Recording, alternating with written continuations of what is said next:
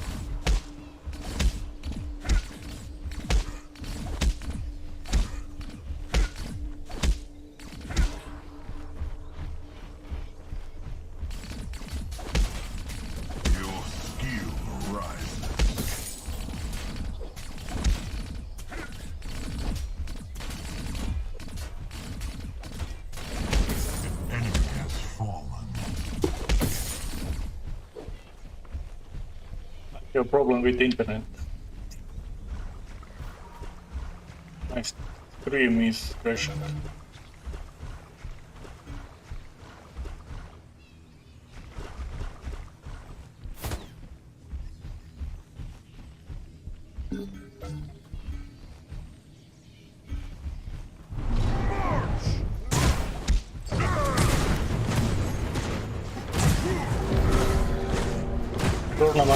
Tournament is played as usual.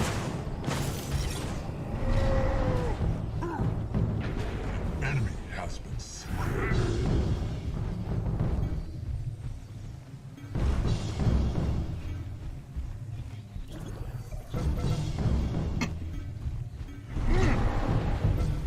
This is my gameplay, my waiting tournament. This is my gameplay, my waiting.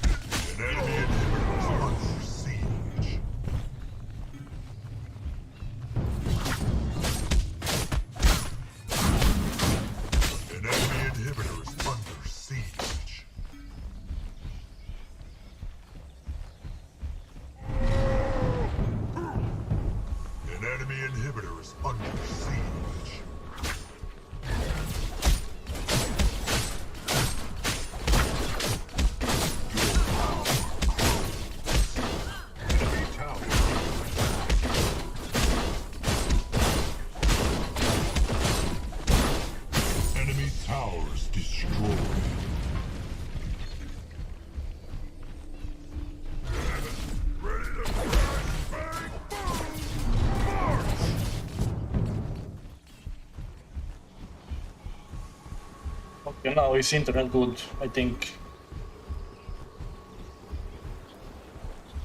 This is the first time my internet broke when I stream. I don't know why. I have good speed internet and connection.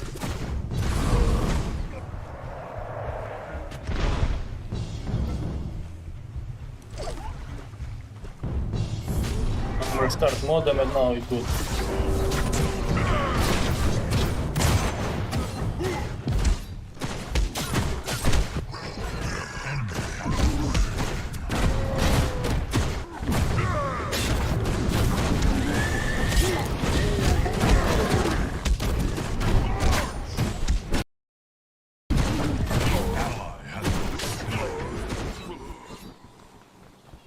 An enemy has fallen. Your skill rises.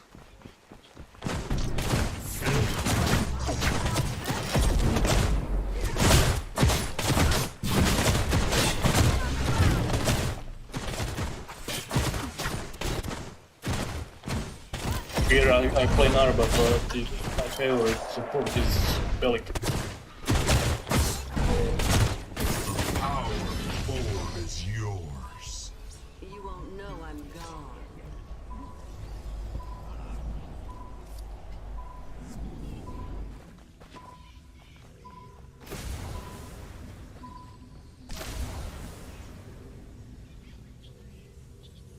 An allied tower is destroyed.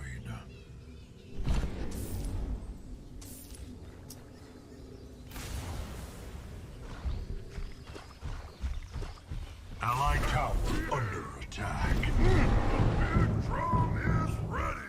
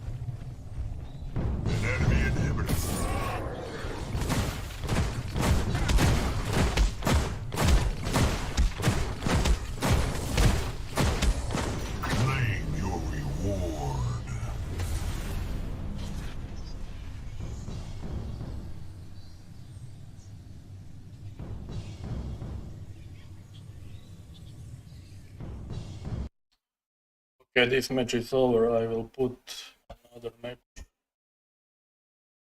Thank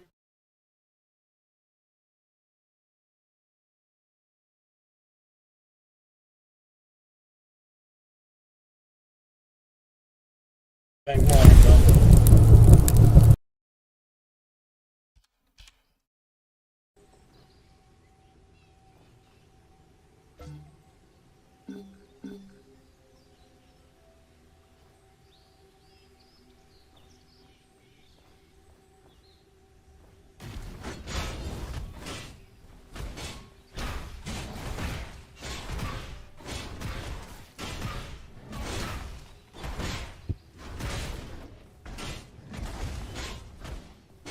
Your skill rises.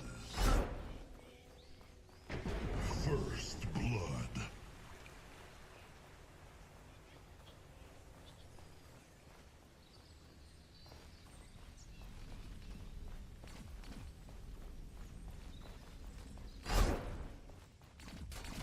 Move this.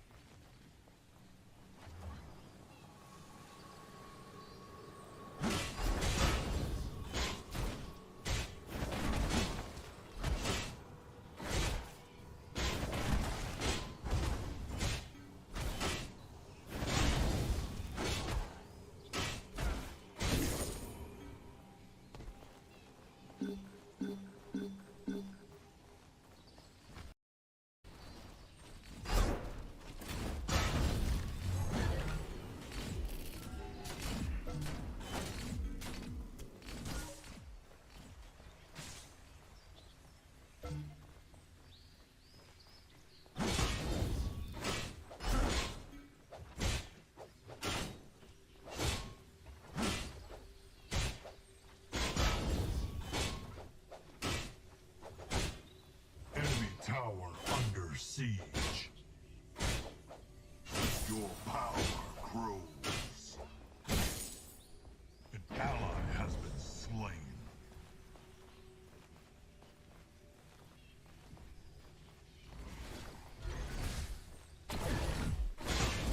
Allied tower under attack. Your skill rises.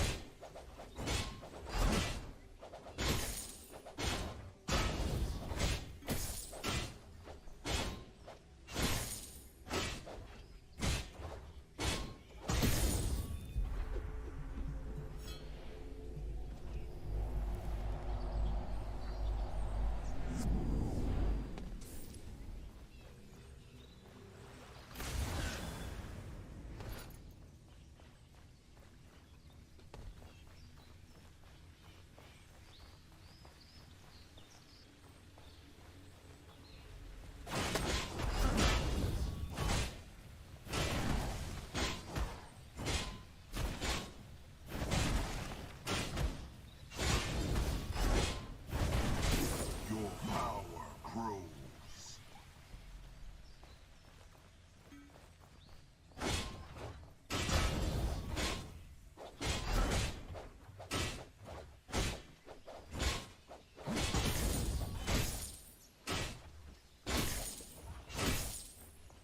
Sorry, guys. Tournament start for 40 minutes. The clock has moved today in Europe.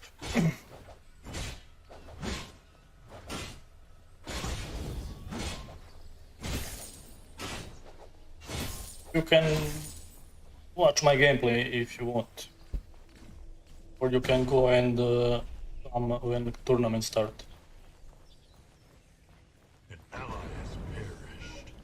Here I play Feng Mao in jungle.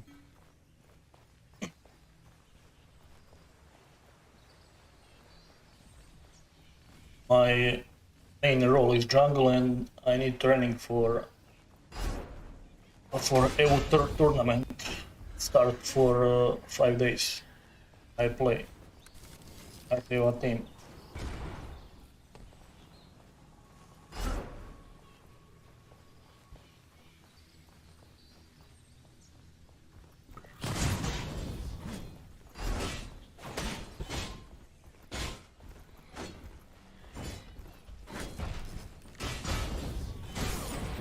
Enemy has fallen.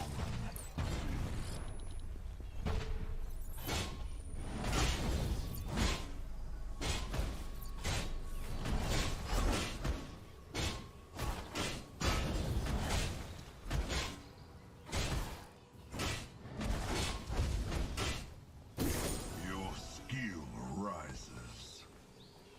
Enemy tower under siege.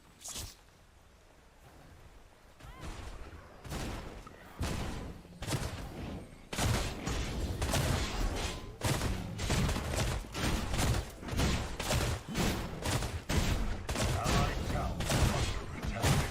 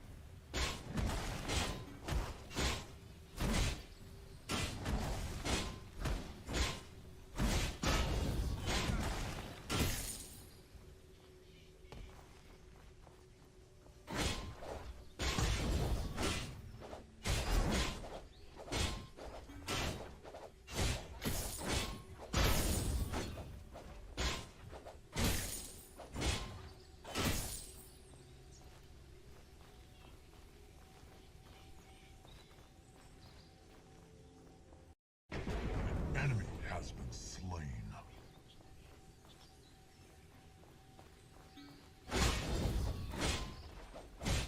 Play Fengmao in jungle.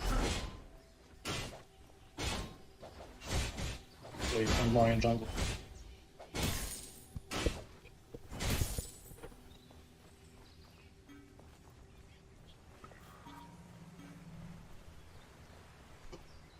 What do you think, guys? Who will win the tournament?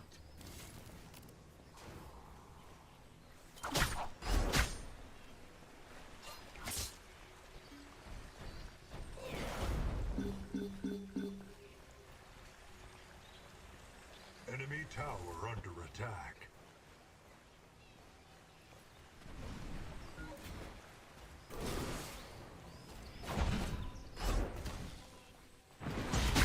Ally has been slain.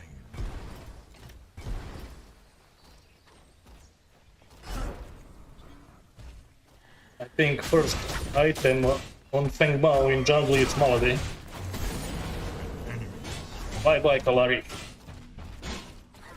your power grew. An enemy tower is under attack.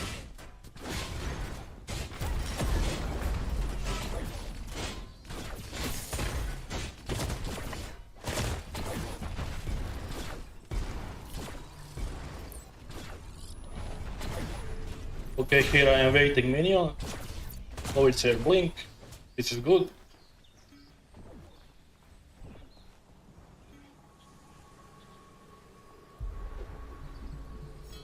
Sleep. Okay, I'm here dead. My bad. Allied tower under My attack. mistake.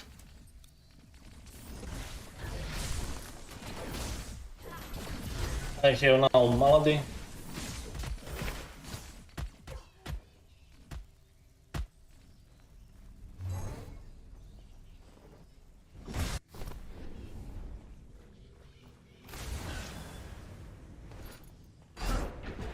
Enemy has been slain. Now Malady. An ally has been slain. For now, it's good game. Allied tower under attack.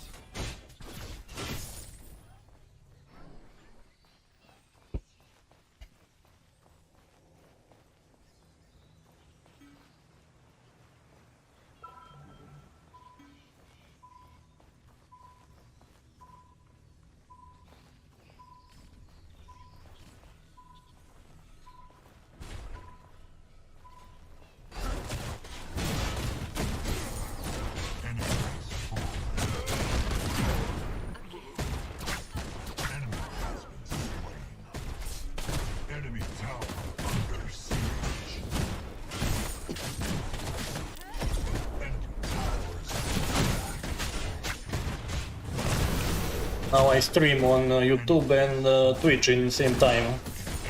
On YouTube, click like for support my work. Thank you guys. It's good for YouTube algorithm.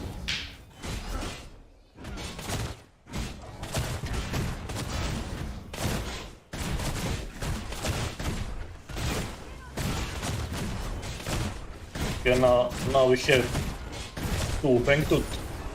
Very good.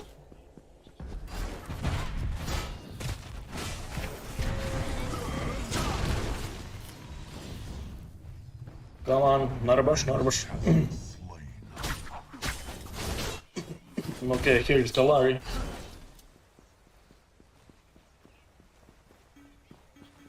Kalari is pretty good in jungle. Enemy Kalari. I don't like when enemy have Kalari.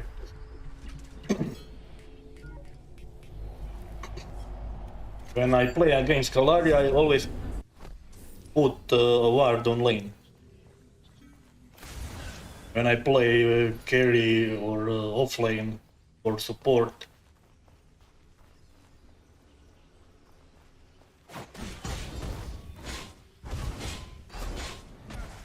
For me, it's work better than when I put ward on in jungle.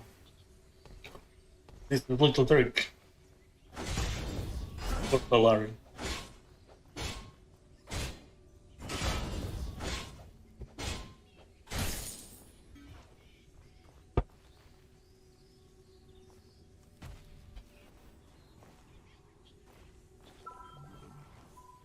You can use this trick in your game, guys. Activated your prime.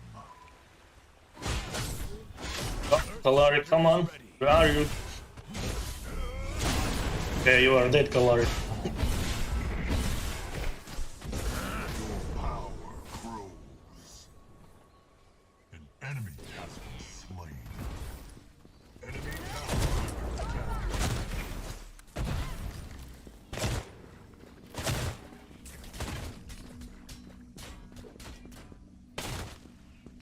Excited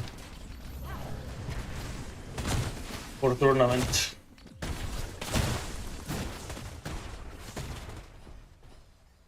This is the best Predecessor tournament for now. Tower is under attack. Enemy towers destroyed. I think Predecessor will be top 3 MOBA game for 1 or 2 years. Free. First is Dota and LoL. LoL is first, Dota is second. Now Smite is third MOBA, but Predecessor have very good potential.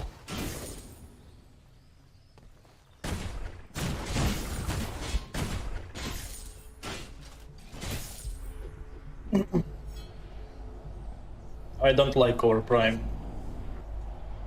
I play Overprime maybe 5 minutes and delete the game. Delete the game. Sorry for my English, is not my natural language. I don't speak very good English, but you can understand me.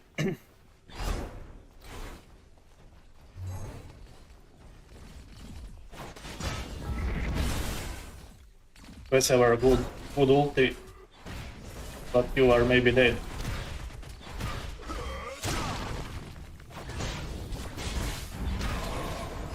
Good job, Crunch.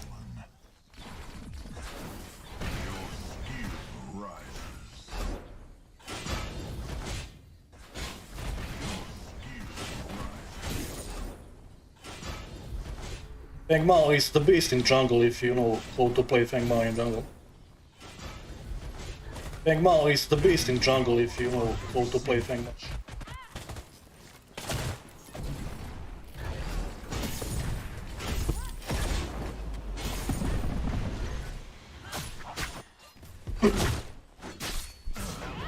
Enemy double kill. Ah, Kalari.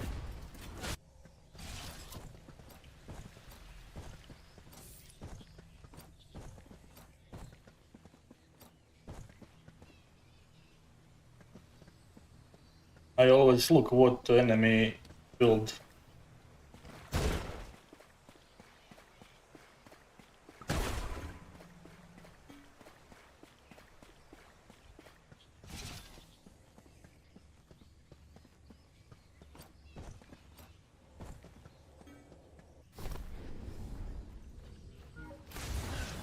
Well, the paragon player. I have maybe about 2000 game in paragon.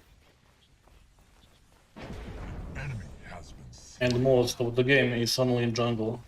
I play only Grux in jungle, in paragon.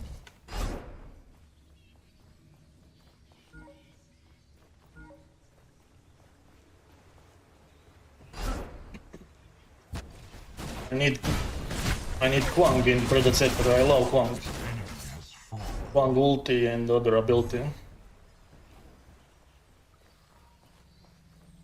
Quang and the Twin Blast.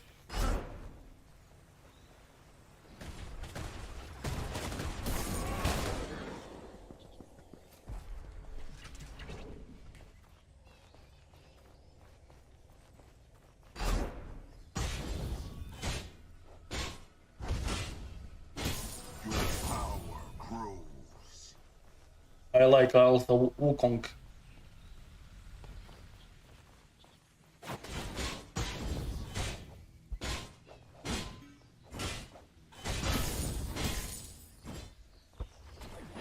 Enemy killing spree.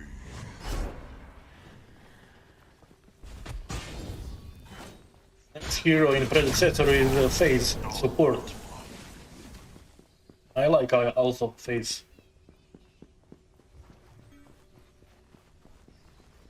We need more support, we need more mid lane, jungle. We have a lot of carry here. Earth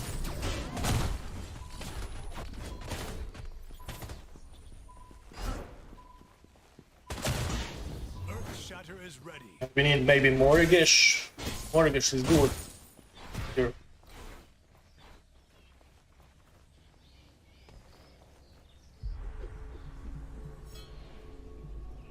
But Quang, I want Quang. First, I want Quang. Then other hero.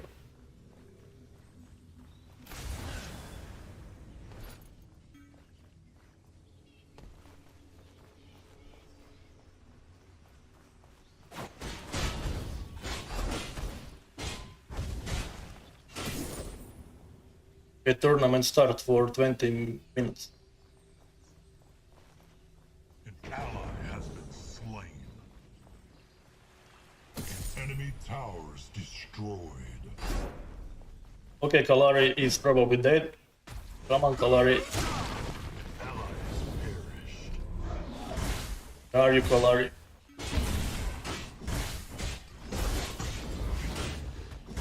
Kalari is something there. I go back because I know Kalari is there. He's waiting for me. Okay, Faye coming. I know Faye's here, and Devarog is dead. Enemy has been slain. I see Faye on map, he's coming. When you play, always look map. Map is very important thing in this game. You need to know where is enemy.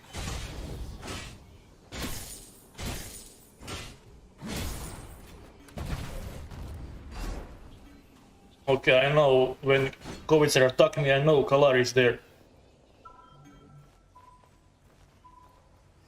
My best is prepared. And I go back.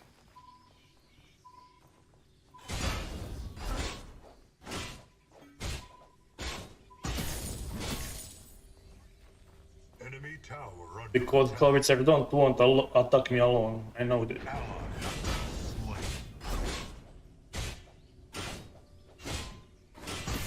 Your power grows. Click like guys on YouTube stream for support my work and stream. Thank you. It's good for YouTube algorithm.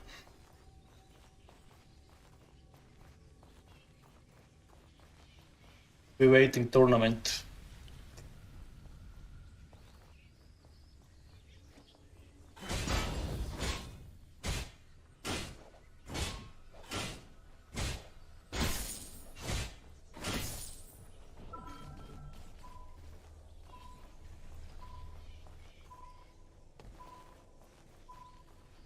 Tournament start for 20 minutes.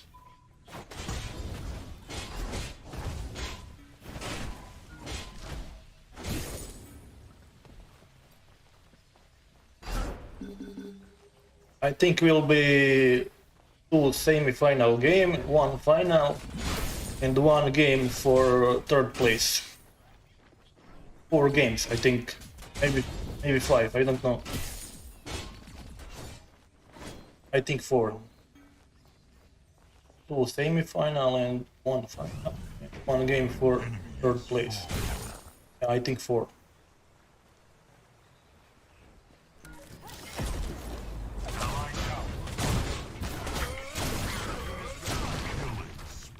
Goodbye, Hauser. Your skill rise free. Goodbye, Hauser.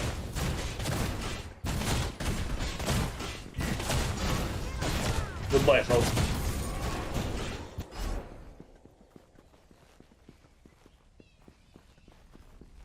I go now for Revenant. Revenant is level 11. And I kill easy Revenant. I'm level 12, 50. Narbash is level 9.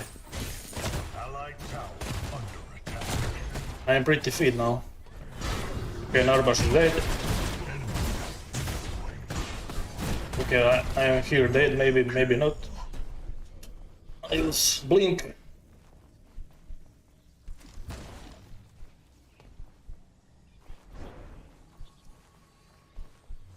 I need to go in base because I have a lot of gold. Killing My spree. best is prepared. And now Kalari is coming for me. Enemy has And I run in base. I know Kalari is coming.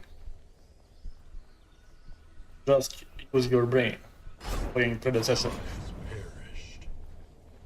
I know Kalari is something there.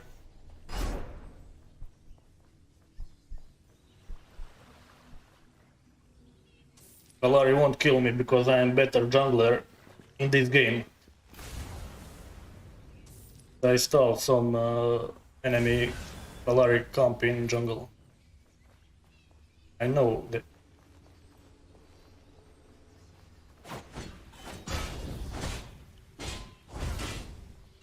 And always look map, always look where is enemy and help of enemy.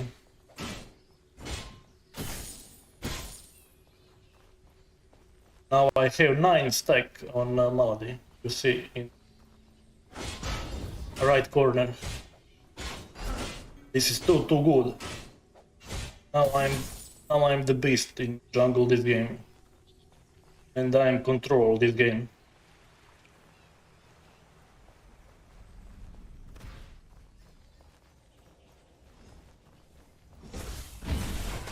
Okay, Sevarog is here.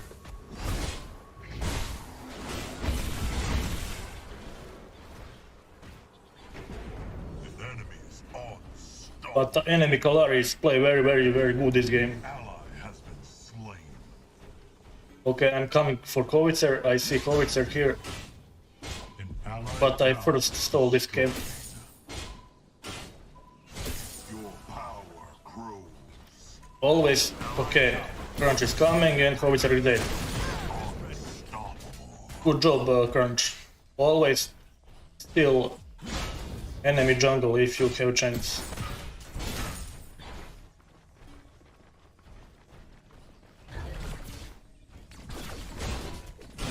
Now this tower is down. Okay, here's Kalari, Enemy tower is destroyed. but I'm stronger than Kalari.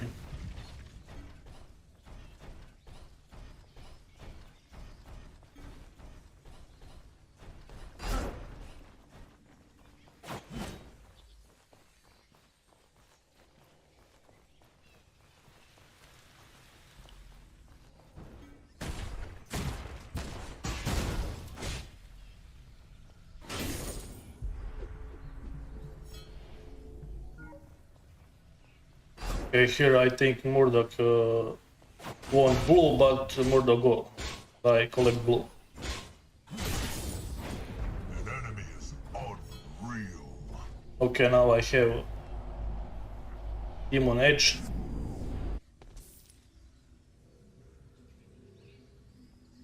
And see.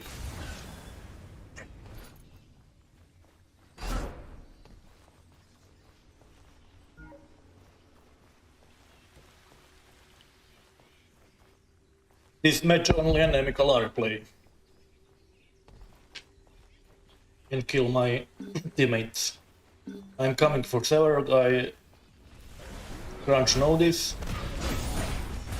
And here is probably several dead. Okay, he blinked, but I go for him. Good job, Crunch. Okay, Sevarog is there. This is my bed for ulti, but it's okay. He's dead. And Kalar is dead. Good job. I saved Crunch.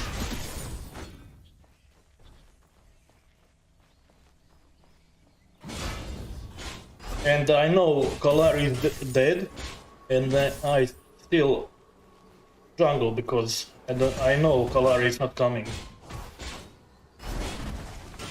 This is also a little trick. When you see enemy, when you play a jungle and see enemy jungler is dead, you can go still camp.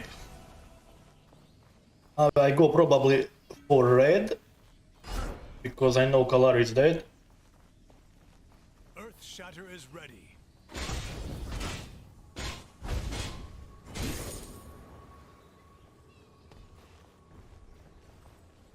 And I'm waiting. And here is, I think enemy will be surrendered. We will see now. Yeah.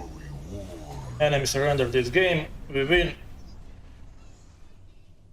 This is a very good game. Okay, now I will put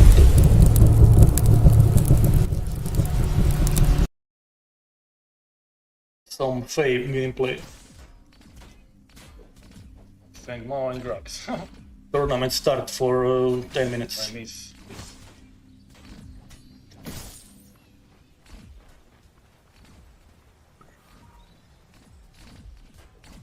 No, oh my god.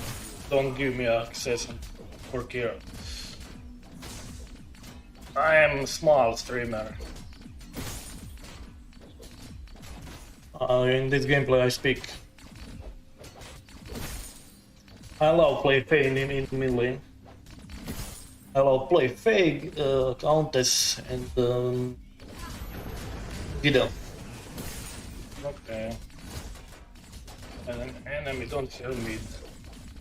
Yeah, this game the enemy don't have mid because I think Grux and Fengmao is on offlane. This is good for us. And here Fengmao play mid. This game. There are entries here.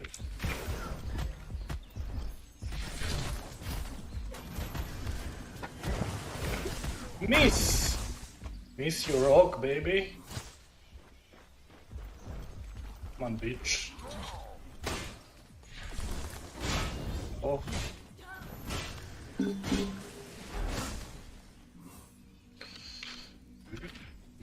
Let's get mana.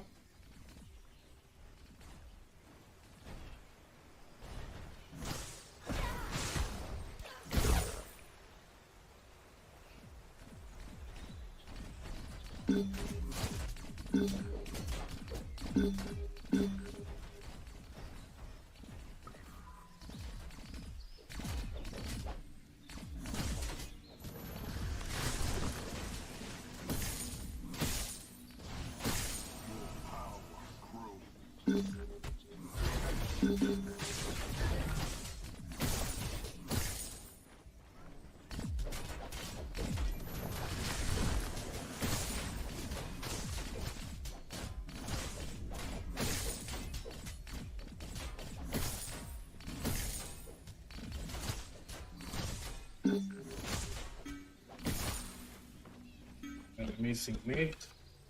We must go.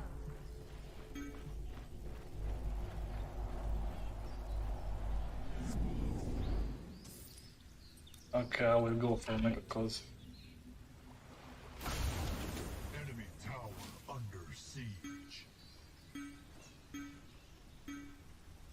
I'm coming for Grox, maybe. Okay, he's retreat.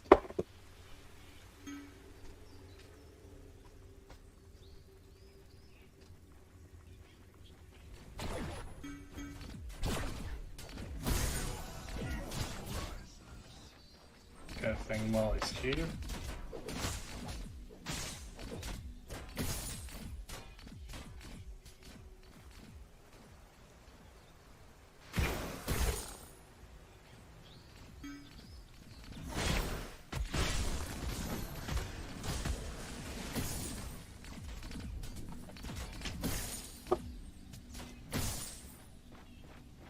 Maybe I try Astral, yeah.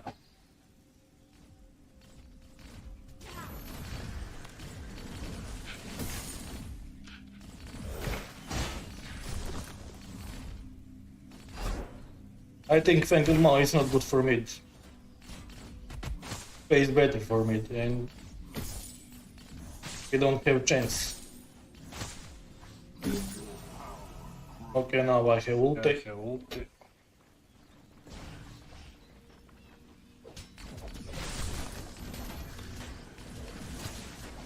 Fast clear this way, but Feng Mao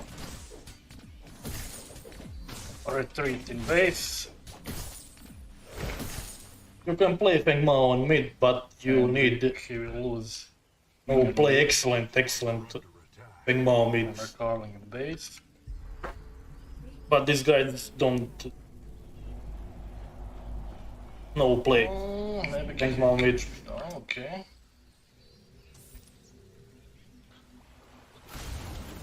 Two on mid, Rampage and Feng Mao.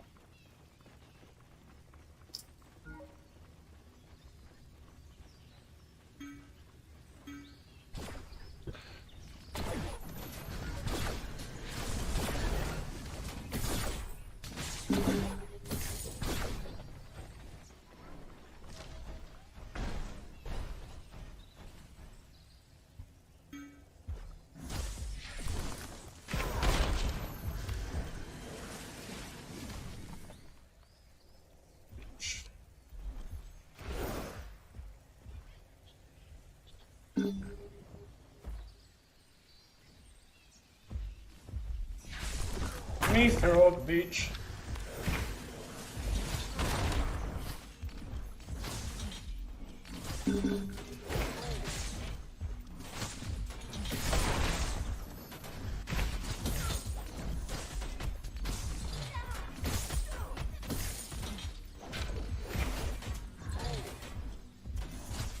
I don't have mana. Miss Rock again!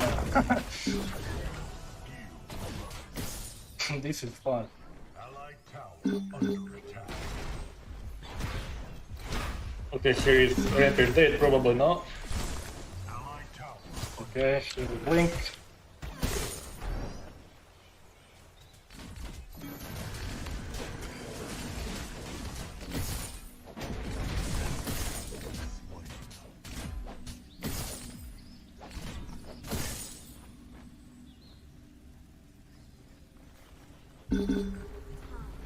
Go in base.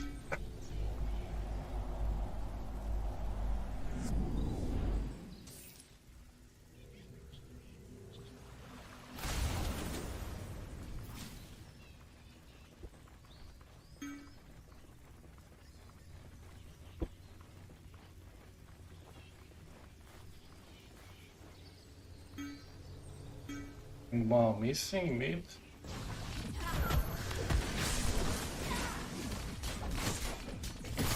Tower attack.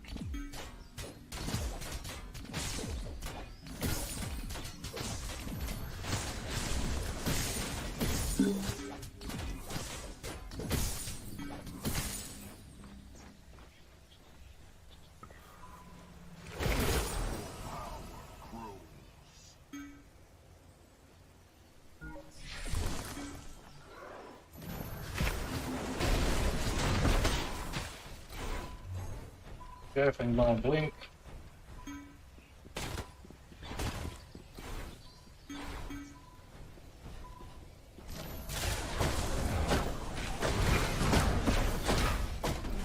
I go there.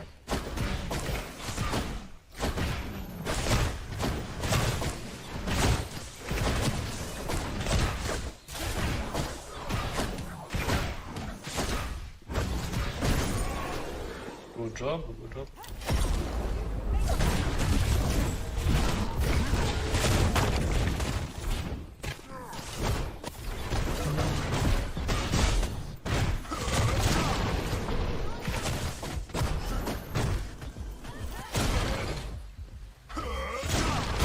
Here, I don't have mana. I don't have mana. Fuck. Back. Has fallen.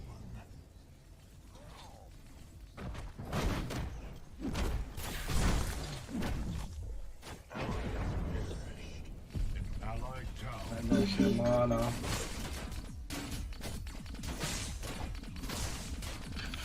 Come on, maybe here's mana.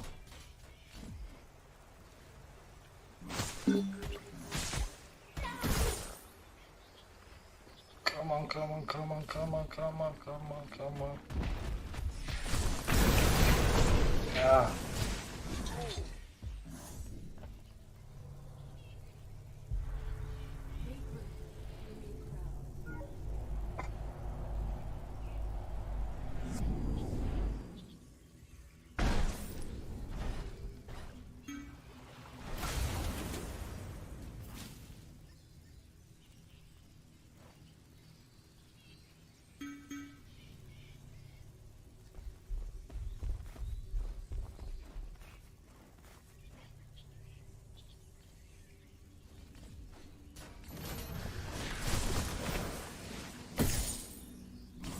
Oh, look, thank Ma, low health.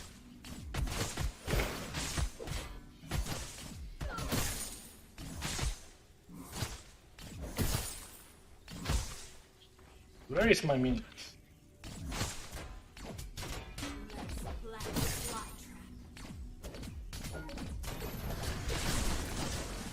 Okay, I see Feng Mao is on left side. Rampage coming.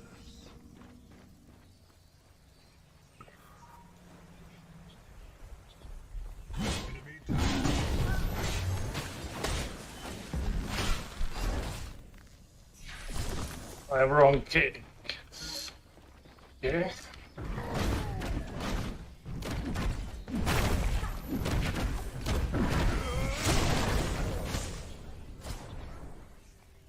You meet.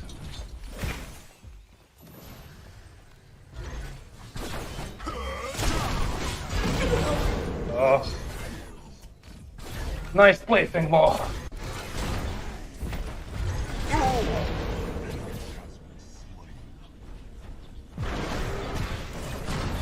Good job, triple kill.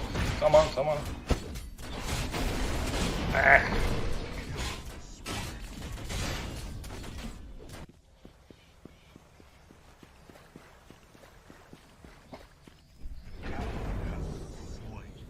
I will wait for gold. An enemy has fallen.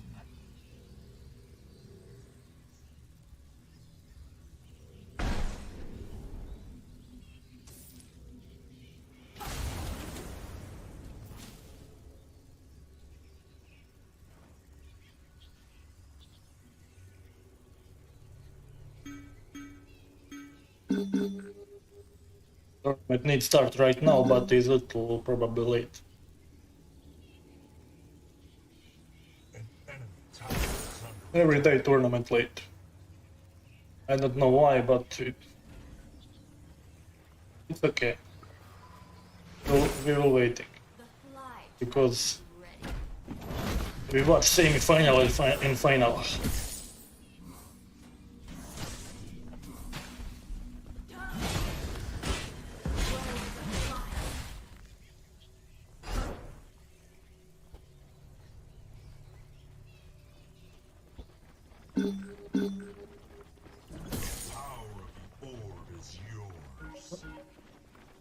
Okay, Crunch and Grux get mini prime.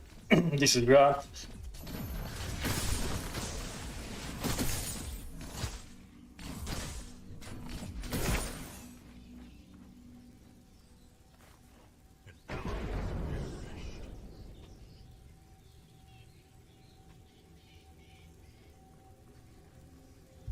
We must go. Enemy tower under siege.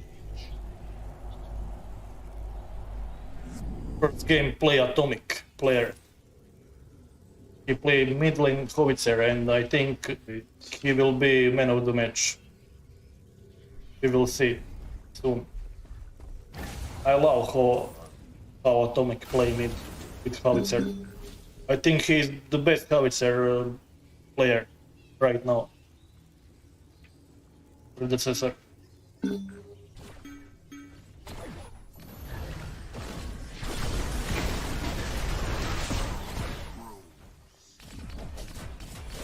He's the beast with Howitzer. Okay, here maybe Feng Mao is dead. And then Maybe not. ulti. I don't have ulti. Let us plant the fly trap. You will see guys how Atomic player play mid with Howitzer.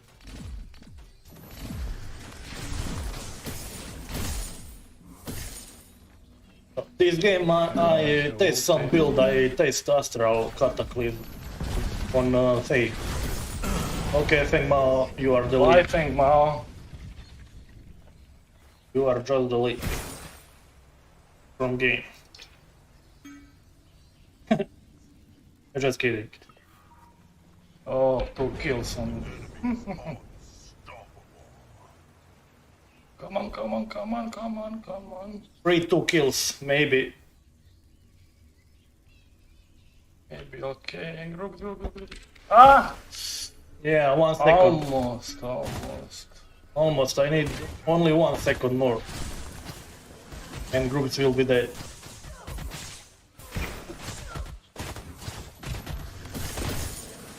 Enemy towers destroyed.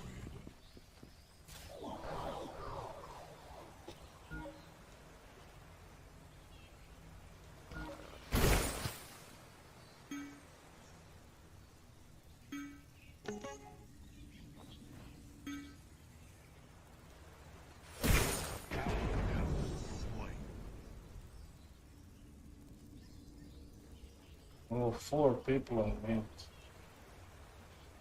The fly trap is ready.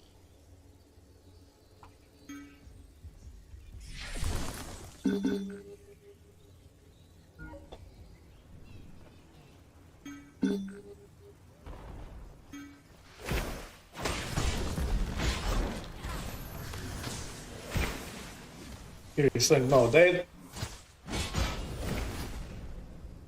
Enemy towers destroyed.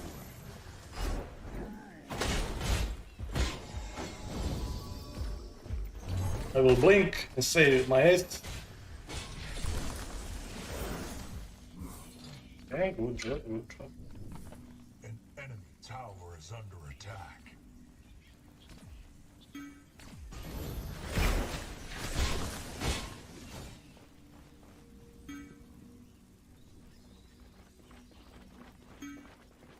Good 3.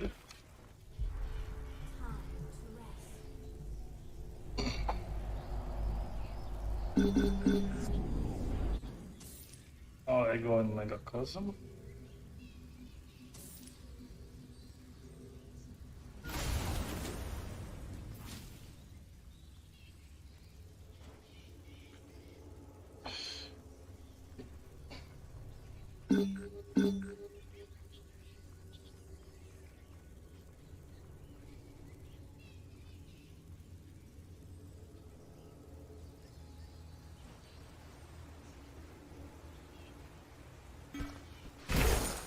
Let us plant the fly trap.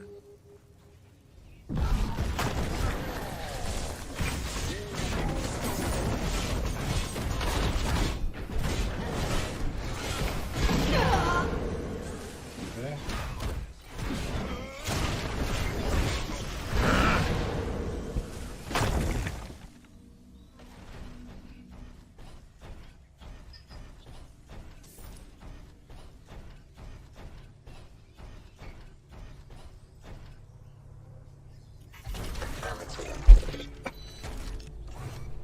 The tournament starts maybe for 5 minutes.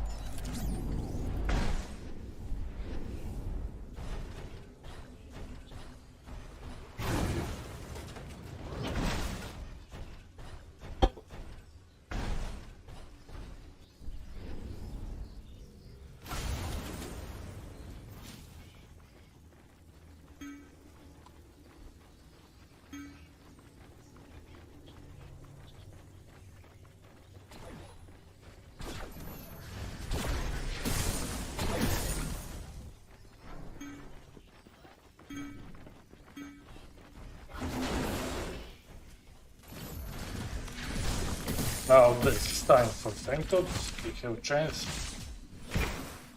Okay, Rooks in Fainted.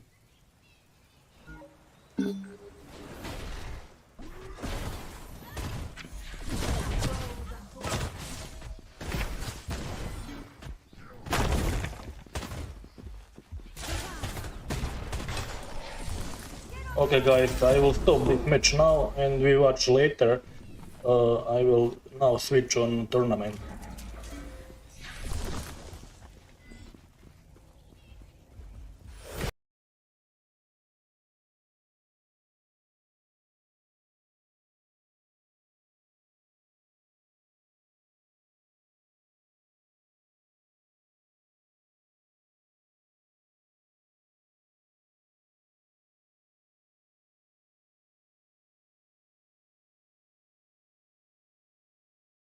But we're giving a super special thank you to Overdrive. They're the real gamers, and we're gonna have a look at some of the replays from yesterday's game. And Blue Jay, Ed, let's start with you, Blue Jay. What's some highlights you think from yesterday's ensemble?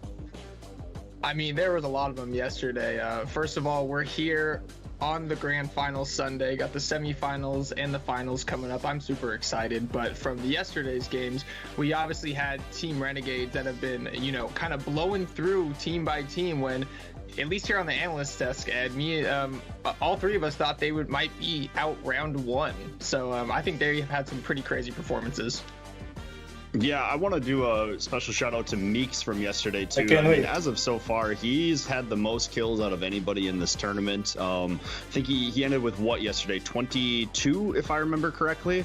I mean, just putting on an absolute clinic of work against anyone who lined up against him. You know, unfortunately, I don't think they made it to the round afterwards or whatever. But you know, he put on a great show yesterday. So he played out of his mind. You know, the council went down as well. That was a fan favorite for a lot of people. I certainly thought they were going to make it to at least 2 today. But you know, the teams that are still here are talented in themselves. So we'll see how it all comes together. And also, let's not forget the absolutely amazing match between Team Renegades and Vini Vidi Vici. Renegades bringing out some players that now play teams and team first, 7. like they weren't exactly put in Atomic play for the upper team echelon. teams. Blue Jay had a bit of a reverse And I curse. think He was predicting will them win this maybe game. not coming out on top over their games, but whenever it came down to it, that jungle play with the Fang Mao just wrecked it. And of course, we can't forget the Prime Steel. Super good mid laner. Yeah, that Prime Steel was definitely the highlight of the tournament. I'm hoping we get something to top it today, but it's One going to of be the kind of best, hard to mid get laner something in else Predecessor. as good as that one. One of the Maybe games that we number do one. have today, though, coming over with I don't Team know, but Tims, maybe. who did do that replay against Team Overdrive, coming up against Team 7. That game is going And to of be course, an we can't absolute forget banger. the Prime Looking Steel. at high contention good in the mid lane mid between the laner. top Yeah, and Soul Reaper. was definitely the Two highlight players of the that have had tournament. I'm hoping we get something to highlights of top games today, for but the it's past one gonna of be the kinda best hard to mid get laner. something. Yeah, you've got probably, in my opinion, the two best mid laners going head to head in this tournament. And you know, if you control the mid lane, you control the map. So it'll be really fun to watch these two titans go at it here. You know, there's been some really good play by some up and coming gamers as well. You know, for the what was his name, for Fire, I want to say, the offlaner for Renegades, he's been playing, or correction, Team Tims, he's been playing really well. He had a great steal game yesterday. We'll see how he does against Creed up here in game 1. Creed's a really experienced gamer, but again, coin flip Creed, as long as he lands on heads, they're gonna do well. And something I'm looking forward to as well is the game 2, with, you know, Renegades, like, seeing if they can run wild once again. But they've got a matchup and a half today, because they're going to be going up against the Six Slayers, which are definitely the favorites to win the tournament. But could we see potentially an underdog story? Do you think Renegades could bring down the Six Slayers? You know, I keep betting against the Renegades, but they keep proving me wrong. So I think if we want them to win, I should just bet against them again. So yeah, I do think the Six Slayers are gonna take that game. But you know, I've been proven wrong multiple times before. And looking at the bracket here, just to confirm those matches, we have Team Tims versus Team 7 coming up to us first, and then we have Team Renegades versus Six Slayers coming up to us second. And Ed, kind of going into this first match between Team Tims and Team 7, we've seen the Howitzer as a very what do you think, guys? Who will win this game? Team Tims or Team 7? Type in chat. In this game coming up. Yeah, you know, if it isn't one of the first picks off the board, I would be quite impressed. You know, I'm more interested in see what's going to be the counter to that Howitzer. You know, it's such an aggressive and abusive hero. Where are they going to find a good place to kind of take him down a notch? You know, again, Atomic and Soul Reaper are, in my opinion, the two best mid laners in this tournament. So it's going to be one hell of a match to see. But you know, it's on Tim's today too. This is Tim's team. He's the heart and soul. He's the damn captain. You know, as long as they can play through Tim's and Atomic and stay being Atomic, then it'll be a great game. And obviously, they're going to be building their composition around Black Tim's, who is their carry. They are, of course, going up against Team 7 though, which, as you said earlier, Blue Jay, like, they went up against the Council, which a lot of people in the predictions thought was going to be a very one-sided match in the favor of the Council. However, they've surprised us a little bit, and I think something we need to consider is the one-bar factor, right? Is the fact that he wasn't really well known, but seemed to break through his limits and really sort of drive himself into the forefront. Yeah, no, Wumba has definitely been someone that has surprised me, at least throughout this whole tournament. Someone that I didn't really know coming into the tournament, but has had great performances on the Murdoch and the Drongo. Both carries, he's put up excellent numbers in his games, kind of being that supporting factor that we talked about that Soul Reaper did need to kind of push his team into the semifinals. So honestly, he might be the determining factor in this game that's coming up. Yeah, keep an eye on Invidious too. He's been playing out of his mind as well. I think this is probably one of the most equally balanced teams through the entire tournament. They really don't have a lot of weak spots. You know, as you guys said, Wumba really coming in hot, showing people that, hey, he's not here to make friends. He's here to win tournaments. So huge shout out to him. He's been playing great. And he's got Woods, who's just been in his back pocket and making the plays, getting them huge. And if they have had any issues, Soul Reaper says, hey, don't worry, guys, watch this. And then it's a team wipe, and they're taking prime and winning the games. Right, and we have the draft ready for this first game of Team Tims versus Team 7. Let's have a look at that. Right, so we're seeing Rampage getting yeeted out pretty much game after game, and we're seeing the steal back in. It was mentioned several times yesterday. It doesn't look like it's going to be in the support this time, though. What's the look on who do you think's the strongest out of this initial draft? Well, the first thing I'm looking at here is that we see Team Tims grabbing the Howitzer early for Atomic, and like I said before, Atomic and Soul Reaper being very proficient on this kind of high damage lane bully of a character that Howitzer is. So gonna see if the gadget coming in from Reaper can actually do some damage against the Howitzer. Maybe it's a counter pick that he's been working on. Yeah, it looks like Team 7's really going to rely on a lot of CC to kind of keep them in place and hope for a giant gadget ult. But, you know, there's Drongo who's just going to kind of silence what he can, and it's going to be a great game. Yep, and let's not keep you any further from the action. The first semifinals coming up here in a minute. Just from this draft alone, do you think you see an easy winner on this? And also something I'd like to bring up as well on Team Tims, we do have a Richter. You know, we saw the legend himself on it yesterday. Pappy Plays. Team Tims giving the rep. We appreciate it. But in all seriousness, no.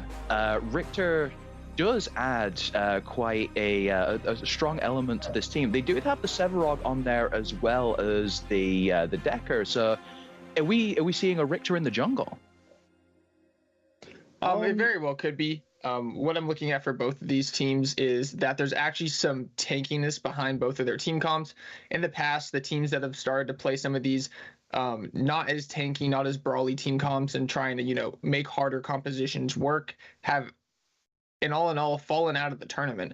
So I like the way both of these teams are drafting, getting a little beef behind their team comps with a lot of damage behind them, kind of a straightforward front to back team fighting compositions.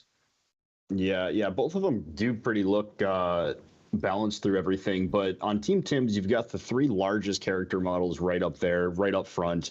You've got Decker holding back anybody with a cage if they can get to that Drongo. So as long as Tims can do what Tims does so well and sit in lane for 20 minutes and farm and just play his own game, I think they're going to walk away with this one here. But again, Wumba has been playing out of his mind, so we'll see how it all goes. They have the Kira, so this could be a really fun game. All right, and we have, we're going to throw you over now to Sundown and Wire Angel, as they're going to be taking the first of the semifinals, Team Tims versus Team 7. Take it away, casters. Thank you so much, gentlemen. What's up, everyone? My name is Sundown, joined by Wangle here to call the semifinals before Riddick and Finzo take it away for the finals. Hope everyone's had a fantastic weekend. I know and subscribe I have. for more Predecessor content. Thank you. I'm doing good, man. Really excited to see just 40 people watching right now. Everything this is my record. Has been Thank you, building guys. up over the past 2 days. The longest tournament that's been run for Predecessor so far. And just all the hype that's been built up over the past 2 days, 10 hours, just come to its climax, the ending, the big bang at the end of all of it, and see who comes out on top. Yeah, we've been building and what do you think, guys? up the action. We've seen individual performances of plenty, particularly out of a lot of these AD carries able to put up just a ton of kills on the boards. I mean, we saw it from Meeks. Tims has been doing a similar thing for his team. I mean, we can't forget about Wumba and his performance yesterday, so we're excited to see what it is, but enough preamble from us. We're straight into the action. We can see we got Creed over in the off lane piloting the steal, then we will have Invidious on the crunch, so we're on Gadget in the mid lane, and then Wumba in watching right now. Oh my god, lane on Muriel and Kira respectively for Team 7. 9 people. To call out already. Woots with the Muriel already has the tunic gonna. Thank you, guys. The armor. Like and support me. Thank you. Potentially look to go for that Dynamo Muriel that we saw yesterday. Everyone kind of joking about it, but we have Creed over here getting poked a little bit by the Howie, gets booped back by Atomic. I think Atomic will be man of the match. It's a little bit of marking on his Titan crest here. He played Howitzer. Atomic deciding to take the auto trade. Creed just walking at him here. The Gadget from Soul Reaper is just walking. He played the best mid. Opting to dash, it just goes down to Bears. He's one of the best players in the mid. Decides to walk back in, try and fight, and gets rotated back on by 3 of them. And we're going to see Creed be the first blood at only a minute into the game. 35 people watching right now. Oh my god. Creed some big props there, holding on to the bull rush, getting out, getting some early Titan crest stacks, just getting a potential advantage. in the lane and then also being able to trade back on the Howie, but went a little bit too far, and you feel safe knowing you have that bull rush, you have Blink to get out. All of a sudden, Gadget walks over with the security gate, and that root comes out almost instantaneously, and they're going to be able to pick up not only the first blood, but I think they got 3 or 4 assists onto that as well, which tends to end up adding up a little bit. You get a little bit cleaner recalls early on. Great stasis bomb coming out immediately from Decker. No creeps there to help the trade back, so very fortunate trade coming out from Team Tims again with the pressure. Yeah, Wumba and Woots, I know, have been practicing a little bit for this, been doing a lot. I ran into them in a solo queue game just before this tournament. Let's not talk about the outcome of it, but you get a little bit cleaner recalls early on. Great stasis bomb coming from Riley here, catching Wumba. Wumba having to use flash as it gets stuck inside of the cage, and that's going to be Wumba's flash down already. We're going to see back here what happened with Creed. Just decides to walk at Atomic, get some damage out, sees Fireclaw through the wall, gets hit by the root and the knockback at the same time, and then Bears comes in with the final cleanup hook, taking him down. Just very interesting decision to keep walking back in when it was only him and Soul Reaper. Yeah, and I apologize. That wasn't actually the Gadget, because the Gadget was on his team. I misspoke. That was the Severog taking the Subjugate at level 1 and getting that root out there. So now really watching 3 people, probably my stream going viral. You can see the fight over the river past 3 minutes ticks over. A lot of people coming on my stream. Yesterday on the Rampage, bringing the pressure out now, piloting the crunch. Just trying to find what he can. And so far, a little bit slower through the clearest. We'll flip back on over to Creed, despite the first blood. Has the level lead over onto Fireclaw, trading forward, using that shield bash, being able to push him in. But and maybe probably some bot, I don't know. But then in the mid lane, boot backwards. That's the wrong direction from Howitzer.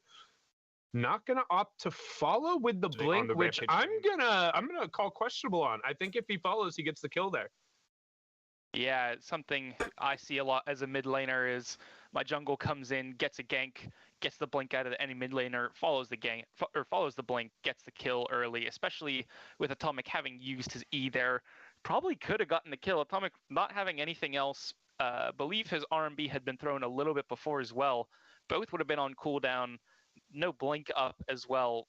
Probably could have got him with the slow from the red buff, just being able to walk him down with auto attacks, maybe a Q here and there.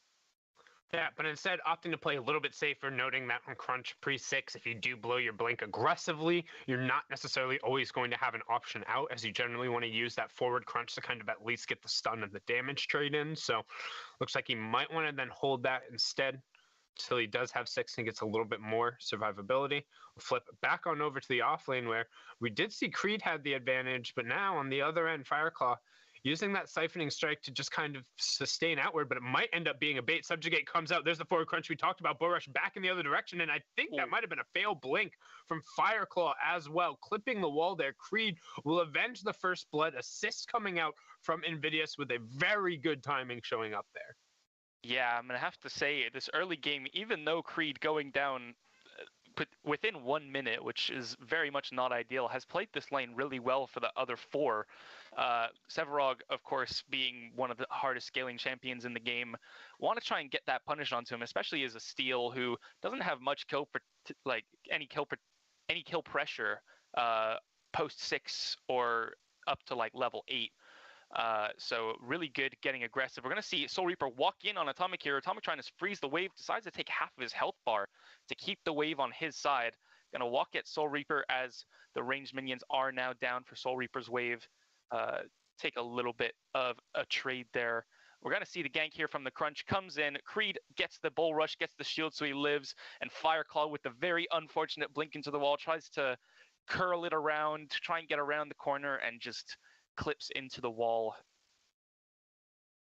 Yeah, can't necessarily go through those. They will block your direction there, and turns out he's not Angelina Jolie from Wanted, so not quite able to bend the trajectory there. As we'll flip on over to Black Tims this side here. Looks like they're trying to drop down, get this gold buff immediately off of spawn, so they will have the pressure going forward. Something people have noted when kind of talking about Kira, it's like, wow, it really seems like she does a lot, but you notice in this matchup in particular, we've seen this a couple of times, Drongo just kind of does whatever he wants in lane, and it's really on the Kira to be reactive and do a lot of things right. This is not Tonic player. I mean, it's really tough for Kira to lane into this Drongo, and you're really forced to just kind of play passive until your jungler shows up. Yeah, Kira, of course, wanting to get in, get a couple auto weaves in as well, get a couple hits, and then hit her Q as like the ending of her trade. But then Drongo, just even more ability based than Kira, being able to hit longer range with the boomerang, and then just get a couple autos in with the rad rounds and do an even better trade than Kira would like to in a short amount of time. Yeah, and with both of them having inherent scalings with crit, Kira's RMB and ultimate scaling off of it, and then Drongo having his passive to add into it, they both tend to hit the same item spikes. So as long as the Drongo doesn't misplay, it's usually on the Kira to find a window here. As Crunch is going to do what I think is one of the most underrated skills in any third-person game: point your camera straight and run away.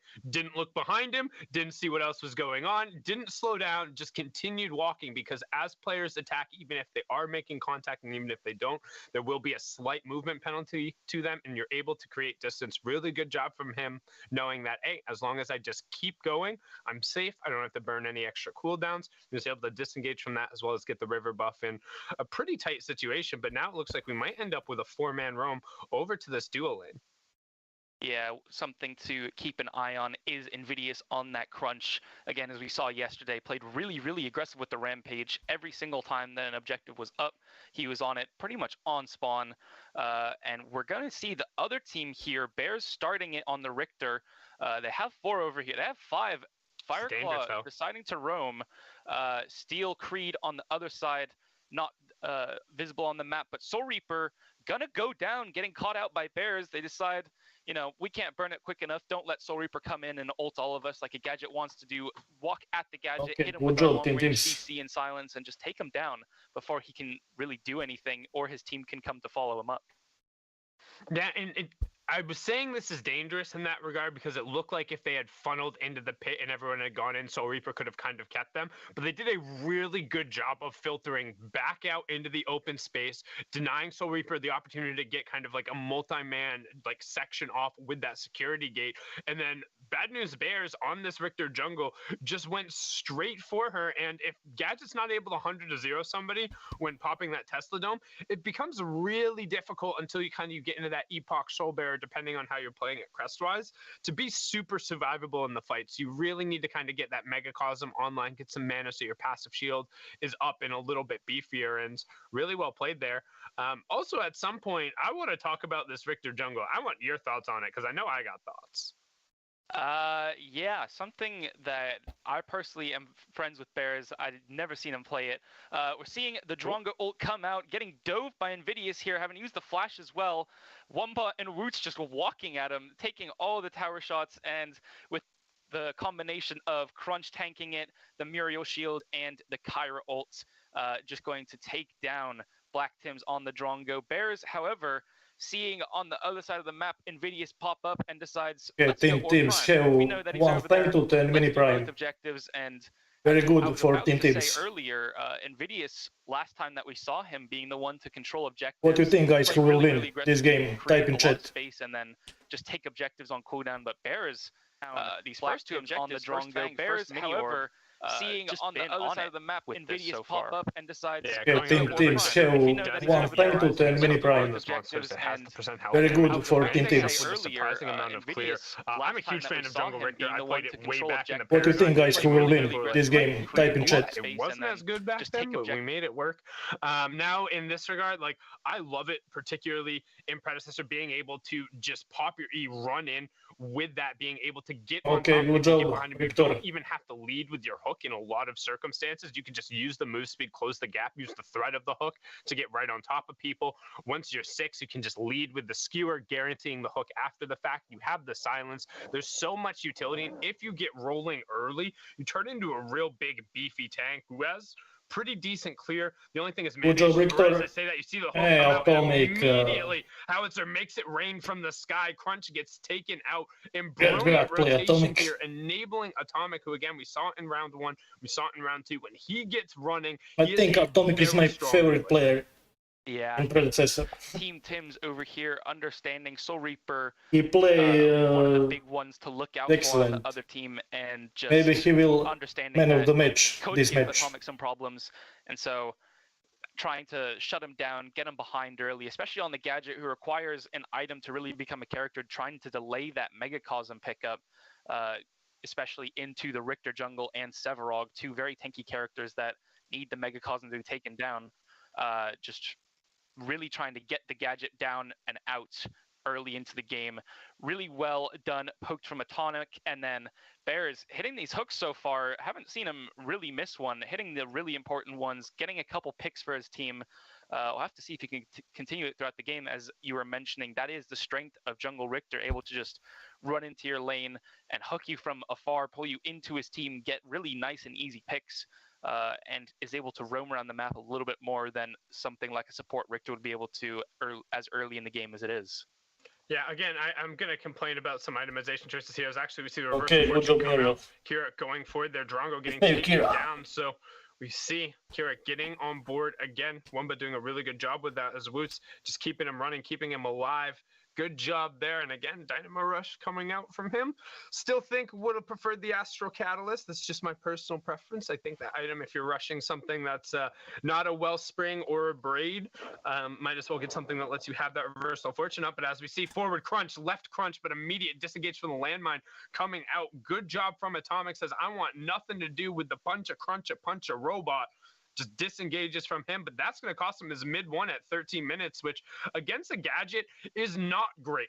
Like when Gadget all of a sudden gets a bunch of room to roam and just drop sticky mines, drop Seek and Destroy on the lane, and then just disappear off the map, things get a little bit more scary. But we talk about scary Fireclaw walking into the river here. He shouldn't be the one to go through. You can see forward crunch into forward quench, not able to close the gap. So Invidious is going to be forced to back off.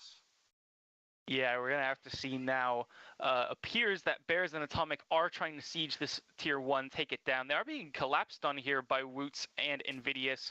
They do have two people to back them up, though. Invidious going to engage here onto Bears. Bears popping the Razorback, gets knocked up. Invidious gets stunned by the Decker Ball, and they're able to take down 1-for-1. Invidious and Bears going down here.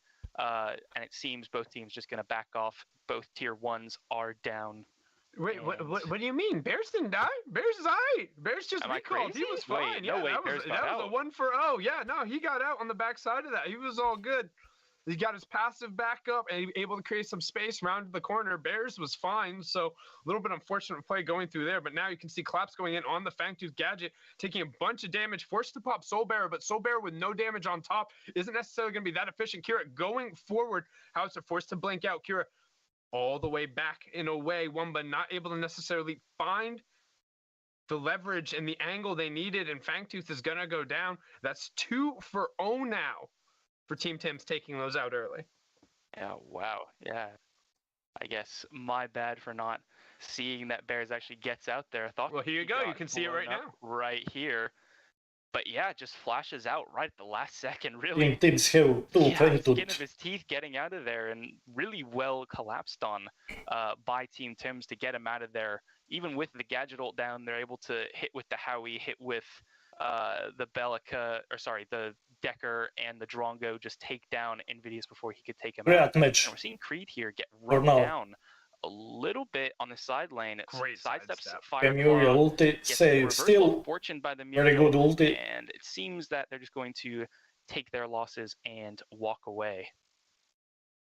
I mean, the micro movement there from Creed was fantastic. Just a little sidestep on the side. If he gets hit by that subjugate, he probably dies, even with the reversal fortune damage. It's pretty beefy in that regard. He had no mana to be able to create additional distance. See Rome come in right now from Tim's, trying to get over and push through this mid lane, pick up whatever farm he can, as they do have the side over. It looks like they might actually potentially try and roam over and get this mini orb with a group of 5. We could see a 5v5 here, but I was about to say, if I'm Team 7, I'm happy to chill and farm and just wait until kind of this everyone hitting level 11 or at least 11 on Soul Reaper, maybe on Takira, and just take these team fights, because their team fights gross. Yeah, really, really strong team fight here. You have the Steel ult, you have the Kyra ult, you have the Muriel to just keep them all topped up, and the Gadget on top. Really interesting to see, even with the Richter jungle and the Sevarog, both very tanky characters. You have the Gadget whose ult shreds. You have the Kyra who's probably going to build Corrode just to shred more armor. And even if they are super tanky characters that build a lot of armor, they're going to have a lot of percentage of it shredded in these team fights if they get caught in a couple of these AoE ults. We are seeing the engage come here from Bears, hits the hook into ult, and Team 7 going to try and retreat back. They lose Creed, they lose that Steel ult. Soul Reaper going to try and get a little bit of poke to prevent them from walking in and just taking this Orb Prime on its own, but they're going to decide to keep walking in. Team Tim's going to try and secure it. They're going to start it a little bit, maybe try and bait it. I think they're looking at this, deciding Tomek is one of the best mid laner in Predecessor. Maybe the best. Never mind, have the Drongo For now. of Black Tims just sitting in there, This dealing time. damage the whole time. Wumba dashing in, trying to take down Fireclaw, and he's just going to get Good collapsed job, on good by job, the Team other Tims. 4 and taken down before Fireclaw can go down. Really low health, but manages to escape. Invidious trying to come in, get something, and gets hooked in by Bears and just taken out.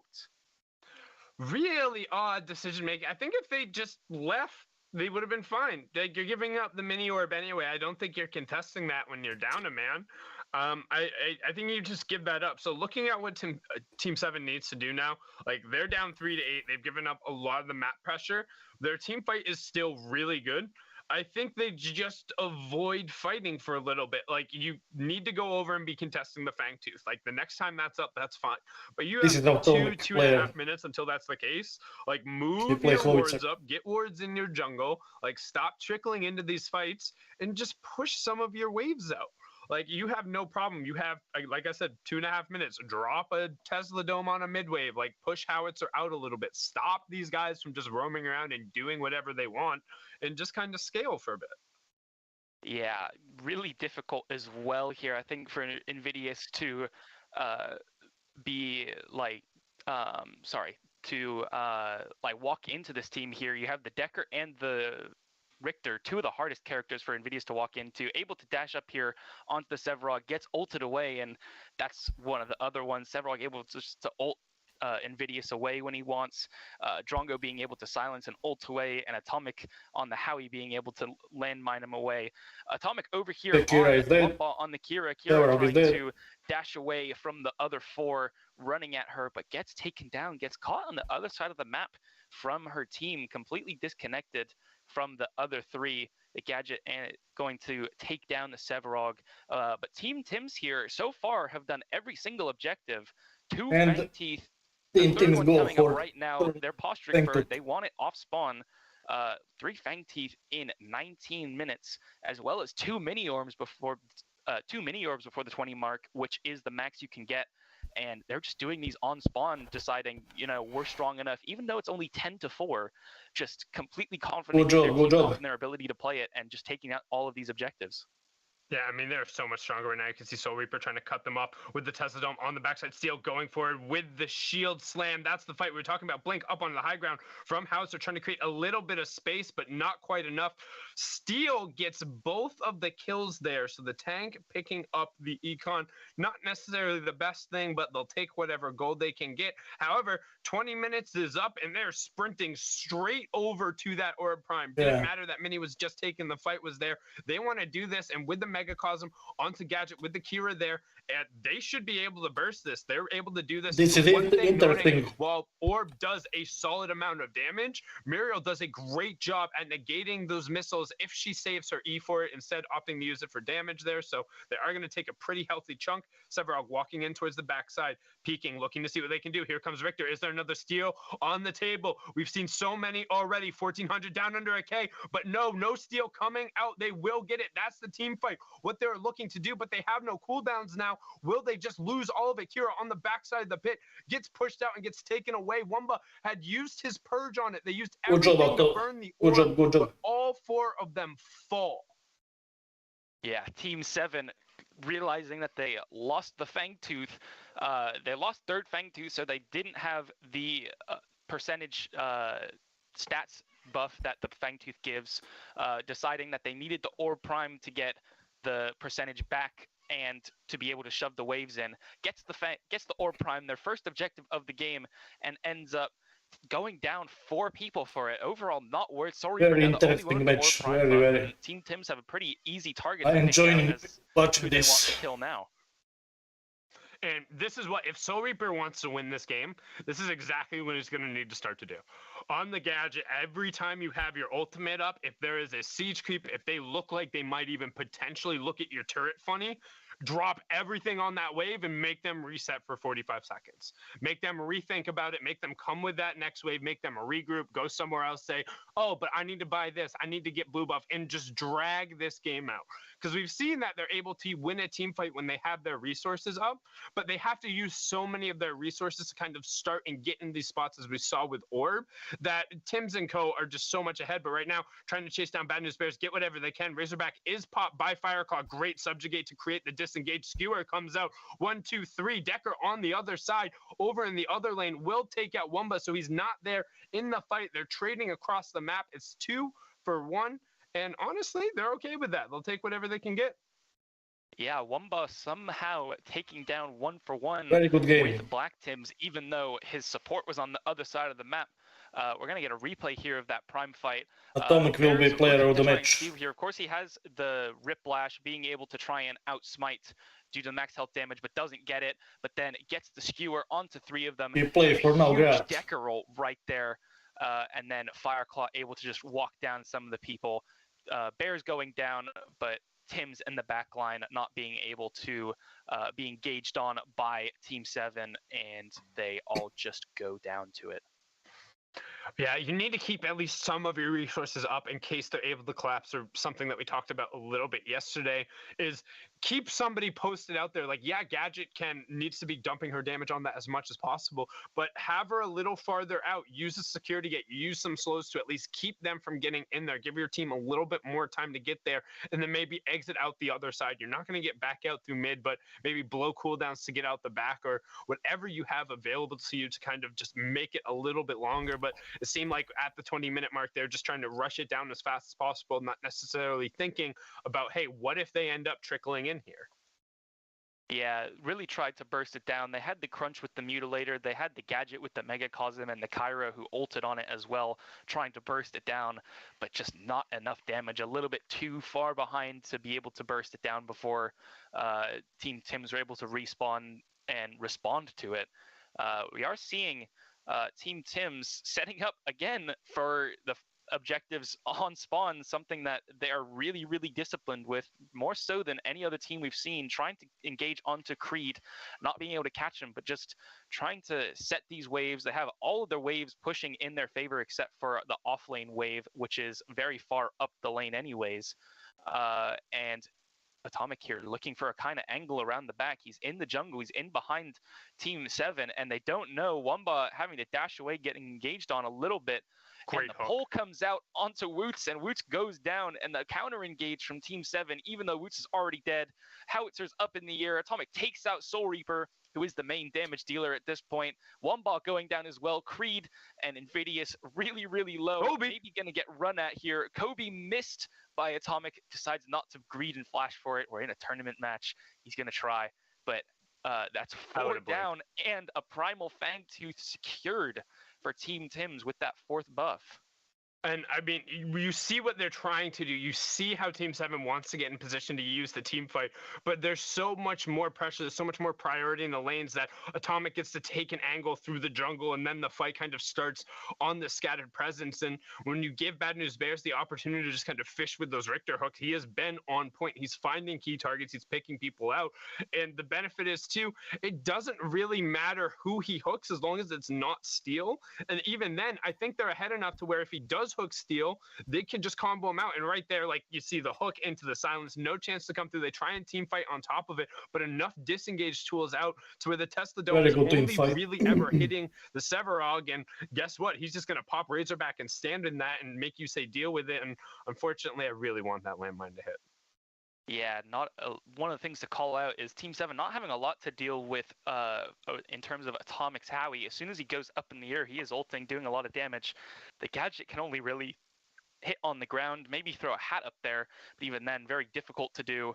The Kyra not having a ton of range to hit, and then, of course, Steel, Crunch, Muriel, almost useless at hitting the Howitzer in the air. So we are going to see Invidious get hooked here by Bears and deciding to try and engage on Fireclaw, even though Fireclaw has the Primal Fangtooth buff with the fourth Fang, which a lot of people forget also gives the buff, with Atomic which will increases win this the damage tournament. that the burn does. We're seeing one I'm bar sure try and split push here, try and draw something away. But it seems they're just going to end up 100%, giving but the I'm more prime very, due very to sure. their jungler being dead, trying to take whatever they can on the map. Atomic going to answer. Soul Reaper, the ult comes down into the pit, and they steal it from behind. The miss smite from, oh my god, the miss smite from Team Tim's. Bad News Bears just preemptively doing We it will a see little bit for, too early. I think, I believe 3 it had games. 76 HP, and Soul Reaper gets the steal onto After the this Orb game all is of a sudden, another we're semi-final in a very game and interesting final. spot for this game. I think will be one game it for was third about place. 2 seconds early and 76 HP short, as you talked about there. Soul Reaper, just with a hope and a prayer, chucks the Tesla Dome over the wall. It should never work because it's periodic damage. You don't have to worry about it getting bursted away. And instead, just a little bit of a nervy performance coming out for Bad News Bears. He's been clutch, ice in his veins so far. Maybe a little bit too relaxed there. They're definitely going to need to buckle down now. If anything, that really just buys Team 7 some more time. If Tim's and Co. had been able to pick up kind of that dual maximum buff, as you end up seeing with both wearing, it's very strong, as we'll see as this ends up coming out. And Soul Reaper just up on the ledge, just chucks it in and says, please be enough. He also does have the Seek and Destroy, so I mean, it's not an insignificant amount of burst, but you should never be losing this. Yeah, it throws the hat in as well. I don't know what's going through Bears' it's mind the ult. in The ult takes situations. But yeah, Bears just right there, I think 64 maybe believes that his team's going to be doing a little bit more damage than they were. Of course, they didn't have Atomic there to burst it. Fireclaw had stepped out of the pit to try and walk at Soul Reaper, but yeah, just smites it a tiny bit too early, and Soul Reaper's team now on the offensive, even though they did not have the Primal Fangtooth buff. I believe the Primal Fangtooth should be wearing away pretty soon. Off already. It is off already. So now one team has a buff, the other doesn't. Doesn't matter if one team is behind. Team 7 deciding we have 20% increased damage. We have the minion buff aura.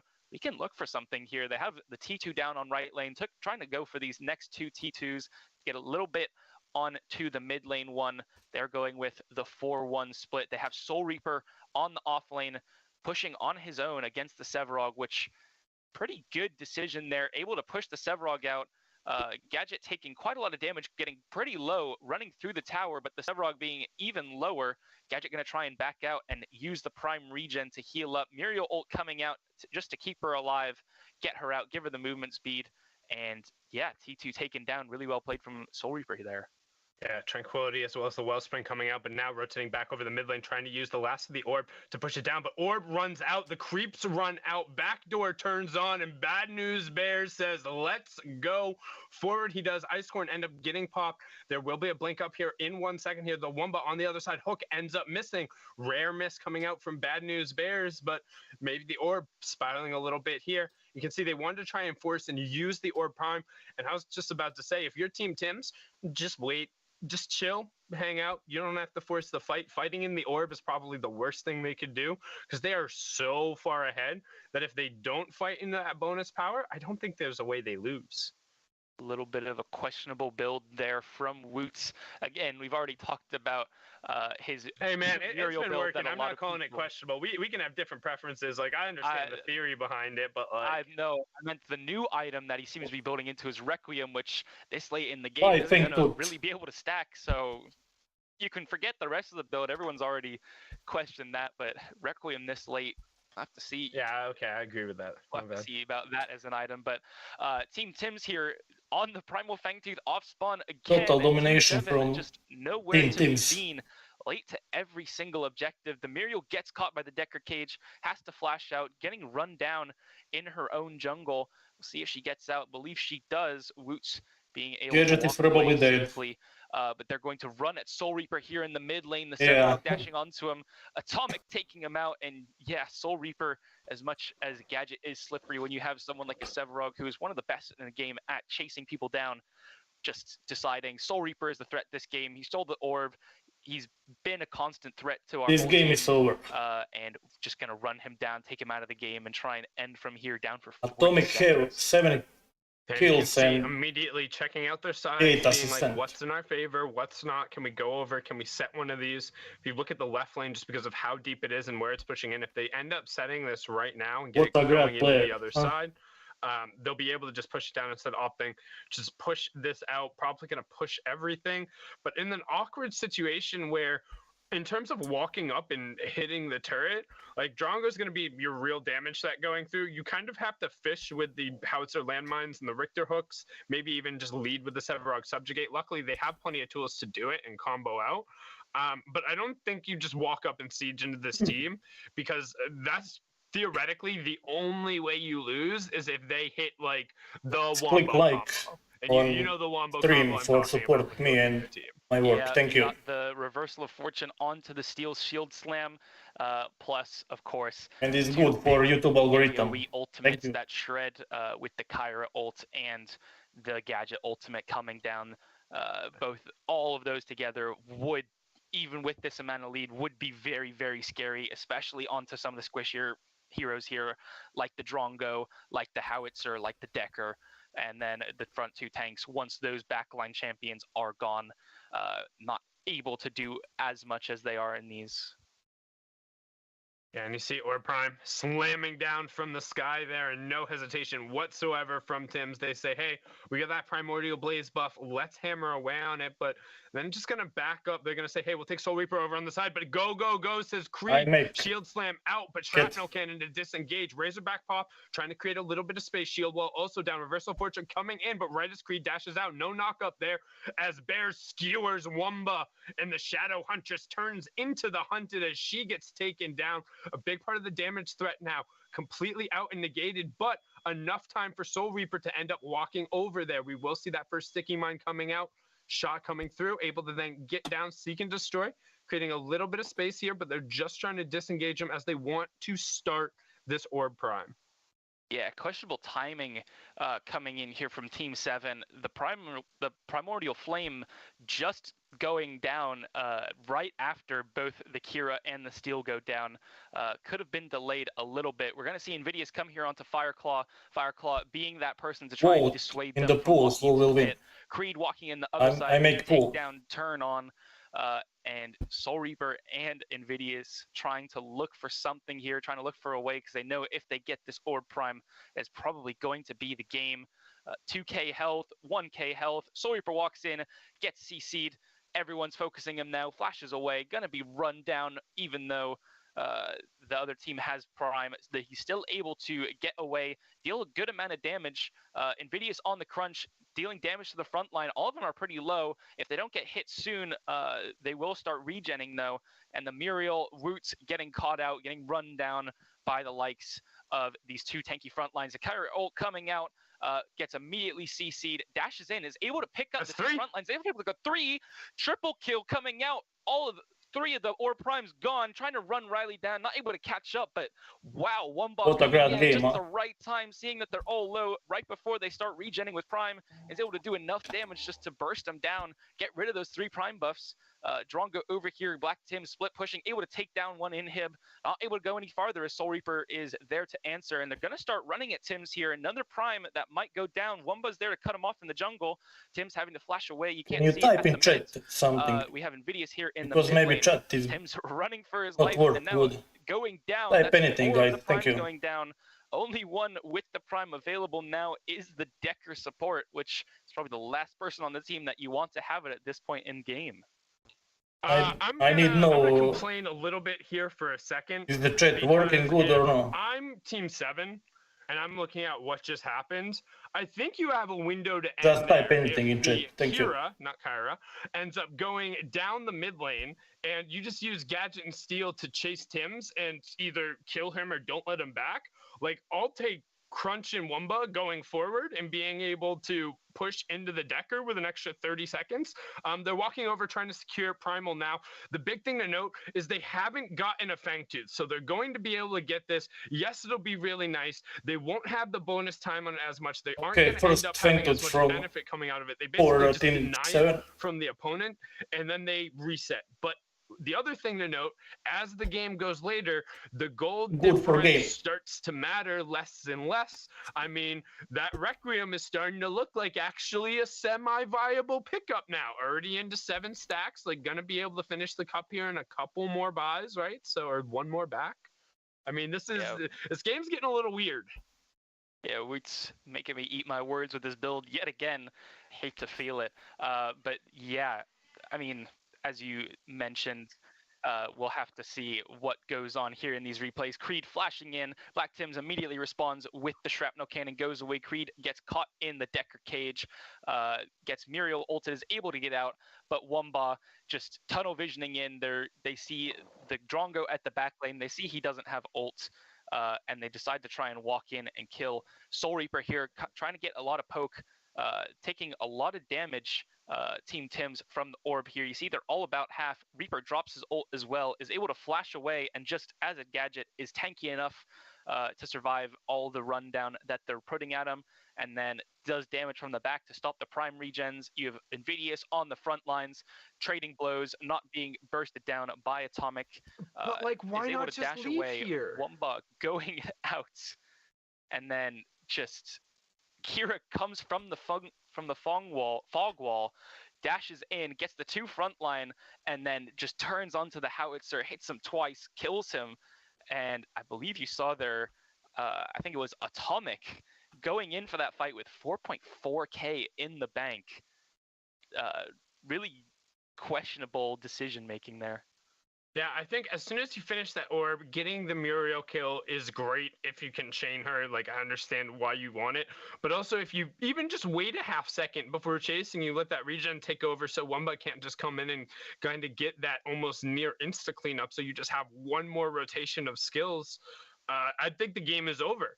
However, chasing into that situation, you also saw how there might have been a window for them to end up pushing down mid, but instead end up cleaning up Tims and getting the pressure back on the map. Yeah, but right I think now, all 3 lanes are pushing in. You have Steel over on the side, negating these super creeps. Wumba there with him, and they're going to be actually hammering away on this left side. Inhib, you have Muriel pushing on the right side right now, and Soul Reaper holding the middle. So a nice little 1-1-3 or 1-2-2, but it's going to end up turning into a 1-1-3 here as that Anticipate Crunch kind of sits over in the side with them.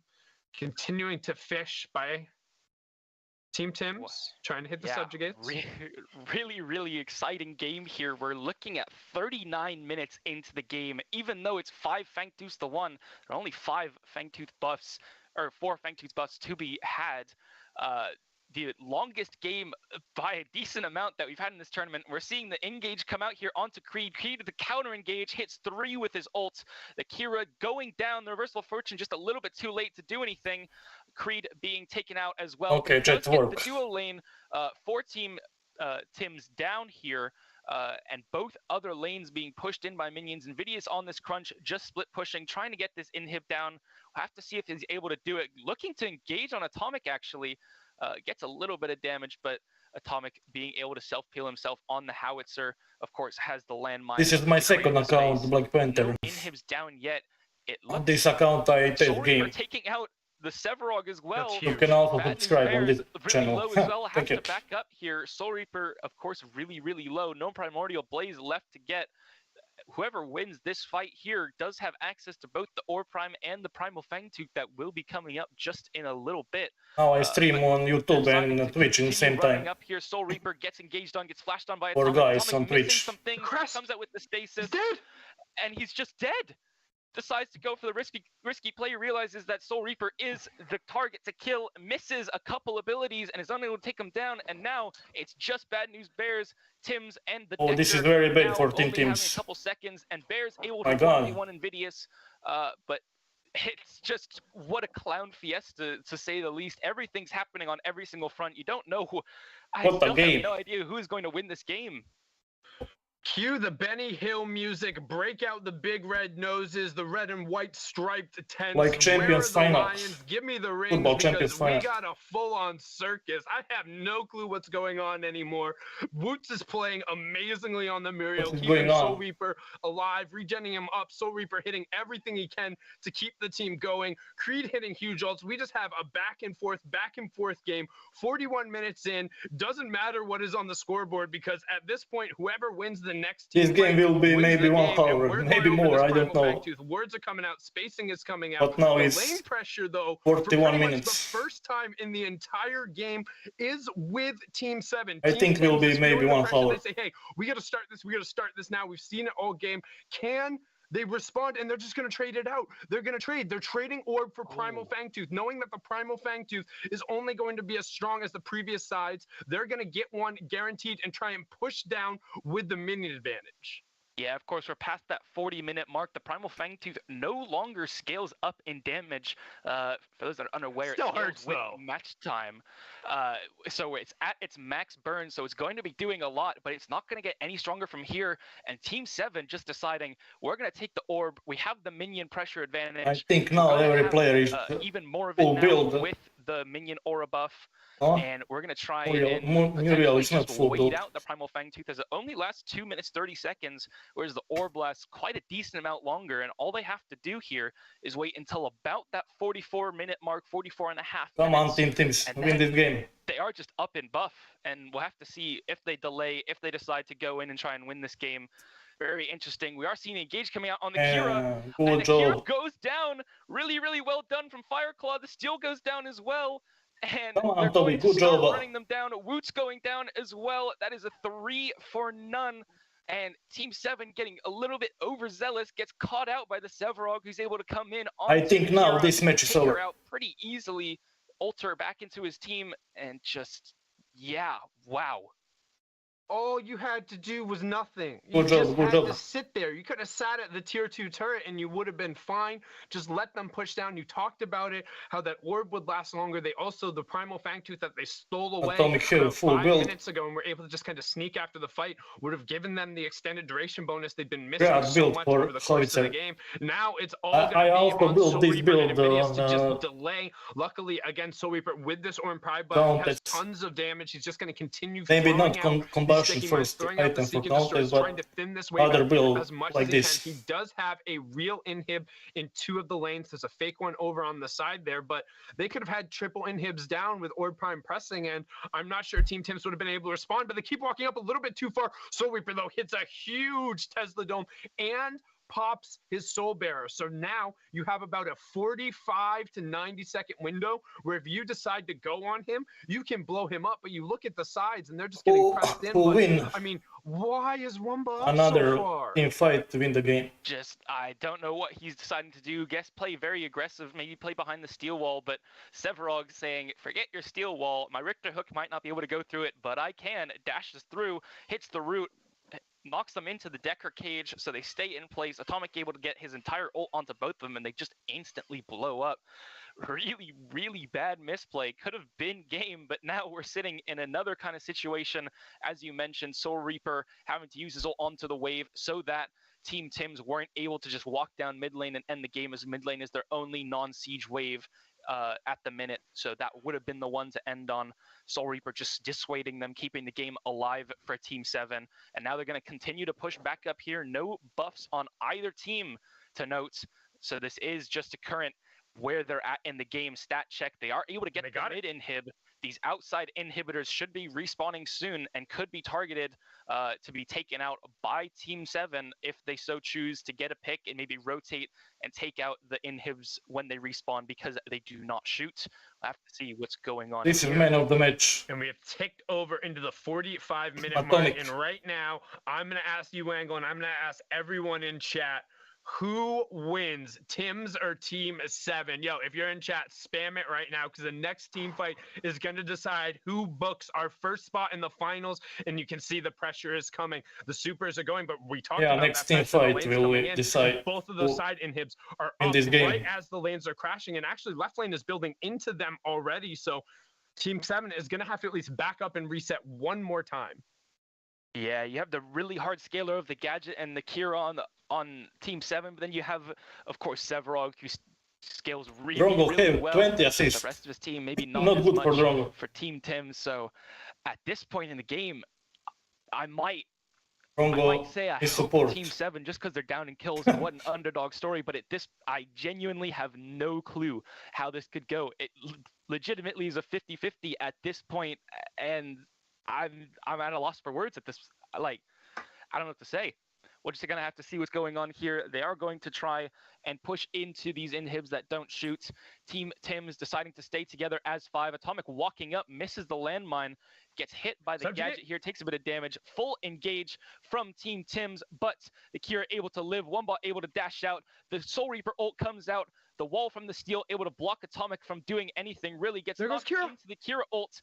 The Atomic has the stasis. He gets taken out. The Kira popping off, tailing the important targets. That's Drongo and Atomic down. Both of their high damage dealers. It's just the front line and the support now. They're gonna Okay, get now Team 7 win this game. Like, try and finish the game here.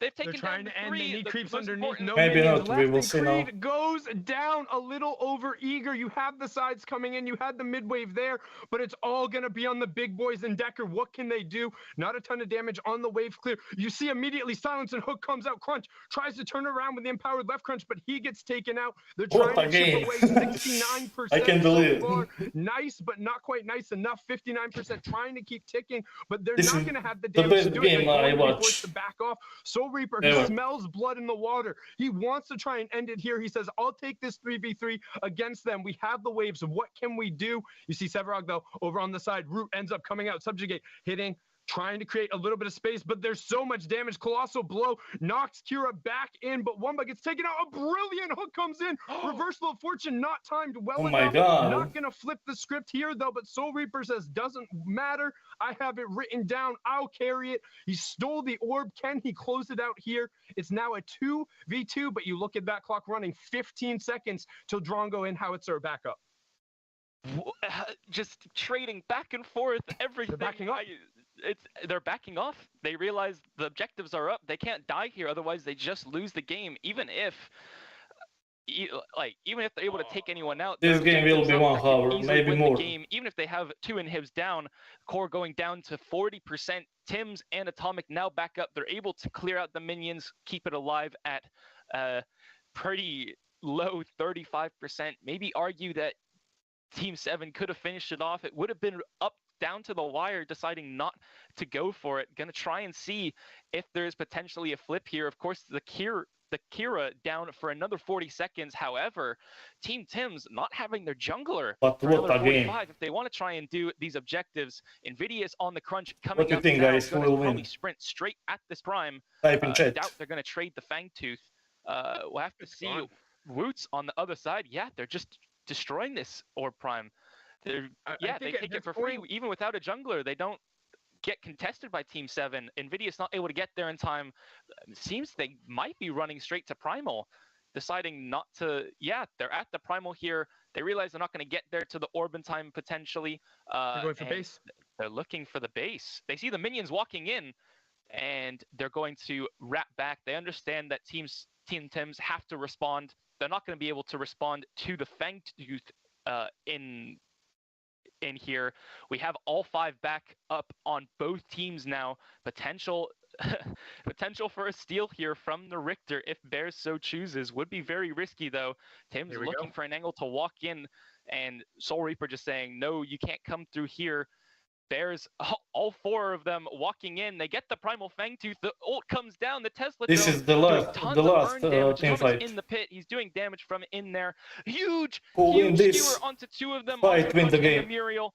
The Crunch, the Decker going down.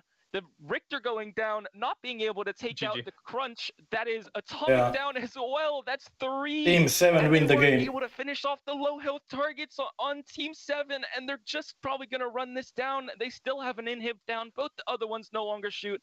Black Tim's trying to fix these waves.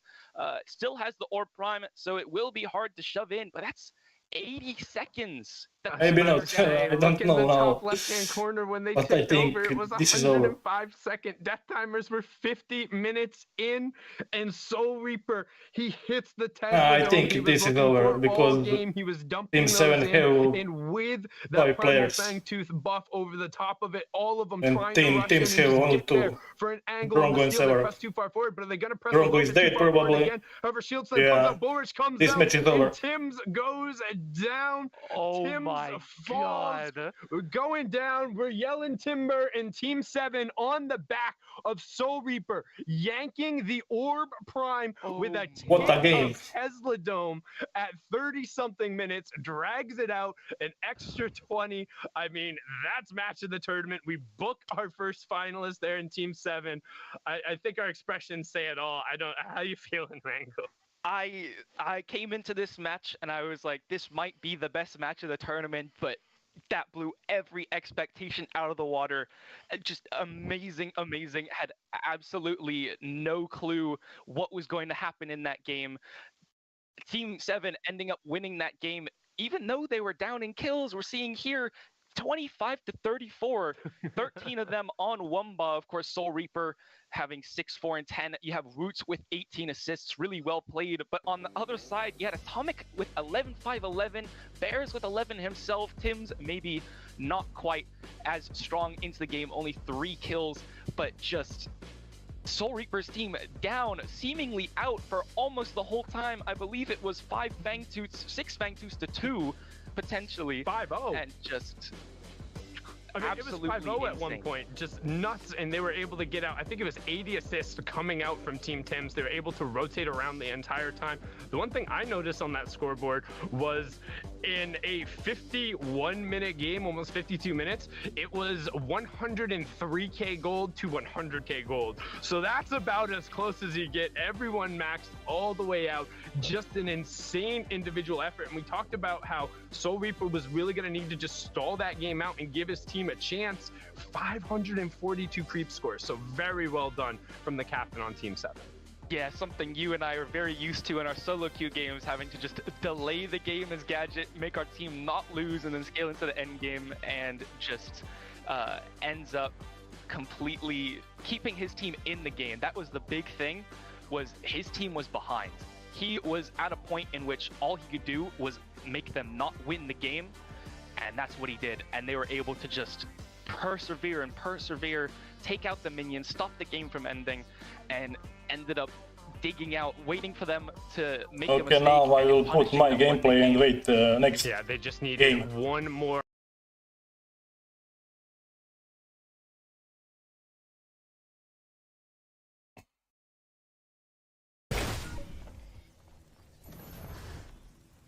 Enemy tower under attack.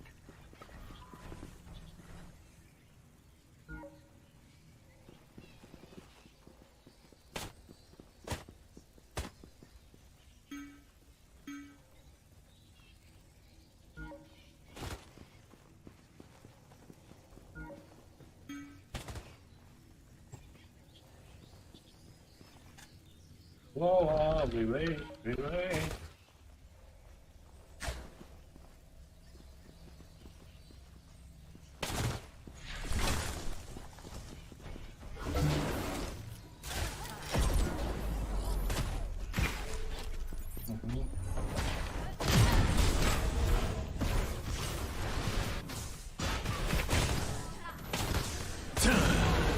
Okay, good job.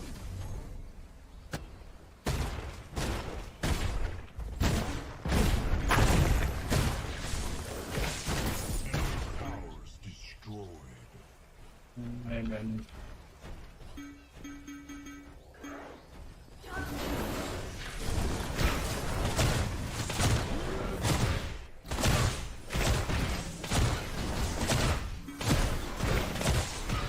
This is good fight.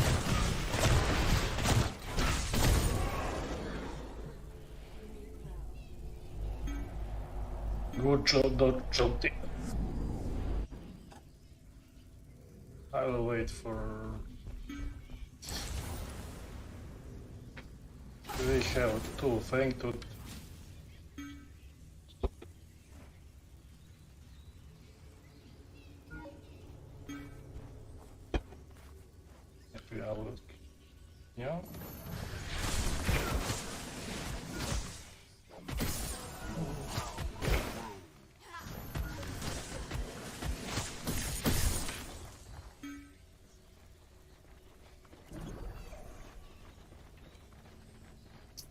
Allied tower under attack.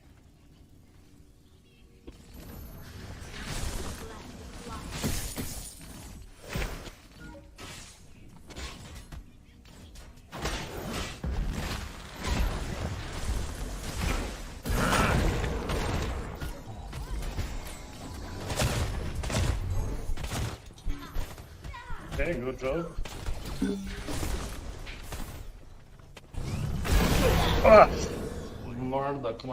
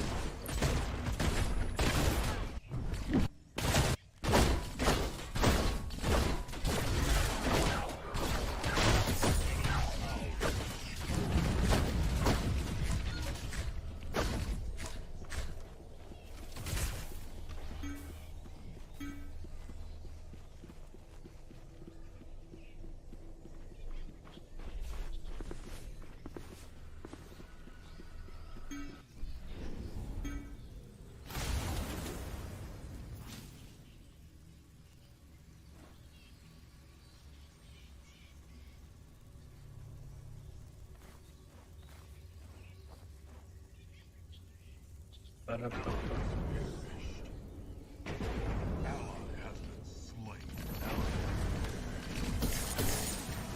Your skill rises.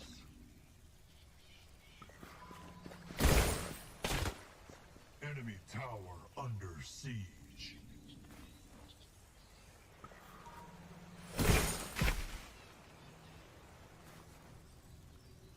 Allied tower.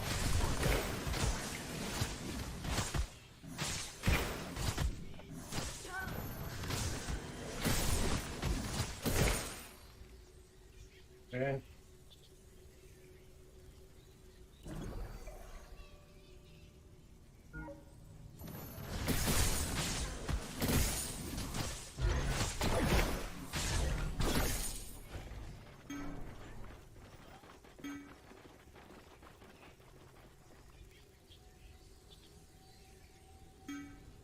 Probably all on orb.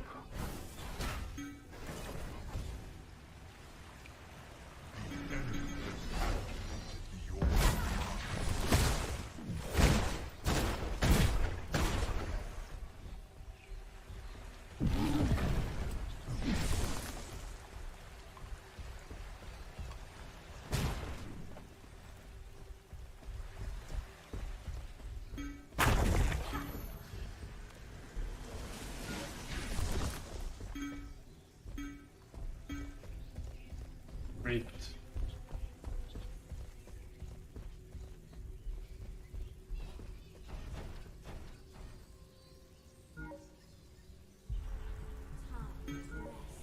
Right back.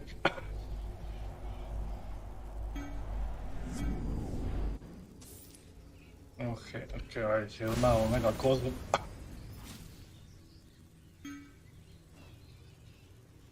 3 on mid.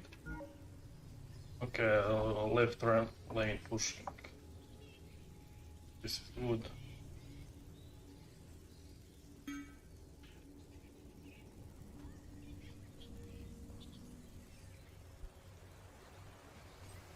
The fly trap is ready.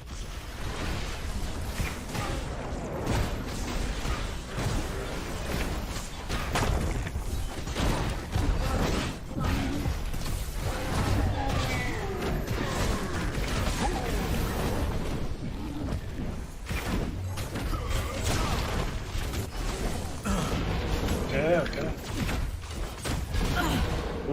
Good job.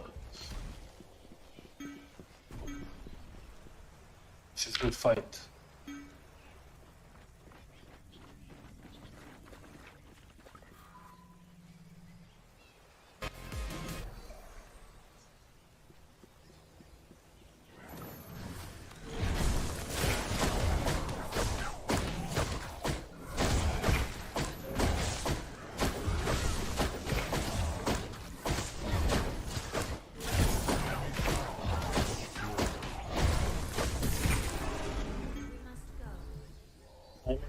I create pool for the next match. Who wins? 6 layers or Team Renegades?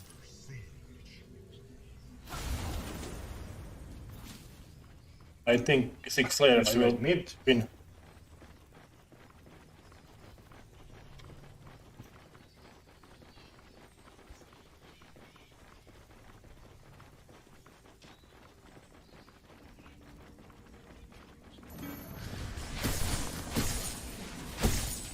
We are waiting for next match.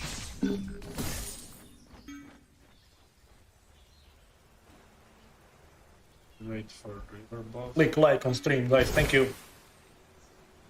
It's good for YouTube algorithm and my channel. Thank you.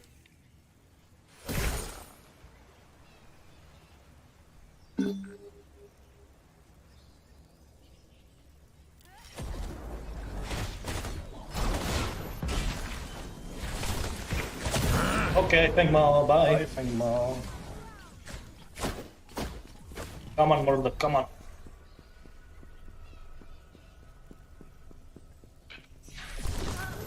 Why are you scared of me?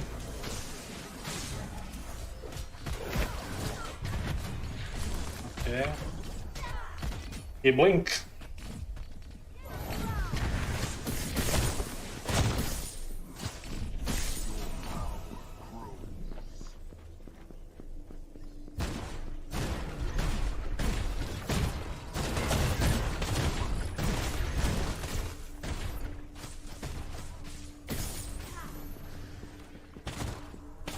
Yeah, I have ulti now.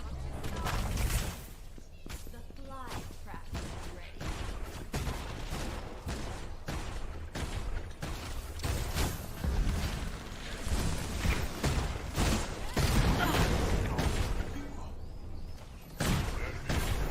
Come on, come on.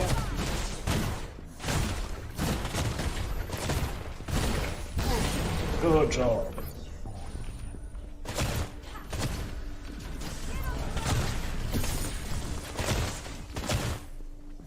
Okay, I think now it's here. An enemy inhibitor is under siege. Let us plant the fly trap. An enemy inhibitor is under I need some mana for this. Okay. We'll die probably.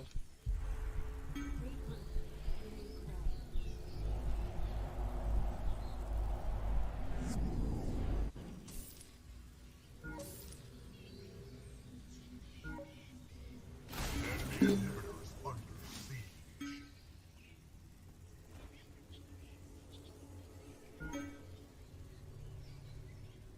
An enemy inhibitor is under siege. An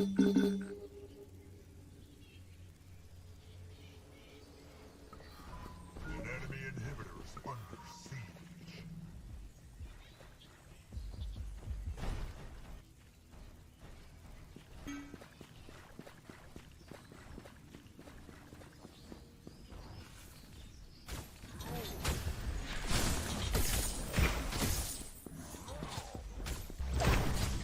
Next match, my friend play Calipito.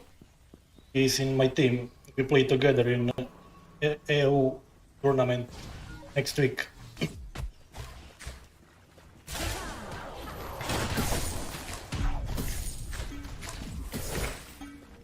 Not here. He play very good. We'll see, guys. Now we lose. He play mid. I think he will play Faye and maybe Gideon. Allied tower under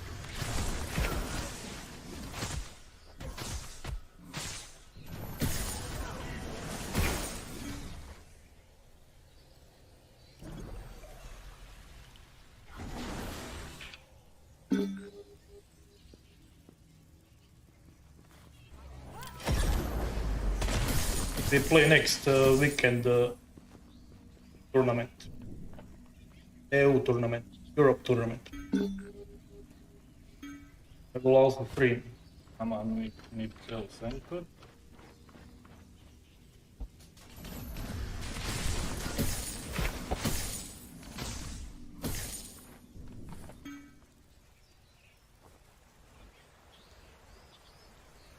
I play jungle on tournament. Good job, team. Will be our pick.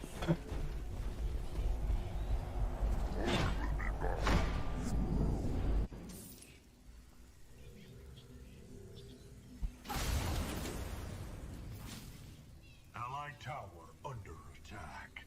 If I say tower, come on, come on. Yeah, we'll see.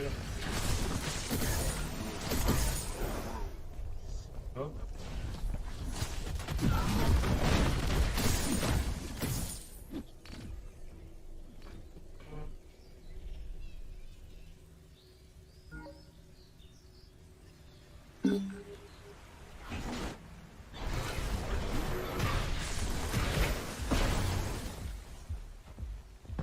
Ah! We jump. I miss here ulti.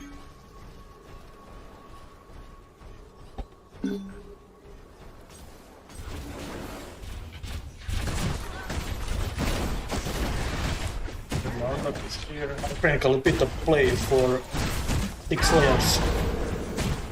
And I think 6 layers will win this game.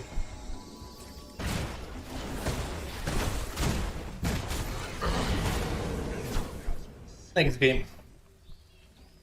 Next game is for maybe 5 minutes.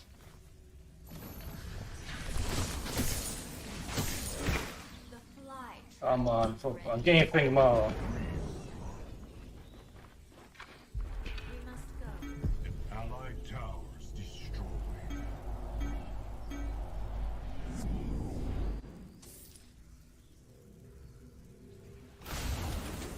And after this game, after next game is final game. I can wait. What a good tournament.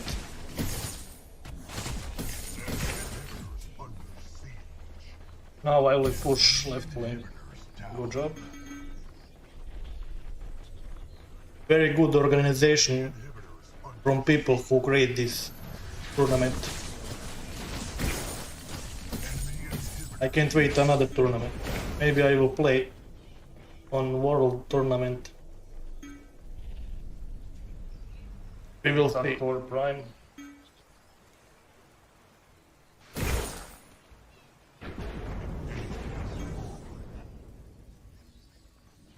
Ally has been slain. The enemy core is under attack.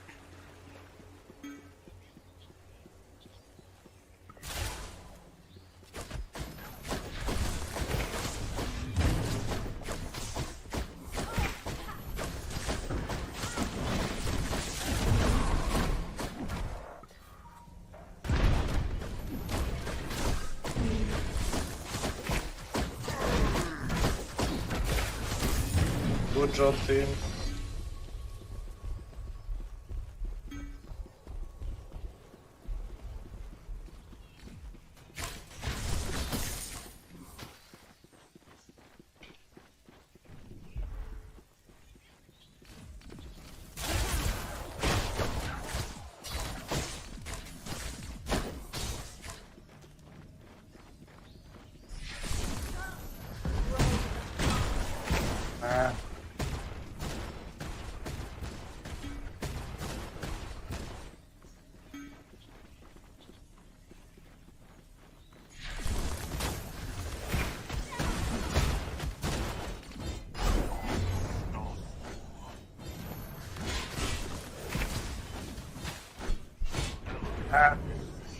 My bad, my bad.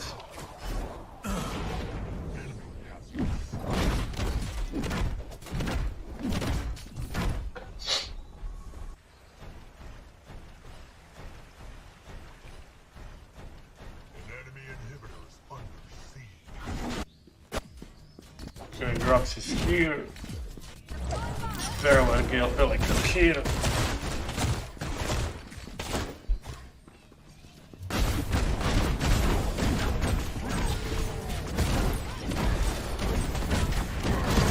Good job.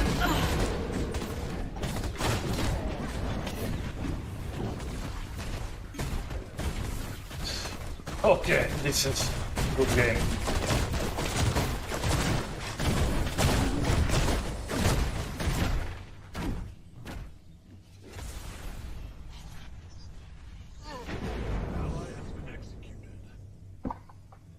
Okay, I will now switch on tournament.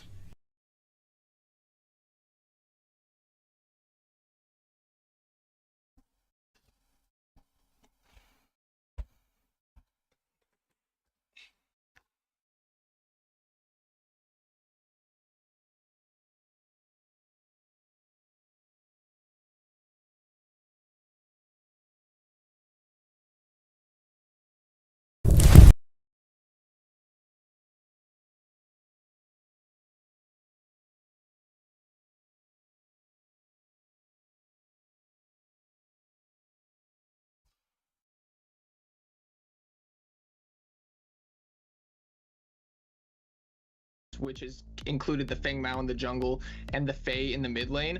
So they're going to have to kind of split that up, whether we see the Feng Mao ban coming out from that second pick side, so they can't be Prio first picked, or whether they have something in their pocket to actually counter this composition that both these teams seem to have a read on the meta with.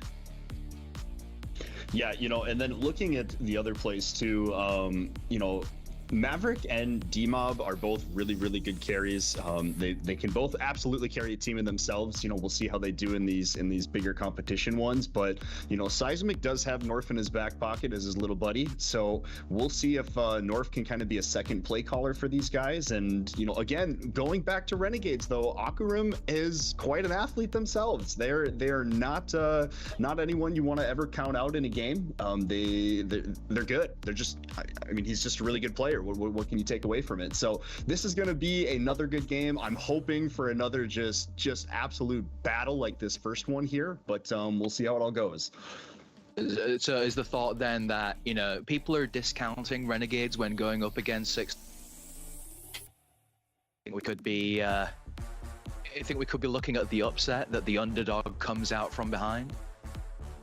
I think it's definitely possible. I would expect to see Flame on a jungler that he can have a lot of agency with on the map, kind of moving around and seeing if he can affect the lanes like he did last game. I think him and Winter in the mid lane are really the two that are kind of putting their team on the back in these games, especially when it gets to the later parts in these team fights. So I just like to see both of them get on characters that have a lot of team fight agency and a lot of pick potential in the early game. Right. But, you know, one big thing too is both of these teams have players who are gonna make you, or they are going to punish you when you make your mistakes, you know.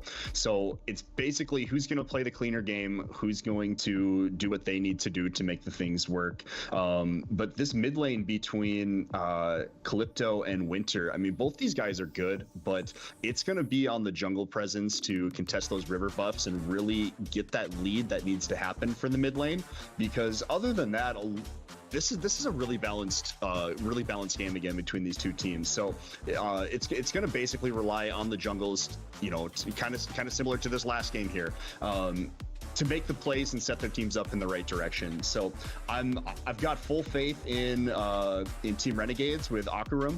Again, one hell of an athlete, but to take down Seismic and Norf, I mean, these guys have been gaming for a while together. So it's going to be a battle. You know, I think I'm just going to say it. I think whichever team wins in this one is going to win the tournament. But by me saying that, I'm going to be completely wrong. So congratulations, Soul Reaper. You're probably going to end up winning this now.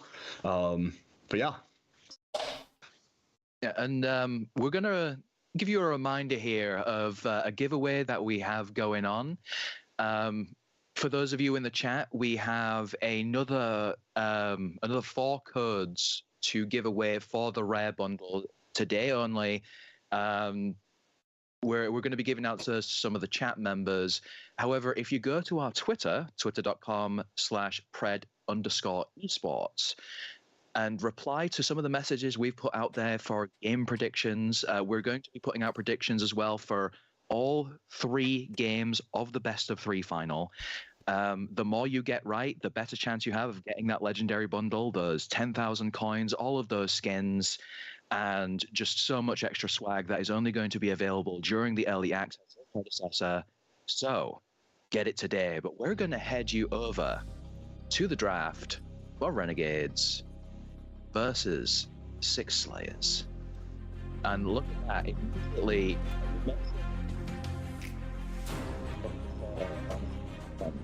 It seems to have been taken away by the 6 Slayers. It was whether that was intentionally still away from them, or like, is that also a pick that it's the size that it was?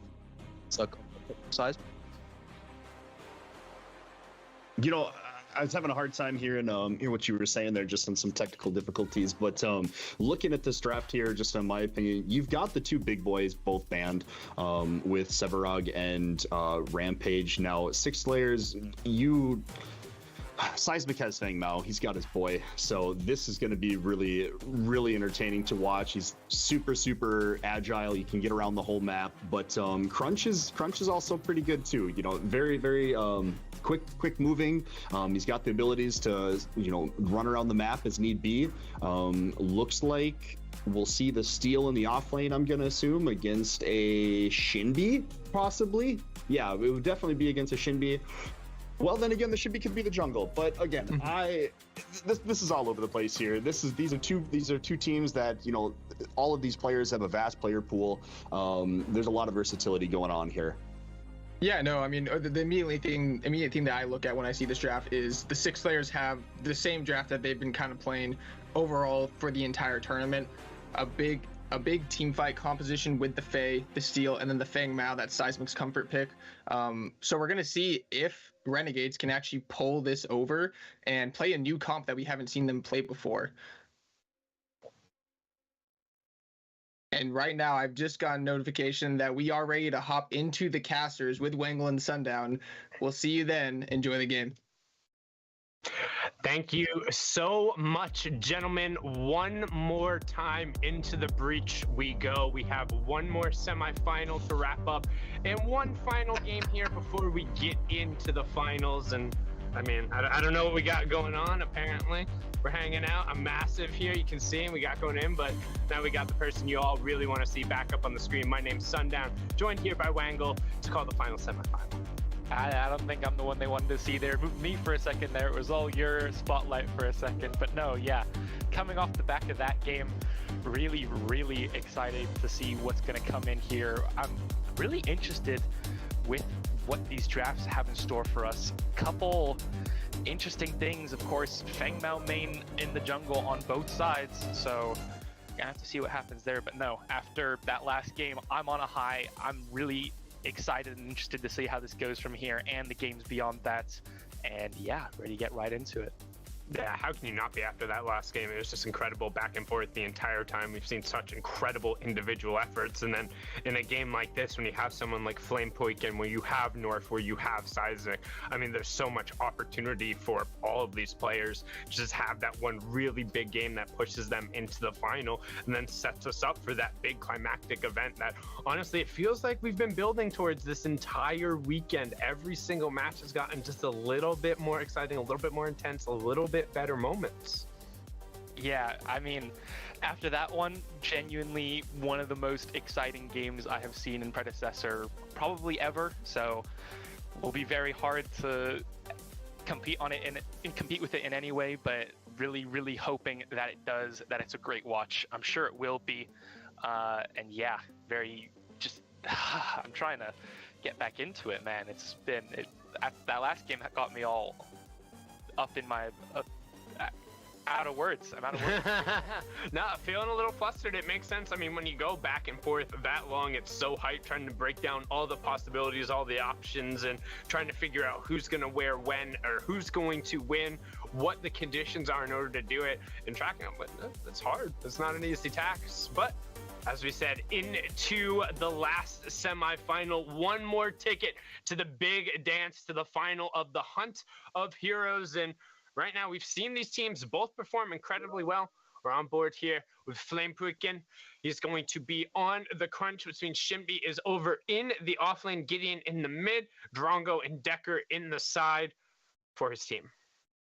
Yeah, going to be very, very interesting here to watch Flame on this crunch. We've only seen him play Feng, but Seismic opting to take it this game. Of course, the Rampage was banned, which is Flame's other pick that I know of, and I've not seen him play any other characters, even in pub matches, that aren't those two. So very, very interesting. Of course, Flame's been doing really well for his team in these past 2 games, and we'll have to see if he can do a similar thing on this new champion for him. Of course, Seismic and Norf on their comfort picks. You have Seismic with the Feng Mao, and then actually, my bad, that appears to be, is that a steal off? Nah, it is Norf on the support steal. Yes, so we have, looks to be a Belica offlane, a little bit of unconventional offlaner, but very interesting to see how it's going to go down. Basics piloting that pick. I think Belica into Shinbi is fine. Shinbi does have the ability to close twice with the rushing beat, because again, you're only going to be able to disengage once with that seismic assault. On the flip side, Void Drone gets so much value against Shinbi because she is a melee. She loves to cast a bunch of spells. So I would anticipate you actually see a Void Drone max at minimum second. There's cases where first might be okay here into Shinbi. But I think you lose a little bit too much pressure. So we're going to hop on board over here. Maverick North over in the dual lane. Yeah, we're going to see them take a pretty normal trading pattern. Of course, the Decker looking to get a little bit of poke, especially with the steel support in these early levels, not being able to trade much. Taking hits back, not getting as much poke as she might like to. The Drongo Boomerang going to come out as well. Little short trades here. Decker getting poked a little bit, but yeah, really interesting. What do you think of these team comps, though? It's tough to say. I feel like there's a lot of wave clear on both sides. If you look at the skills that you can just kind of like throw out and be able to clear it between Gideon, Shinbi, Drongo, Decker on one side, and then on the flip side of that, Faye and Belica can basically perma-clear waves by themselves, so being able to post them up into the sides makes it pretty efficient. The Faye steal combos are really good, but right now you see Faye forced to blink immediately, which into a crunch Gideon combo in the mid lane jungle pressure is very dangerous at any point in time now. Gideon can just kind of torn space forward, but right now, see potential 2v2 going over the river buff is going to get taken away almost immediately by that Feng Mao dashing through with the Reaping Dash. So very good job making sure he got that right in front of Crunch's face, and just no fear whatsoever coming out from Seismic. Yeah, Seismic, I know, thinks very, very highly of the first couple river buffs and wanted to secure him, goes in, gets the orange buff. But yeah, coming out, seeing Flame try and expose Calipito a little bit on that Faye is probably what's going to happen here. Now with the Faye not having a flash. See the dash in from North, instant stun comes out from the Decker.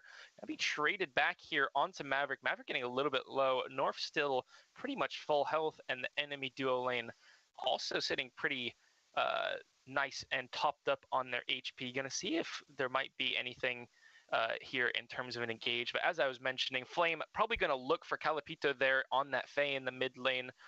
Obviously went there level 3 to try and get her flash down. Instantly got the flash, and then probably gonna try and gank at least a couple more times on the immobile Faye. Very good Feng Mao. Here, Seismic coming in, just instantly dashing in, hits the Reaping Dash damage onto the buff. Flame hitting it with Mordok is very good player. Neither of them Maverick. doing enough to kill it, and then Seismic with I think he will be to get that orange end buff. of the And then match. from there, Flame wants to walk away because the enemy jungler has an extra buff, especially with it being an orange buff this early in the game. The highest Okay, my friend is this Faye. the strongest 1v1 Calipito. buff of the 4 this early in the game. And yeah, really well played there from Good, Seismic. good luck, Yeah, Calipito. particularly when you have that red buff in order to pair with it, it enables your basic attack to do a lot. I'm a little surprised, actually, Seismic didn't opt to kind of chase that down. He might have had an opportunity, granted Faye was low and Gideon could have potentially roamed over and made it difficult, but I think he might have had enough damage to make that a little bit difficult, but instead opting to play it safe as we're rounding into the 5-minute mark. The next round of river buffs are up, and this should just be a double take here for Winter. I mean, there's no reason that this should be taken away, but instead will win the this left game? one is going to just stay up on the map for a second. He's going to Whoa, recall. in the Getting pool. that gray buff, the move speed, and recalling with this is so good because then you're able to sprint back to lane Yeah, with the this buff is Calipito. duration, and he's not going to miss anything from this wave. But he have Yeah, different you love to see it Discord with the name, gray buff buff. in the mid lane. Obviously, you see there on the phase POV, the other buff being taken probably by Seismic. We're seeing the dash here from Flame onto the Bellica, and Basics getting taken down. Again, another thing for this crunch to look at and potentially expose. You have the Fae in the mid lane, has no innate escape. You have the Bellica in the off lane. Again, no innate escape. This is has good one player. knock-up for 2 characters that are going to be Maverick. double dashing onto her. And potentially really rough matchup for Basics there. I believe He played last game something very, like very that. good. Knowing Basics myself, he doesn't really like those kinds of picks in the offlane. He likes his more traditional offlaners, and was probably picked for him by someone like I'm afraid Calipito have a little or problem, Seismic but that it's okay for know now. the matchup, but not necessarily the player as much. Yeah, it might have been a little bit of a window there for Speed on Winter his to fist, potentially also very, very good right player. before she got the 6, but good call on not doing so, as Seismic did show on the ward. He didn't have torn space up, so if he'd blown his blink going forward in order to pop the black hole, likely would have ended up in a 1-for-1 trade with Seismic picking that up, and you don't necessarily want to feed kills over to him as you see him still just kind of lurking around here, because the longer that Feng Mao goes on that rogue crest, on the assassin crest, without getting kills, the harder it's going to be for him to really kind of build that up. You really want to prevent him from getting that efficient damage out there, and he's just going to be forced to walk around as we see Maverick and North getting pressure over onto this dual lane again as they start the gold buff. A crunch coming around the side will be able to get forward. He does have the recrunch coming in, but he needs to be careful because he is too squishy right now, not respecting the burst that came out, and gonna have to play wing around the Rosie. But will the Posey be in his pocket? Will he fall down? It looks like the angle's trying to come through. No blink available for the Fae, but North ends up finding it, and he takes down Flame Poikin. There's the 2-man fly trap into the growth, and Murdoch finds one. Fae finds the other. 3 go down, and on the other side of the map, Seismic finds another real quick 4 down across the board. Slayers picking up gold everywhere. Wow, yeah. You see Flame walk in there. He's a little bit low health, and then just the steel burst again. Not a very traditional support, but something that North likes to play a lot. Being able to do that max health damage, and then of course the Murdoch with the close-up buckshot, being able to burst him down a little bit, and then the Fae able to roam freely. Don't know where Winter was, but obviously didn't have enough pressure to keep the Fae in, and then she was just able to walk into the lane. The duo lane, of course, was distracted on the side of Renegades, and just got hit by the fly trap, bursted down, of course. Not much you can do from there. Yeah, fantastic roam from Calipito there on the Fae, and it's really tough pushing into the Steel and Murdoch lane because you think it's like, yeah, we have double range, we should be okay, but then all of a sudden, North pilots the Steel really well. He makes very good use of that passive, making sure he's trading around with the shields. He uses the shield wall to kind of deny the farm, and that in addition to the Guardian Crest, plus Murdoch being able to just pop his stim pack, they have a sneaky amount of sustain that ends up keeping them moderately healthy to where Decker and Drongo's poke isn't that effective. The thing that is a little bit more difficult for North that requires him to really find some good angles is dealing with that instant stasis bomb and the gas grenade that can come out. However, North plays so much steel that he's used to playing around that. You're not just going to get away with being able to deny him immediately, but Winter right now could be under some pressure. We see the river buffs come up, Seismic lurking around again, and they're going to contest over on the side. Might be a 2v2 as Calipito is forced to burn his blink almost immediately. We've seen it the second time, but Reaping Dash going forward, hamstring in. There is no mana on the get in, so no turn coming through. However, Crunch with that empowered left crunch doing the true damage. Fly Trap comes through yet again into the Earth Shatter, and they're able to just dance it out. Gets the second turn of Earth Shatter to just try and force Akurum back as Ashimbe tries to roam over, but not quite able to find the gap, and a second kill goes over to Seismic. Yeah, Flame, of course, the Fengmao main, and we're seeing over here in the duo lane real quick, an engage from North, getting both of the enemy duo lane low, Demob on the Drongo, having to sit back. Again, as you said, the Murdoch with the stim pack, double potions, Steel, of course, opting into that Raiment first, probably has a health regen component by now, if I was to guess. And then Maverick going for that Terminus first pickup as well. Tons of healing, tons of sustain in this lane, and they could just kind of run at them here, take as many aggressive trades as they want, and then just sit back and heal up for a bit. So Demob and Zihi here are going to have to be very careful of this dive, as both of the enemy duo lane are max health, and they're going to do a lot of damage to this tower. North walking in, gets caught in the cage.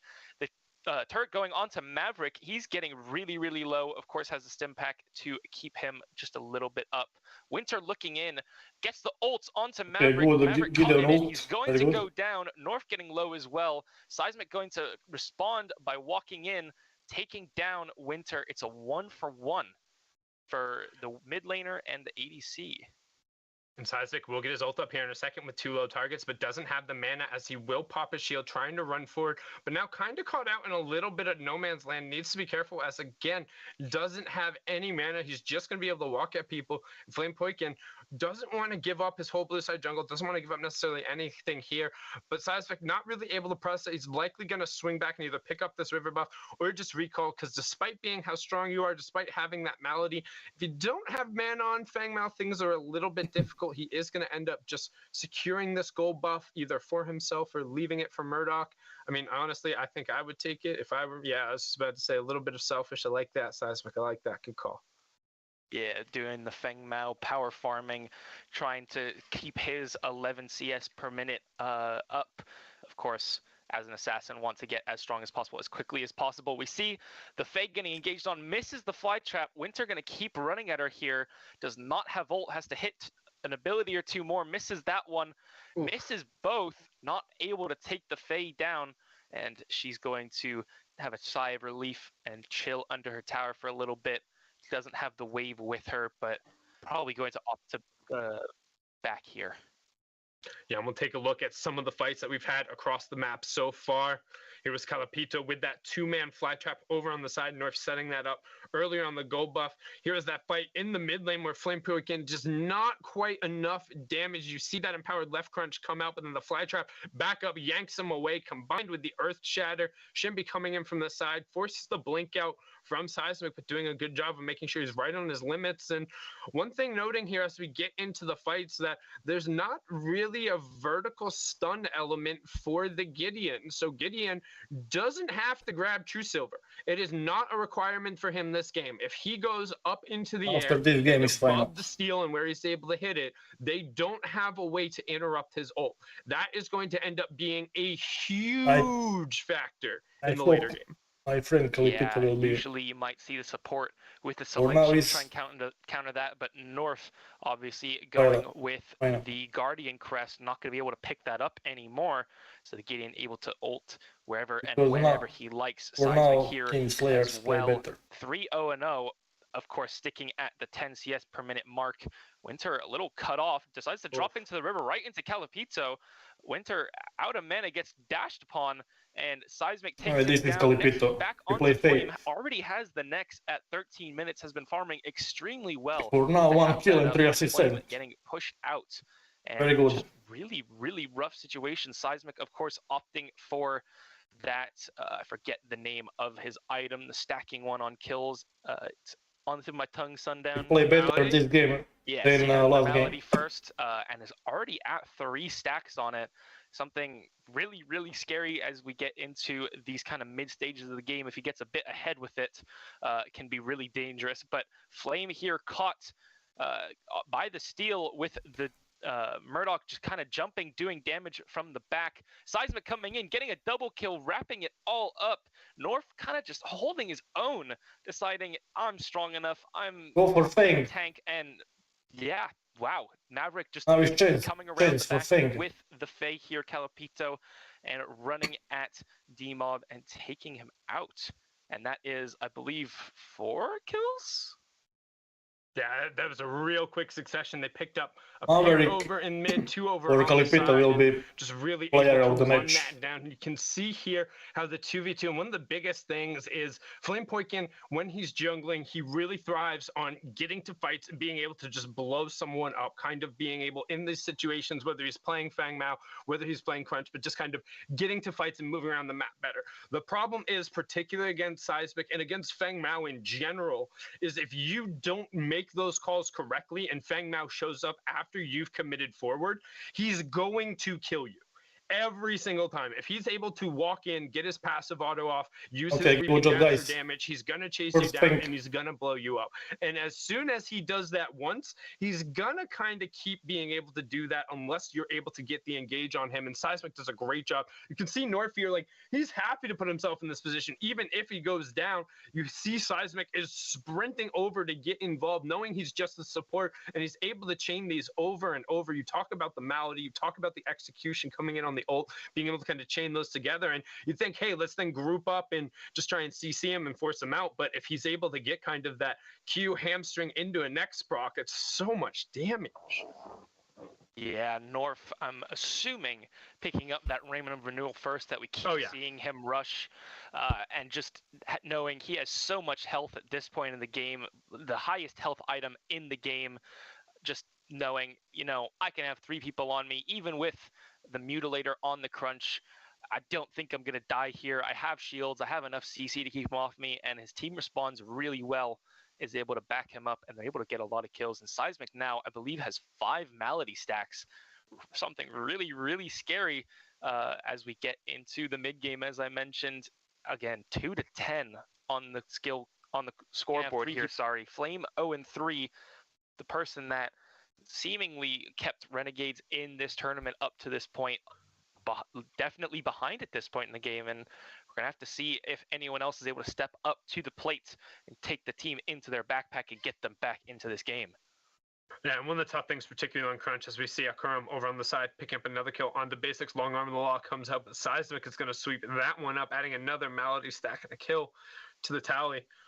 One of the tough things when you end up kind of looking at the composition, what they're trying to do and how they're trying to go forward. I mean, North is just going to be able to shut down like a lot of these situations. And right now, actually getting a fight over in the duo lane, pacifier forward from the Murdoch, huge damage, gonna blink. We'll get the reset on the pacifier too if he decides to go in. Crunch getting forced out over on the side, wants to go forward, wants to try and fight people, but he's a level down to the Murdoch, even with the support just getting blown up. In comes Winter with the ult. There is no blink as Murdoch opted to use it forward. Winter should find him here, but no. North doing everything with the bash, with the slam. He says, don't worry, I got you. Get down, Mr. President. And Maverick gets saved there. He wasn't the one leading the mission. It's Captain North from above, rescues everything. And as far as I'm concerned, I mean, we can put a bow on it, put a pin in it, whatever euphemism you want to use, because 6 Slayers are doing everything right.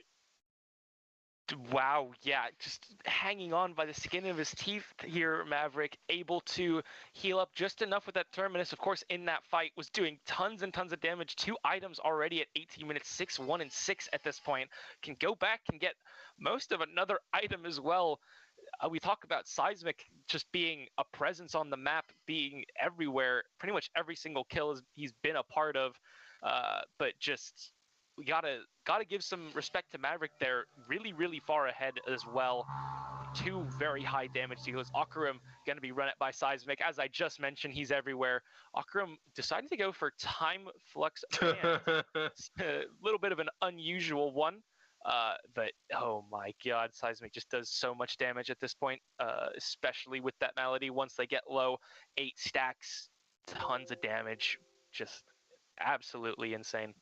And I mean, we talk about him being everywhere. He's actually going into the Dread for the next item. So getting those kills, he's going to be able to get the sustain going off from the heroes. He's already strong enough to be able to pop people. Doesn't necessarily need the innate tankiness, but you want to talk about schmovin', being fast. Look at the movement. He's got the Reaping Dash. He's got the speed up from his shield. He's got Pain Weaver. He's got the Polar Treads, the out of combat movement speed. Like, this purple dude is chasing you down. The Imperial Hand is going to be like, hey, what you doing? As we'll see a replay on this fight over on the side. ahead. So you see Murdoch going forward, using the pacifier stack, gets Leaf Song there. Crunch trying to go forward and do as much damage, but when he's behind going the damage build, he just doesn't have the health pool. He basically gets instantly popped, and then in comes the Gideon, but just not quite enough, and Winter just not hitting the skills he needs. The R&B going wide yet again, and North just doesn't stop off of cooldown, dropping spells. Incredible there as we're trying to get some pressure onto this Faye in the mid lane. Up goes the Gideon, and Black Hole will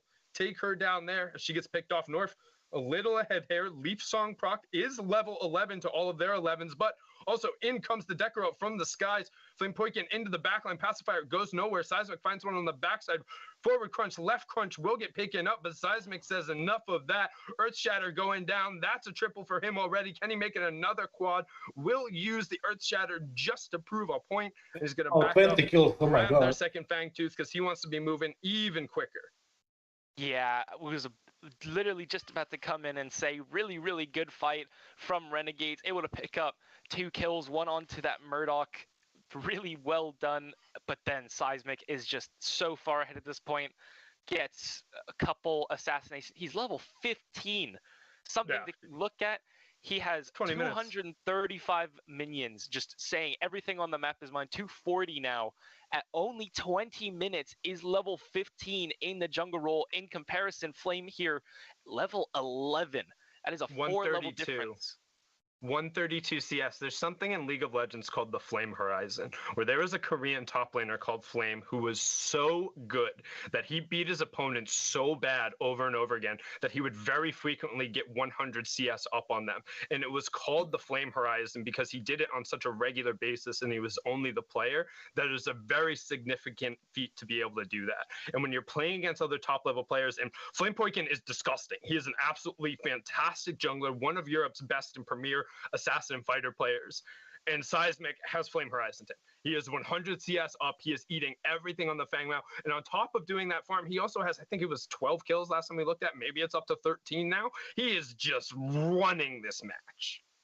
Yeah, of course, we knew Seismic was a Feng Mao main. He has the level 3 ult now, something to look at. He's already been assassinating the other team from around half HP as a combination of the ult execute and his malady stacks up to 11 now. And with the level 3 ult, he should be able to just go in, use one or really just use one ability and then ult them, and they'll probably die if I was to have a guess. I mean, especially with Orb, right? Like, he's just chunking right now. I think the biggest thing is, in most circumstances, you're not going to need the ult, right? You're going to be doing almost more damage that the time you spend ulting might end up being wasted in this regard. But if you do want to end up proccing it, it's going to do so much damage in a lot of the circumstances where the pop comes through that execute marker might not even be needed. You can kind of see somebody from half health and be like, close enough, and they're just going to pop. But as right now, we see 22-5. This is not going to be a 50-minute game like we saw in the last one. They already have Orb Prime. All lanes are pushing. There's only one more Tier 2 left on the map. And realistically here, it's one dive with North really kind of throwing himself into the backline. Seismic coming in a little late, and that should be all she wrote. And frankly, I'm dumb excited for the finals now. I think the finals is going to be such an insane match between 6 Slayers and Team 7. I mean, I'm pumped. Yeah, again, we're going to have to see how this next draft goes in this next game if Slayers are able to round out this game and not make any major mistakes and let Renegades hold on for dear life like we saw. They could make major mistakes. There's no way they'd still throw this game. This game's over, man. There's no shot. To add some hype. Yeah, this game is over. We can also be realistic. We had a fantastically hyped game in the last one. At this point, we're dotting the T's and crossing the I's, and as long as they don't get them backwards and this game is over for 1 minute. It should be all she wrote. You see, like we said, when North decides to go forward, he's just gonna go, popping the Leaf Song, running in, 2 inhibs down, and everyone on Renegades is running with their tail between their legs back to base, saying, guys, maybe we can just hold core group, hold all your spells, just don't fight the inhib, everything. No, it's team fight. It's over. Like, Seismic is enemy down, he's is gonna dead, dive in, and that's over. a wrap. 24 minutes, all 3 inhibs down. You have some good wave clear, but not to deal with this. Yeah, gonna be really, really interesting. Of course, we had a 50-minute game just before this, and now 24 minutes. One of the shorter ones, I believe, shortest one we had was around 23. But yeah, coming into the semifinals, you would have thought maybe it'd be a little bit closer, maybe there'd be something, but no, just still really, really dominant from Six Slayers, really, really aggressive. They know when they're ahead, they know how to push their leads, and yeah, we're probably going to see it ended up here with this final push as the minions hit core. We're going to see if there's any way for Team Renegades to do something here. Seismic just running onto all 4 of the backline, takes only half of his health, and they're just going to focus the core. They're going to round up this game, and that's going to be the end of the match, going to the Six Slayers. We're going to go into the finals now, facing off against Team 7. GG's to the Six Slayers. They will be our other finalists. Incredibly played in that regard. Team Renegades not quite able to stand up and keep them pushed off, but I mean, just an incredible performance. We'll take a look at the scoreboard here, but I mean, we all saw it. We know what happened. 13-0-1, 313 CS. Not only did he Flame Horizon everybody on the enemy team, he Flame Horizoned everybody on his team, and he was almost 200 plus CS up on the enemy carry and enemy jungler. Like, that is a performance, and a very fun thing to note. Seismic, well, he is a jungler when he plays League of Legends, a very high rated one. In Predecessor, his main role is mid. He is a disgustingly good Feng Mao, but even out of position, just dominated the game and took over. Yeah, just, we've had a couple people like playing out of position for this tournament. Of course, random teams, you never know what you're gonna get. Seismic getting put into not his main role and just saying, hey, doesn't matter to me, I can play whatever role you want me to play. Same with North here, of course, not a support main, and just really, really dominant there. And yeah, what more is there to say about it? Just absolutely taking over the map, saying everything on the map is mine. Even my own laner's waves, I'm going to take them. I'm going to get as much CS as possible and get so far ahead that no one can really do anything against me. That, and looking at Team 7 coming in the next game, do you ban Steel? Do you ban Feng Mao? Are you picking some of those away? Because you got to do something. I don't see them giving over both of those heroes to the enemy team, but man, what a pair of semifinal games, and what a joy to be able to cast this weekend with you, Wangle. I mean, again, thank you guys so much. If you haven't, follow Angle, follow him on Twitch, follow him on Twitter, get him out there. Make sure you follow this channel as well. Show them some love. They've been amazing. That's going to be it from us. So I just wanted to personally say thank you. Thank you for giving us the opportunity to get on here. Wangle, you absolutely killed it. You're a phenomenal co-caster. And I'm excited to see what the future of the community and grassroots tournaments look like. Thank you very much. And don't let Sundown be modest. Go ahead and follow him on Twitch as well. But yeah, it's been absolutely amazing being here for you guys.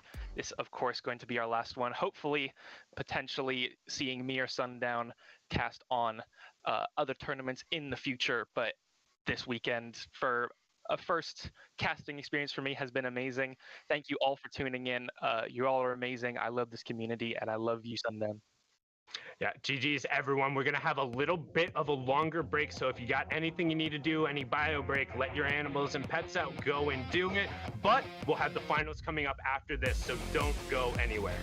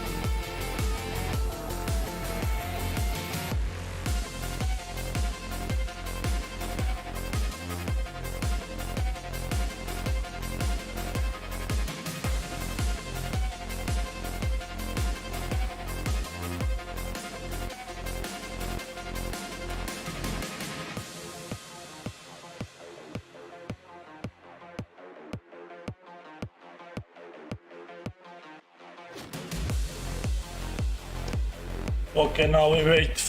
Final match. I will go now. My match.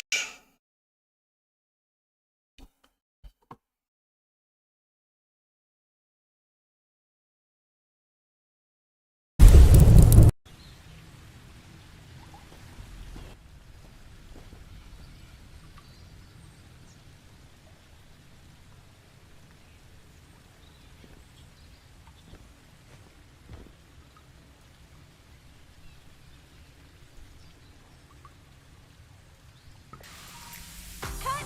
Time to freshen up. Minions are spawning.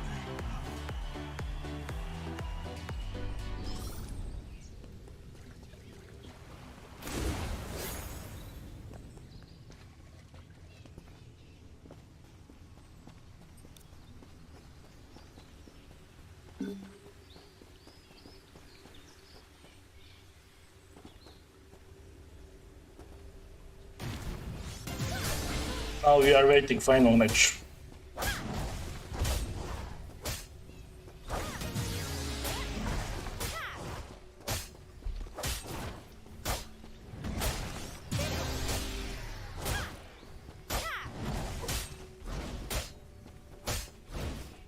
Your skill rises.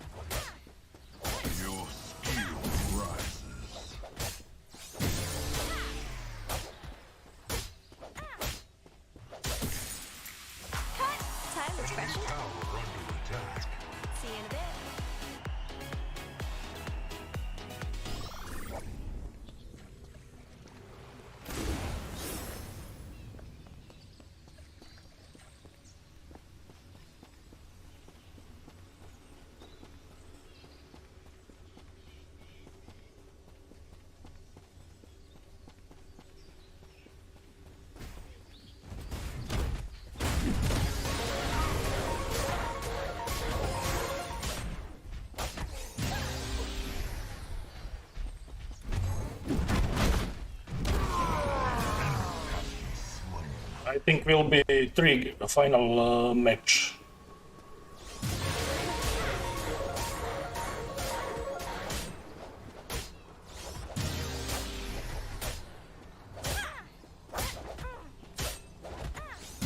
Final play on 3 match.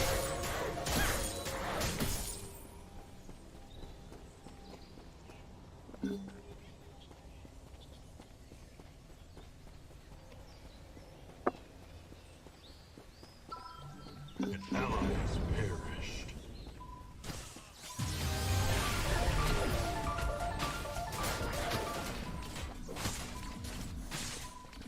Your power grows. An enemy tower is under attack.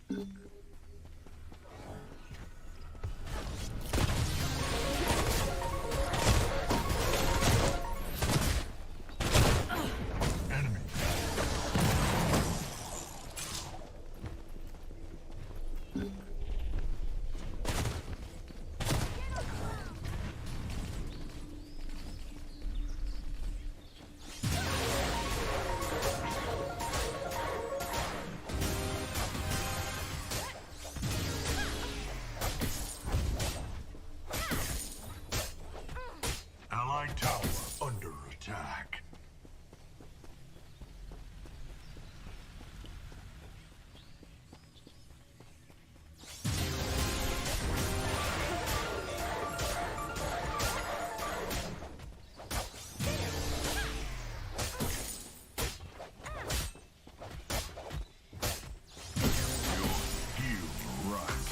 Time to freshen up.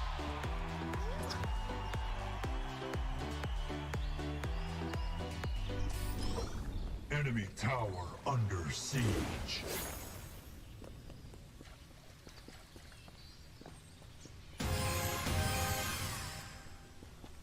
An ally has been slain.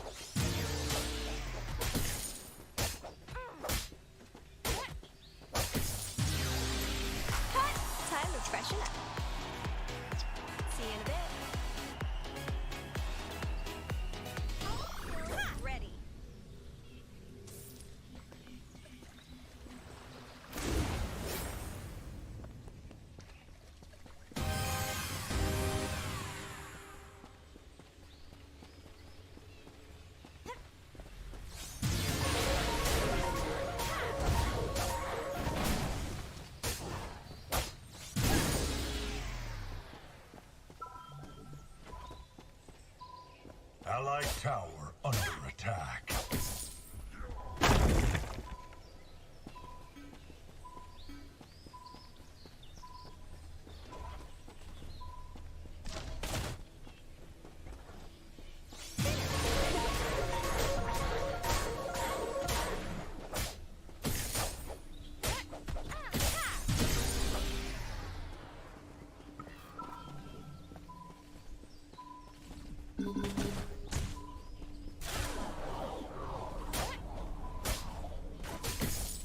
An enemy tower is under attack.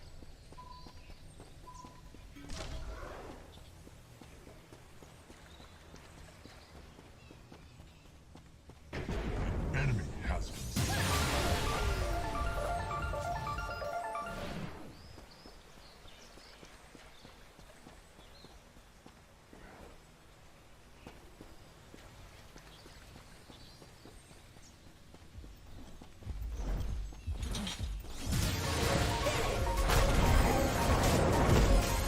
Your shield rises.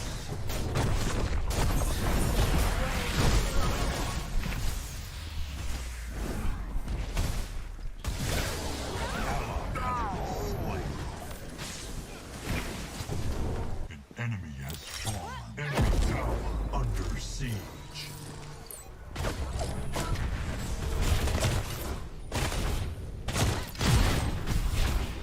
Enemy tower under attack.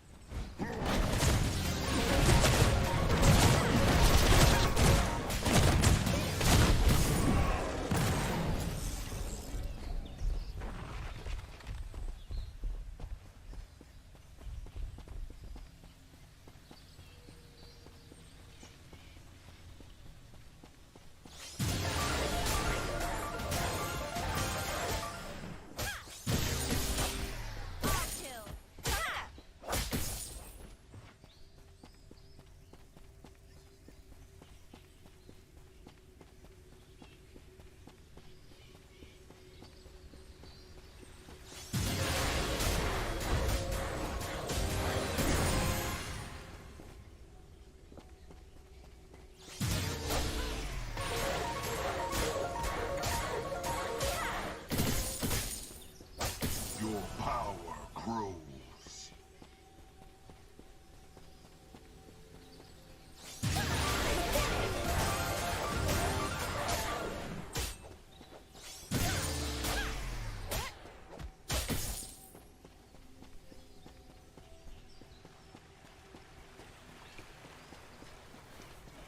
An ally has perished.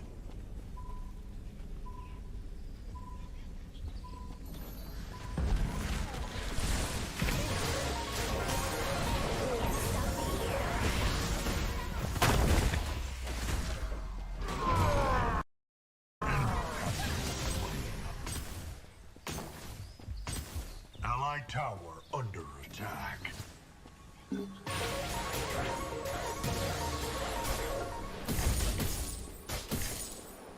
An enemy tower is under attack.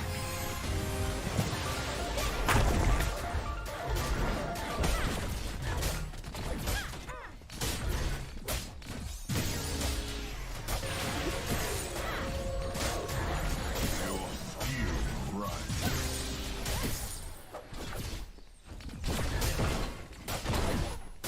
Enemy towers destroyed.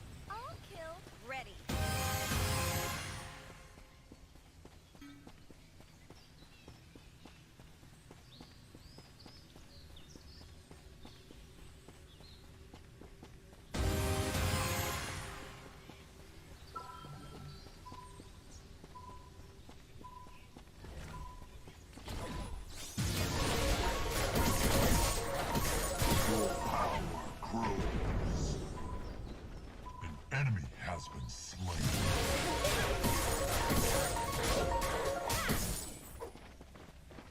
An ally has been slain.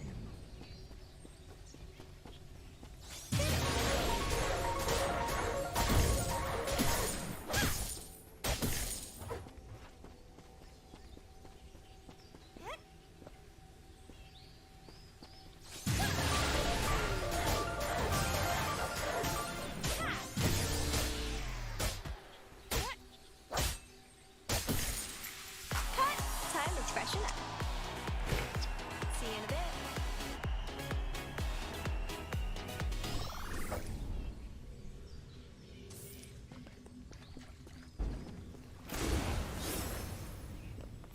Enemy tower is under attack.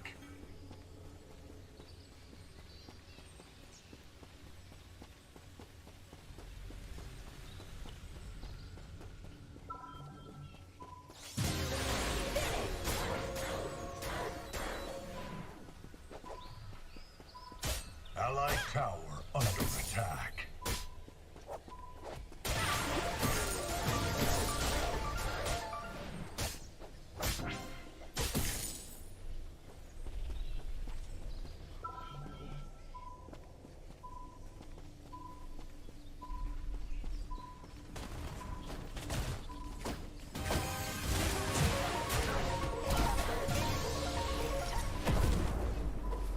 Your skill rises.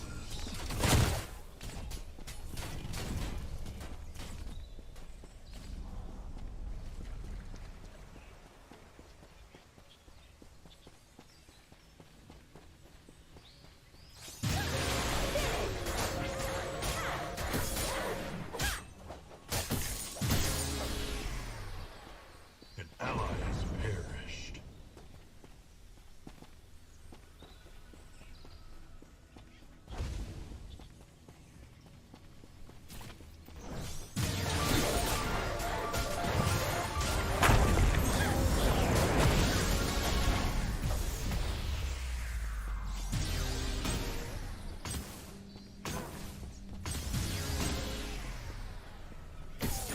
An enemy has fallen.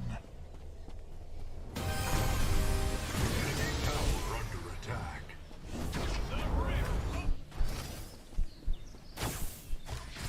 Enemy towers destroyed. An enemy towers destroyed.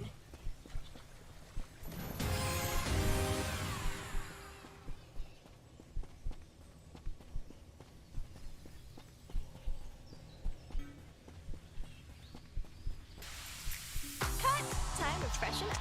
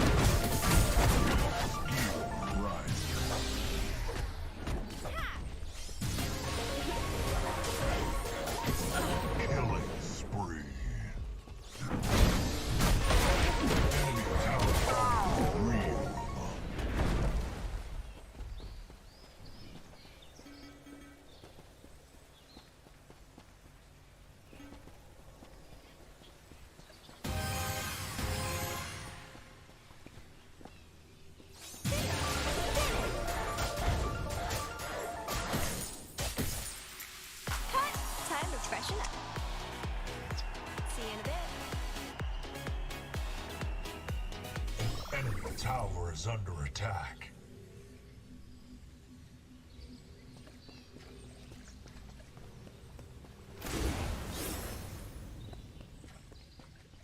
Overkill. Ready.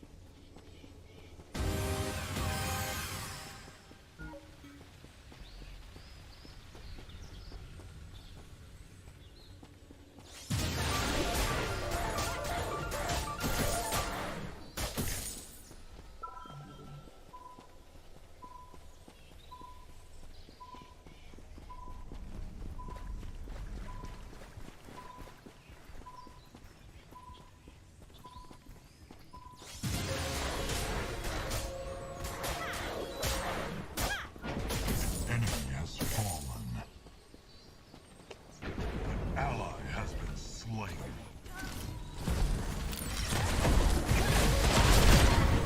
Enemy has been slain.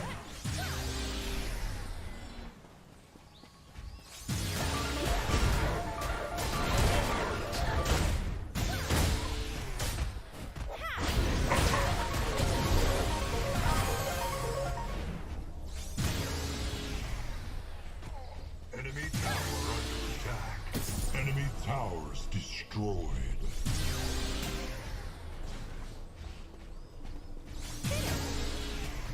An enemy inhibitor under siege. An allied towers destroyed.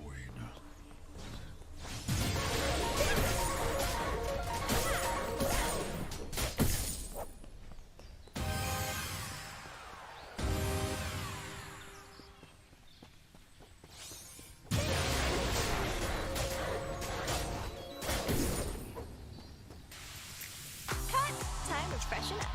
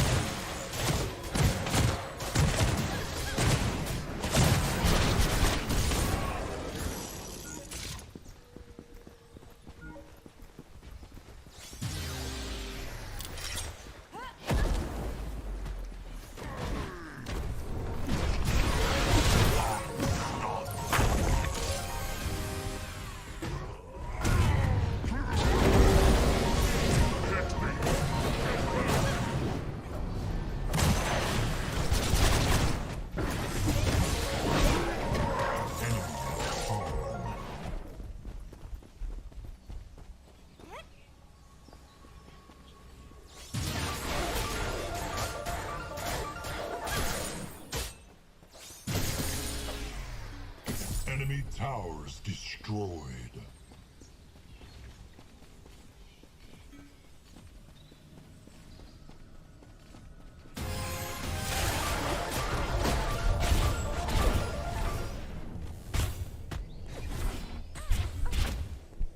An ally has perished.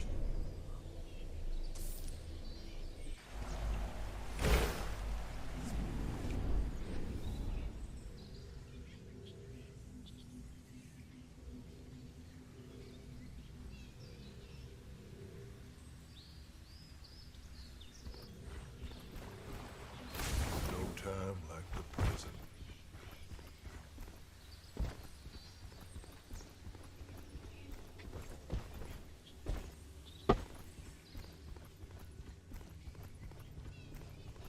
An ally has been slain. Heroic. Okay, guys, now I will stop this and we go in final.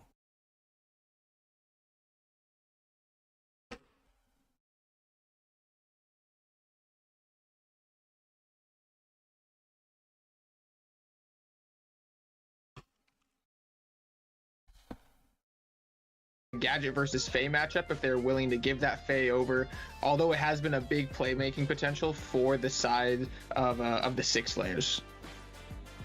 Yeah, you know, I don't want to take anything away from what Team 7 has done here as a Team 7 fan myself, but I think their best bet in order to take down this team is they need to go over to Seismic House and just unplug his computer.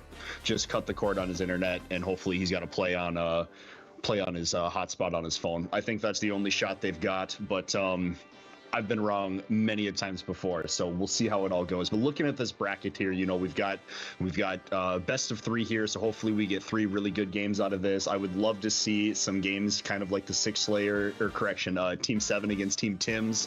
Hopefully we have a couple bloodbaths like that, but I don't think that Seismic is going to let that happen, but I could be wrong.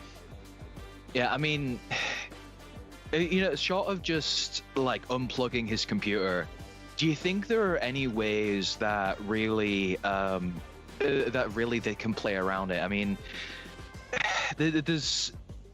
you've got to shut him down, right? But then you've also got to consider North, who's in that support role. But before we come back to that, real quick, we're just going to take a look at our giveaway that we're doing.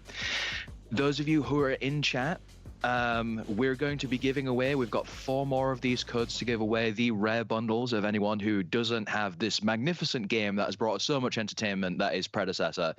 And also on Twitter, if you're there at twitter.com/pred_esports, you can make your predictions about who is going to be winning this final. It may seem stacked, but you never know.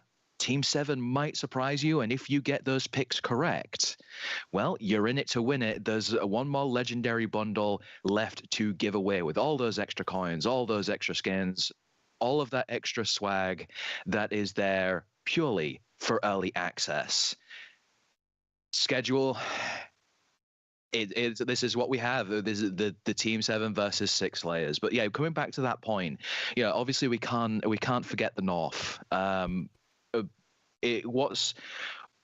What's the place, do you think, in the team in Six Slayers that Team 7 need to hit in order to really shut them down, apart from the Seismic? Yeah, I mean, what we were talking about earlier with Seismic and unplugging his computer, I think what you really need to do is you just need to get him off of this Feng Mao. If you get him off this Feng Mao, I'm sure you can play other characters, but he's just at such a comfort level with this pick that you have to change something up. You can't allow this team to play the same compositions over and over every single time. Yeah. You know, Seismic, he loves his Feng Mao. He's one hell of a crunch too. But you know, I haven't particularly seen him on a rampage, but we'll see if that is a prio pick, because I've got a sneaking suspicion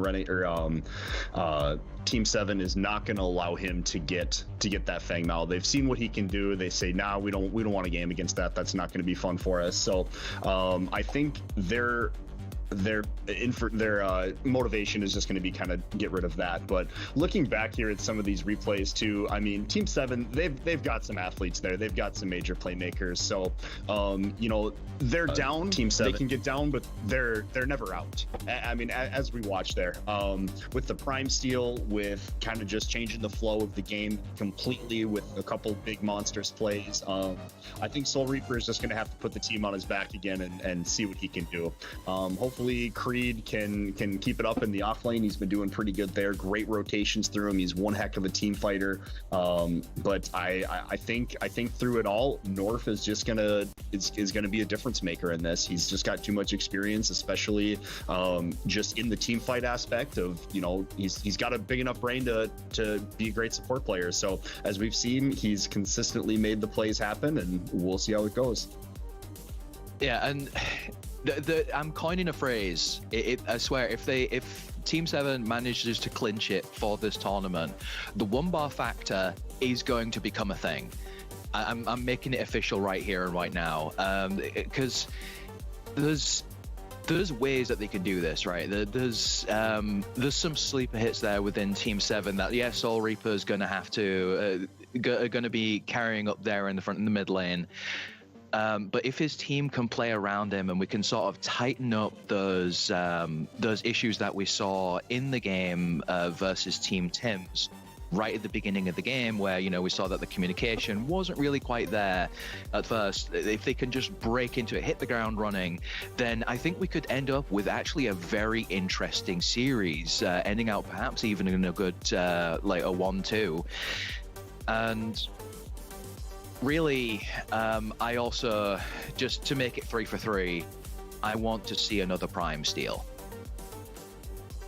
Yeah, no, definitely this series, what I feel like Team 7 needs to be able to do is play cohesively around these neutral objectives. If they're going to let the 6 layers come out and just kind of control the map, have a lot of pressure on these river buffs, and then transition that into mid lane roaming to take these Fang 2s and Orb Primes, they're going to have a bad time. But if they can cohesively be here early at the objective, pushing vision into certain pockets of the jungle, I feel like their team fight can bring them back in this game, because I feel like they're on kind of equal standings when it comes to this.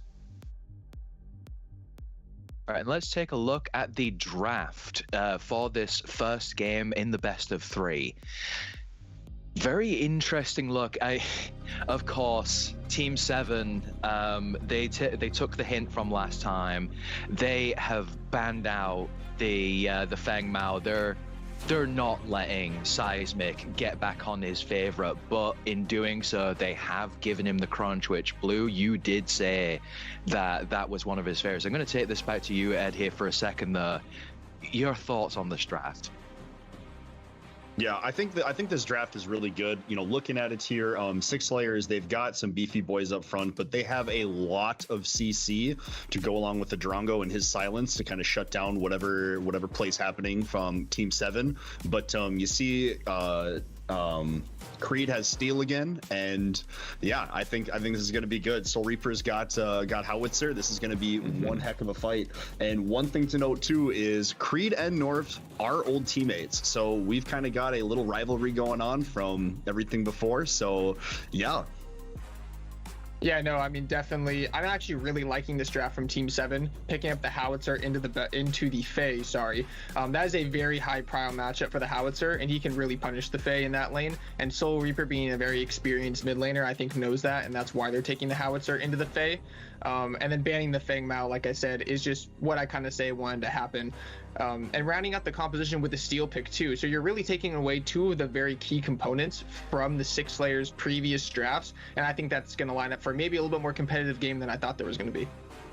Yeah, and now we are ready to take you to game 1 of the finals of the Hunt of Heroes tournament. Let us take it to Britic and Pinzo. Go. Hello, all you beautiful people out there. Welcome to the finals of the Hunt of Hero tournament. I'm Burdick, that's Pinzo, and this is arguably going to be the best match yet. I cannot wait for this one. Team 7, we got to cast their first game, looked really good. 6 Slayers, casted them a couple times this weekend. Seismic looks unstoppable in the jungle role. Not even a jungler, by the way, mid laner. Just rolling through this tournament on this jungle. Shutting him down, gonna be key. Team 7, we'll see if they can do it.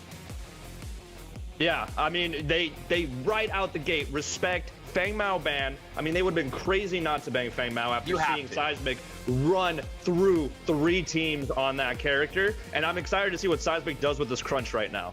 I think if you're not going to get the Feng Mao, the crunch is the next best pick. So I do really like Seismic staying on this carry jungler. He knows that he is going to be able to, really backpack his team here.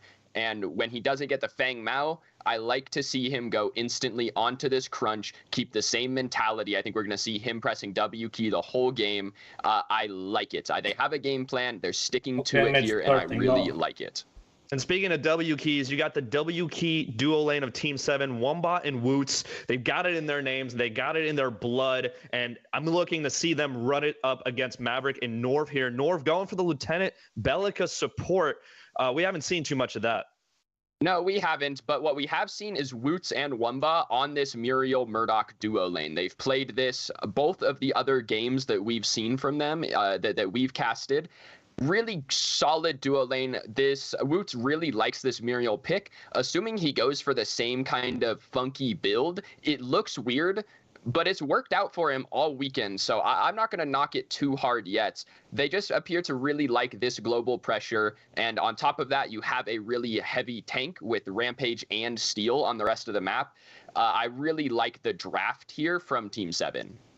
Yeah, and Seismic starting off with the blue buff, so he can get the mana back a little quicker. Crunch does use his abilities to farm the jungle, so instead of going the red buff that most people might be used to, he's opting to start with the blue and then rotate around. Also, probably because he is closer to this duo lane, so he can gank it right away when he hits level 3. I think 6 layers will win.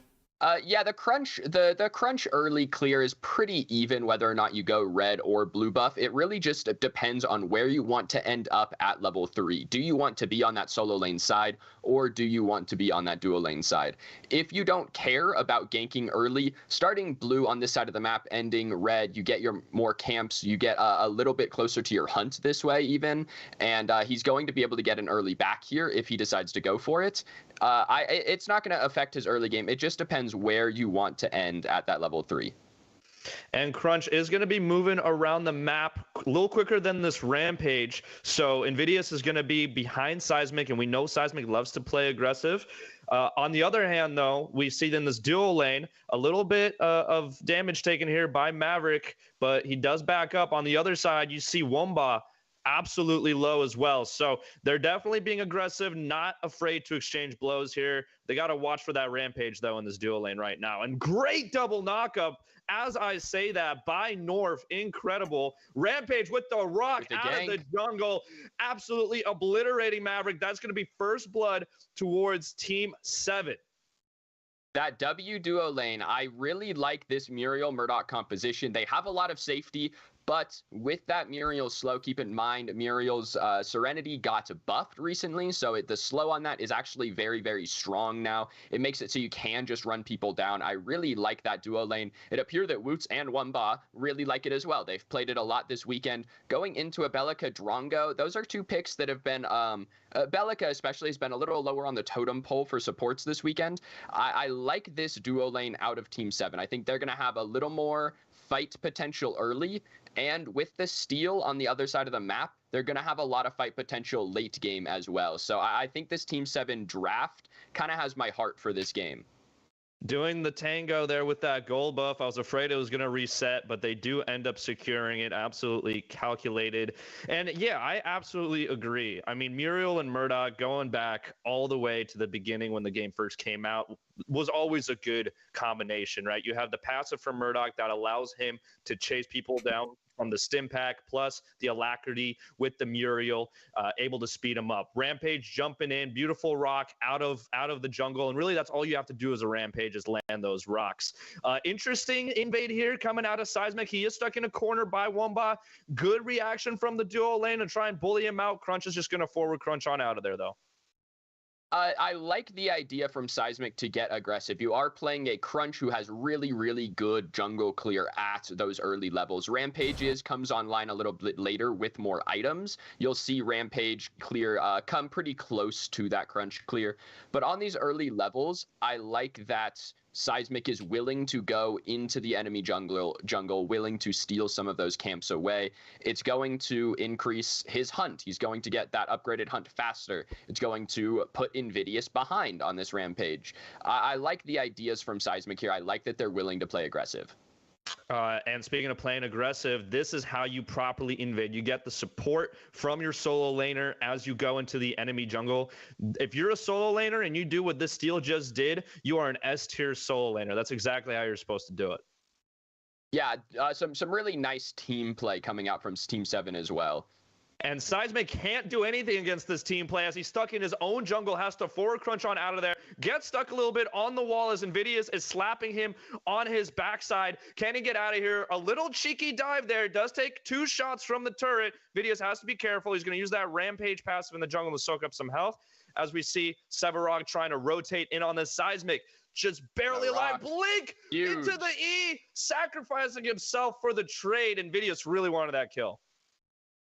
Yeah, you have to question at some point whether that's worth it, but for the jungler to get the kill Invidious on this Rampage, getting the kill onto Seismic, and then giving a kill to the enemy solo laner, it's not going to come back to bite you right now, right? You have that solo laner. They kind of sit on an island for, 12, 15 minutes. So that's not going to come back to bite you now. But you have to wonder that in 10 minutes, is that Sevarog, does he have enough of a lead? Maybe he gets an item earlier, able to zone steal off some waves. That ripple effect from Sevarog getting that kill could really impact even this first Fangtooth if he decides to rotate over here. And we've seen videos coming in for another gank. I like how aggressive he is. Another rock landing beautifully from the jungle. Has to bling on out of there. North super low. Knocks up Woots, but here comes Seismic on the counter gank. And Vidius is in trouble. He's about to go down to the hands of Seismic. Maverick actually does secure the kill. North is solo. Woots just trying to get the kill. Support on support aggression. But Seismic picks up that kill as well. 1v1ing Maverick, but not for long. Seismic with the trip up. He sets up the triple kill, only gets one for himself. Maverick gets two. So really, really good plays coming out of 6 Slayer there. A huge counter gank from Seismic. Perfect timing to get in as we see Soul Reaper making the same rotation, the same counter gank, catches them on the way out, able to pick up Maverick. A good counter kill from Soul Reaper. Nice map awareness from him. Seismic able to come in late, sets up a bunch of kills, trades out a bunch of kills for his team. So Seismic, he's been carrying this team all weekend. Now he has some assists under his belt. Most of those kills didn't quite go his way, but with those assists under his belt, it looks like he's setting up to do the same thing he's been doing to every other team that these 6 Slayers have played. Yeah, and that gank looked so good for Team 7, right? You land the rock on an already low Bellica. She's probably going to die there, but just barely escapes long enough for the support to be tied up. As we go to the soul lane, Creed has to ult. Myth just absolutely misses both of the giant the hitboxes right there, in this form of Crunch, and Sevarog does get out okay, though, unless Seismic decides to dive him, and they do. Takes 2 tower shots, and Basic secures the kill. You have true damage out of the Crunch, out of that empowered left Crunch. You have 2 pretty tanky boys in Sevarog and this Crunch. It's a surprising tower dive, but at the end of the day, still calculated. They know that they can kill him. They know that they're not going to die to that tower. He can eat 2-3 tower shots and just be fine. Really nice gank from Seismic. Seems to just be making things happen. Yeah, speaking of making things happen, Wumba super duper low. Can those rad rounds finish the job? No, they can't. But we do see the 6 pop on the Maverick right here. Means he has a shrapnel cannon. Howitzer, though, Soul Reaper rotating over, gets the knock up onto Lieutenant Bellica. She looks to be in trouble. He really wants this kill. He's going to ignore Maverick for a second. Doesn't quite finish it. Drongo's been shooting back, and there's the fly trap. Soul Reaper gets counter ganked there by the mid laner, and North is back at it, trying to be aggressive. Lands the knockup. Beautiful plays coming out of North. Really pushing the limits on this Bellica. He is, and he's pushing them very well. This Bellica support is something we haven't seen very much this weekend. North playing it beautifully in this game. Willing to go back in while he's low, willing to get that stun. Gets out, which is a complete bonus, but I'm sure he was willing to trade his life there. A really nice counter gank from 6 Slayers. And here we go, big fight. Behemoth coming out of Nvidia's here, gets a rock on a Seismic, gets knocked up as well from that reversal of fortune. It's a quick 3v2. Can they chase him down? They're not going to opt for that. They're just going to secure this mini prime. You got to wonder if this was the right play. It only will be if they can make something happen now with Wumba getting the mini prime coat. That's the key part, is Wumba on this Murdoch has the mini prime. They don't give it to their jungler. You give it to your carry on these early fights. Mini Prime, unlike Big Prime at 20 minutes, Mini Prime does actually give defense as well. It gives you armor and power, which is an offset for the health regen that you get from Big Prime. With that, it's going to make Wumba harder to kill. He already has Muriel shields that make him hard to kill. And now you have a Murdoch with that mini prime power able to push down towers. They're going to be looking to actually kind of assert some lane dominance in this W lane that they already have.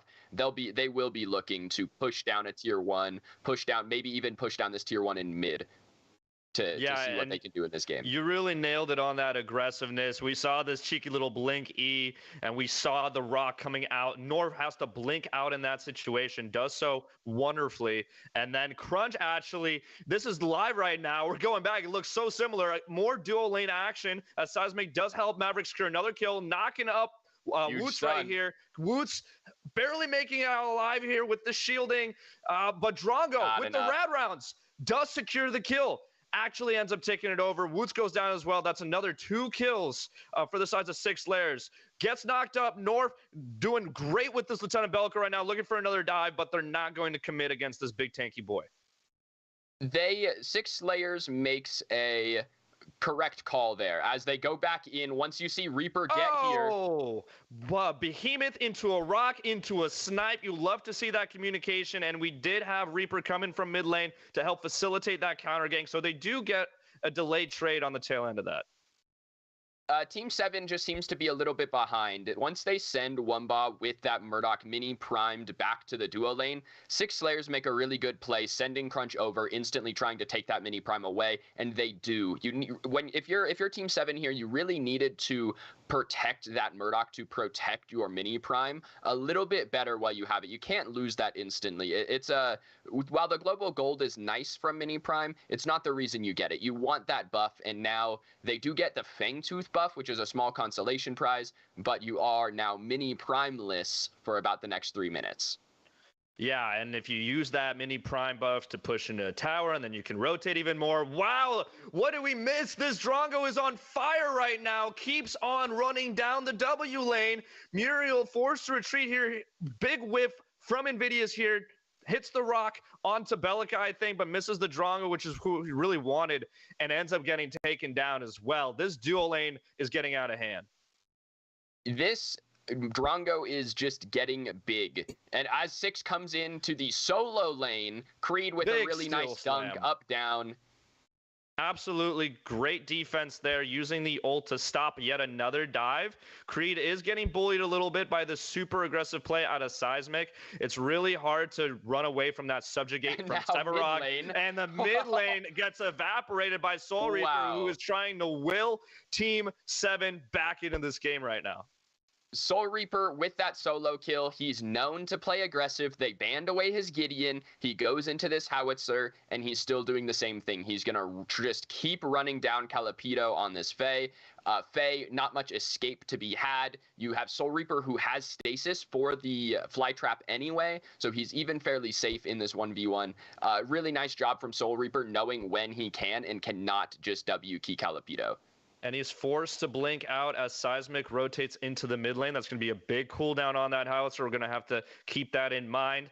Looks like we're going to see another game coming out of here as Seismic forward crunches into the enemy jungle. Woots is trying to escape, using the help of Wumba here to poke him down. Seems as though Seismic's still thinking about it, still maybe wants to go in there. He does have the support from North, but it seems as though he's just trying to steal that jungle. And Creed here has left the solo lane. This steal is now in the mid lane. It looks like they're trying to make something happen. I'm watching for a big shield slam. It's not up yet, but he should have it here in about 20-30 seconds. And if they can delay long enough, that shield slam is going to win them this fight. Yeah, it looks like we've got another rock coming out of Invidious here onto North, going beast mode right now, trying to make something happen for Team 7. They're on top of the Drongo, forcing him to use that shrapnel cannon to get on out of there, but now he's just clearing the wave in the Behemoth form, misses his next rock. That's no good, and now he gets double knocked up alongside Muriel, really low. Here comes Seismic again. Name of the tournament, it seems. He's always in your lane no matter what. And Soul Reaper with the counter rotate coming in. He's 3 levels above this Drongo. This is huge if he can get out of that silence. And he does. Absolutely annihilates the Drongo. Bellica falls to Wumba. Here comes Faye with a fly trap. Does deal a whole lot of damage. Crunch is still alive in the back line. They end up taking out 2 more on the side of Duo. It's Soul Reaper against the entirety of 6 layers right now. Trying to do what he can. Crunch really low. Stuck between a Muriel and a howitzer, dodges the R2000, and then reversal of fortune away from the fists. I feel like we're watching a kung fu movie right now. That whole fight was actually really well played by T7. Their Steel Creed ends up going back to solo lane to defend his tower rather than full committing to that fight. I don't mind it. It would have been nice to see him, as he's going to go down. Oh, to bang! Basics with the subjugate, stealing Creed's soul at the end of that bull rush. Yeah, I would have really liked to see Creed push that advantage. Getting a steal with that such a strong team fight presence into team fights is really key. It's one of the reasons that you see him have a lot of or a lot of success in support rather than the solo lane right now. It's just so much easier to fight when you're already on the map. Reaper in trouble here. Two people next to him, Bellica and Faye, doing what they can. He bounces himself away from them. Faye does end up getting the plant onto him, but now Norf is in trouble. Behemoth just on top of him, trying to claw away at this Bellica. Can he do it? Norf gonna get the knock up, gonna run away for now. Gets subjugated with basics. Good follow-up. Eats a rock to the face, but there's not much that a tanky Rampage can do all on his own without his teammates. There isn't, but what he can do with his teammates is look towards this mini prime. They're going to set up for it. They've pulled Wumba. They've pulled Woots out of the duo lane. This Team 7, they showed it off in the last game against Tim's, being down so much early and still being able to fight their way back into that game. Their macro is very good. Team 7 has the best macro in this tournament that we've seen, and they're using it in this game beautifully so far. Yeah, and they used it here when they were fighting in that duo lane. Back into the prime fight, though, we've got more things developing. Seismic jumping into the enemy team as per usual. Going low, though, and gets taken out by Wumba. That's a really big pick. Now it looks like Basics is trying to finish the job all alone with the Faye behind him in his backpack. North coming up as well, trying to land. But a big steel slam lands on it, too. However, Drago is going to get 3 kills. Maverick is on a rampage right now. No pun intended. He is going absolutely ballistic, and they're looking towards this mid lane. Yeah, they're going to be able to push down this mid lane. The tier 1's already gone. They're just going to get a Fangtooth. They're going to even out the Fangtooths on the other side of this. A good mini prime call from T7 just turns into a fairly bad fight. I don't know why Creed doesn't have Shield Slam to begin that fight. It was not available to him. So not having an ultimate like that just means that you really need to back out. They really needed to run away, and they kind of got stuck in this we can fight, we can't fight zone. It looked like there was some miscommunication on the side of Team 7. Yeah, and that's overall, the second time. It's the second time, yeah. It's the second time that we've seen the Orb Prime get taken out of the hands of this Murdoch because he just gets picked by the brilliant team play here by 6 layers. They get funneled into this corridor, which just lets Drongo just free fire. And that steel ult actually missed the Drongo, I believe, which is why he was able to kill everyone there. Yeah, again, just kind of looked like a miscommunication from T7. They got behind really early in their first game against Tim's today, so keep that in mind that these guys are already ready to play from behind. Seismic Blinks fails. He can't jump over, so he has to forward crunch through the river. He is being chased, but it's just not fair. Cannot catch up to him, although great stasis coming out of Reaper. Does not get caught in the fly trap from Faye, and she is going to die to the hands of Soul Reaper. Bomb trying to land on a Bellica as they push into this mid lane. Drongo does show up, and I want you to notice Basics is just solo pushing in that solo lane right now because Steel is in the middle here. He is, but you have to wonder what he's going to lose. Muriel ult, Shield Slam coming in onto this Drongo. A huge combo. You're not going to be able to immune both of those ultimates with your Shrapnel Cannon. It does have CC immunity on it, but not that much. Really nice combo there from T7. Yeah, but was it worth it? Look at Seismic split pushing here. Wumba backs to stop the Sevarog. Seismic going to pick up a tier 2. Might be going for an inhib. Someone's going to have to back to stop him. And Norf ends up getting the kill credit on Nvidia's here because he does end up following to that turret. On the other side there, Seismic does secure the tier 2. So at the end of the day, you got to wonder, yeah, they got some kills there in mid lane, but was it worth it? Yeah, we will see going into this next, Fangtooth. Obviously, Big Prime is up. It looks... Is Soul Reaper lives? I was fully expecting Basics to trade that one out. Seismic trying to secure the kill onto that Soul Reaper there, but has to jump away. Wumba is online, dealing a lot of damage. So close from that snipe. Still ticking a little bit. Can they do it? Steel jumping out of nowhere to try and stop this Calipito from picking up Wumba, who's also low, and Wumba ends up securing the kill. Maverick on the backside, though. Maverick trying to jump looking into for those cleanups. He's trying to jump into the green pit there, trying to kill Creed and Wumba here. They're stuck in the corner. Wumba pushes away with the buckshot, and now Maverick's in trouble. Maverick just gets disintegrated by Wumba, and Team 7 are back into this fight. Belica misses the knockup, but the Neural Disruptor still gets the kill on Wumba. He was absolutely drained on mana, and North was able to secure the kill on Wumba. If Wumba lives there, then Six Slayers are in trouble.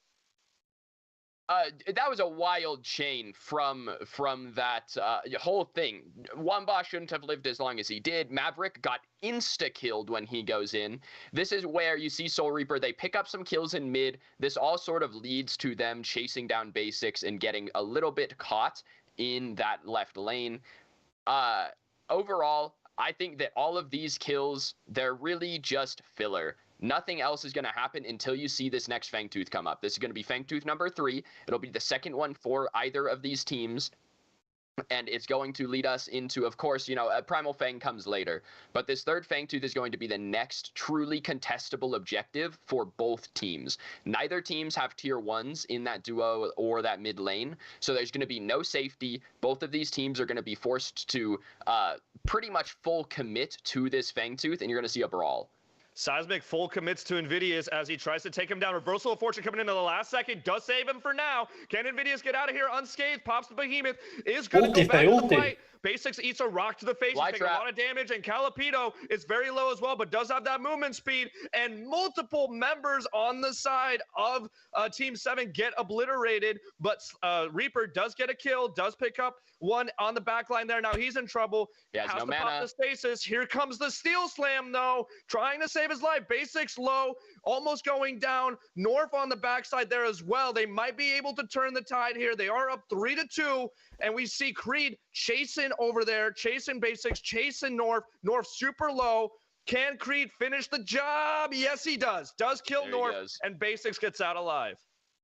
A really nice play from Calipito, actually. You see that the reclamation from Woots comes out early in that fight, which just gives Calipito a free fly trap onto Invidious and Woots himself, just giving him 2 free kills. That's pretty much what this fly trap is going to look for. When reclamation is down, when that CC immunity is not available, you're going to see Calipito hitting big ultimates and getting free kills. It looks like they're setting up around this Fangtooth right now. This is going to be a super big fight, Pinzo.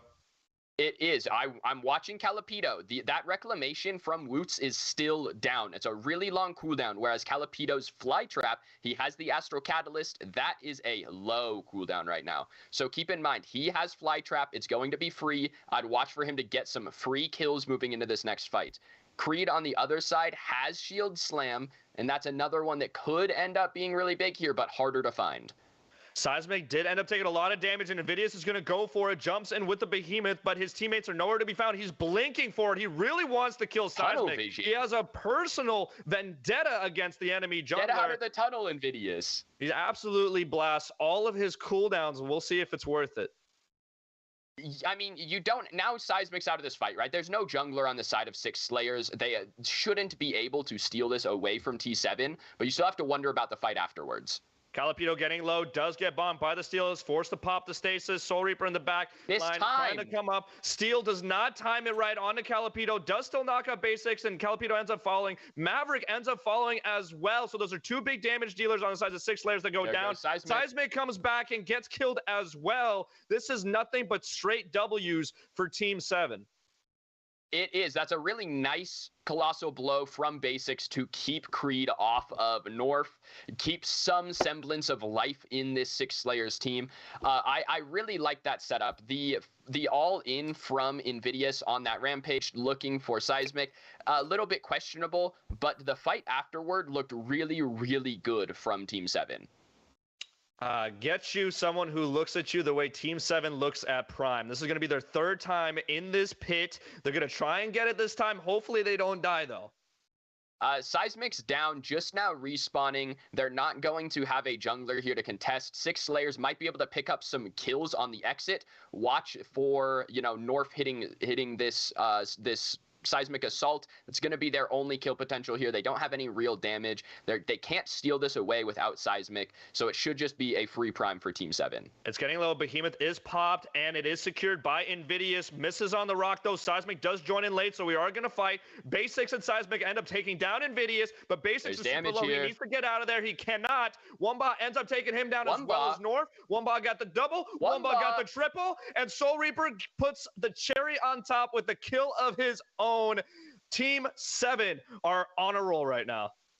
I said it before, Team 7 had the best macro play against Team Tims that we have seen all tournament. They are pulling it out again right here. Whoever is the shot caller on this team is doing a very good job. They make a very good call to not push this tier 2 in mid. They decide to go for that prime. They know that Seismic's not up. He got staggered. He's not going to be there to contest.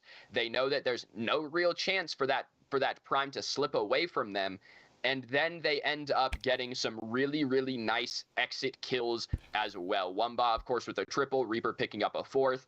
They're going to get, 2 inhibs here and back with thousands of gold in hand, ready to spend up. But that was such an ideal situation and complete opposite of the last 2 instances that we've seen in that prime pit. Team 7 got the job done. They also had waves pushing for them at the perfect time, so they're able to capitalize on that time and to get 2 inhibitors. And now 6 Slayers have to climb a very tall mountain. Yeah, you have to wonder at some point too as well, do you contest prime or do you push out your waves? If you push out your waves, you maybe slow down that prime. You take 30, 40 seconds off of it where they have to push out.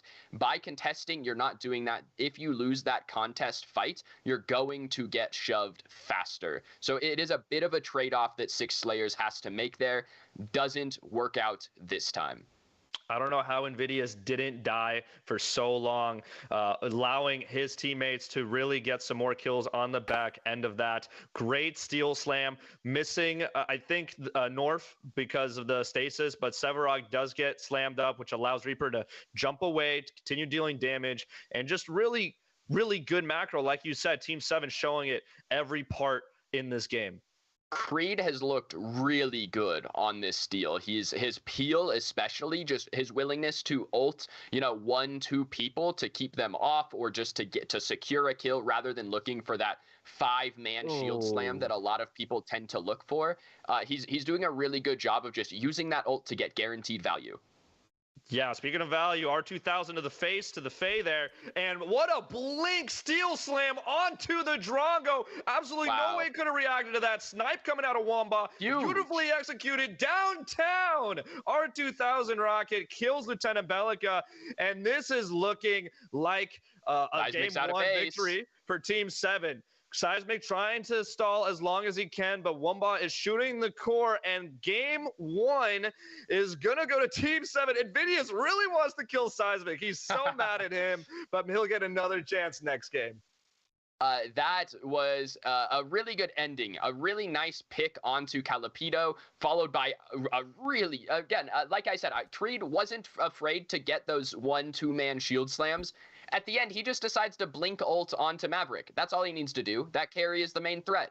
Instantly dead, insta-killed. I really like the macro from Team 7. 6 Slayers, they're going to have to play a little more as a team if they're going to bring back this game too. Yeah. Very good game. Who would have thought that if you just ban Fang Mao, you have a chance of beating 6 Slayers? But let's take a look at the scoreboard here, because this is really where we get to talk a lot about Soul Reaper. Soul Reaper player, he's huge. Excellent. I mean, just looking at the scoreboard, he has 4,000 more gold than anyone else on his team in the game even. 11-11, 300 CS. This man just farms and makes plays, and that's all he does. He doesn't need to do anything else. 300 creep score. 300. He's 50. Now I will put my gameplay and wait second match.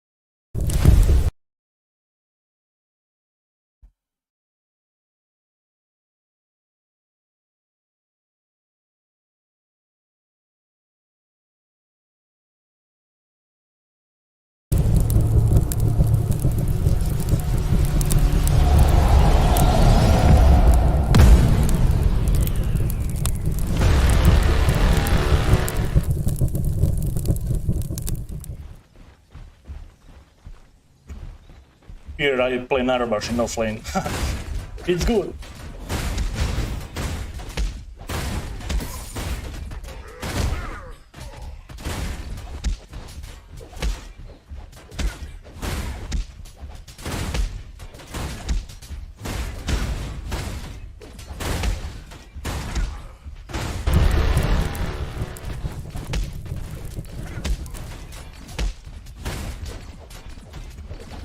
Here I play Narabash in offlane.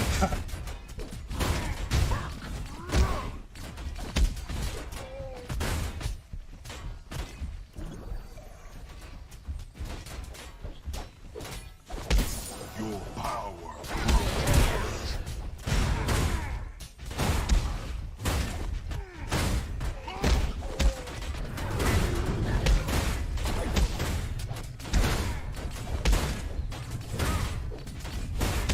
Enjoy, guys.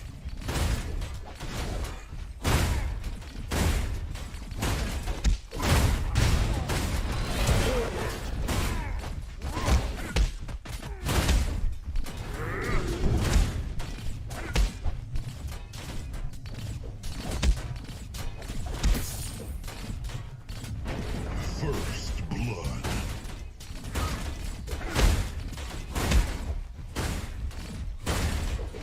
Your skill rises.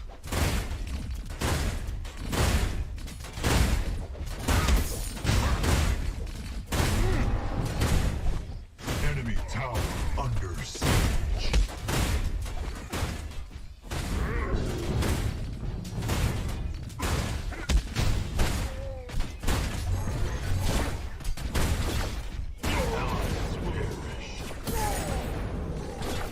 Enemy has fallen.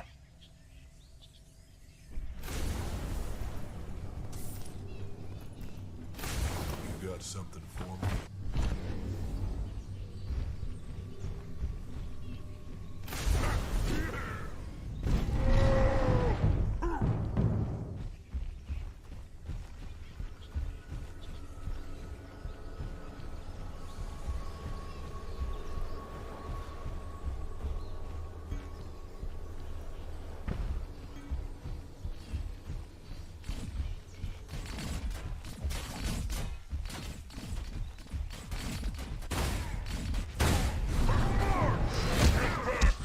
Your power grows.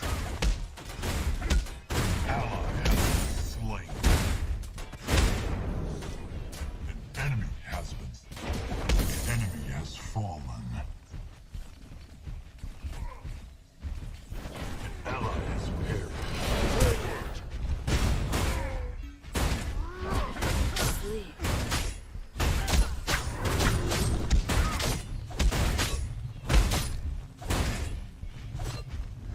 Enemy has been slain.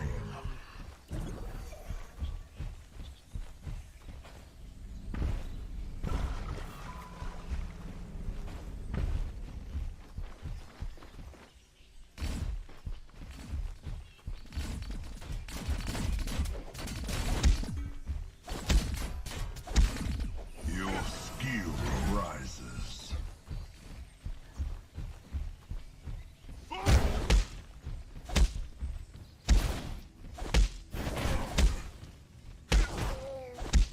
An enemy tower is under attack.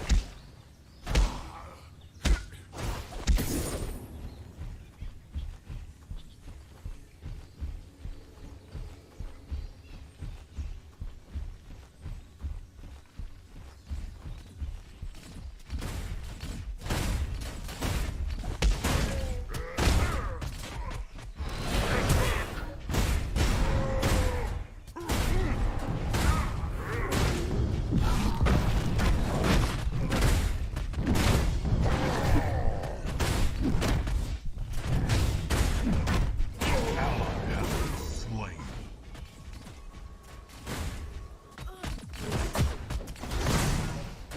Ally has perished.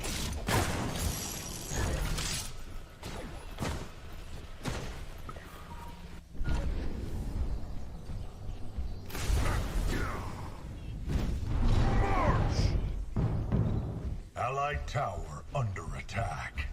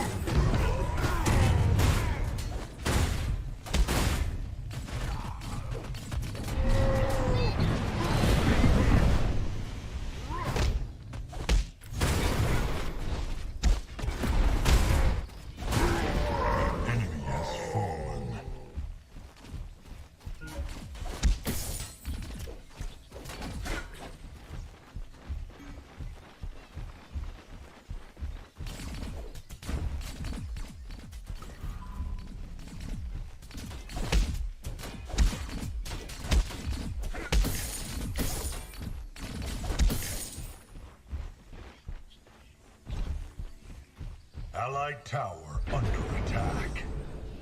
An ally has been slain. The power of the orb is yours.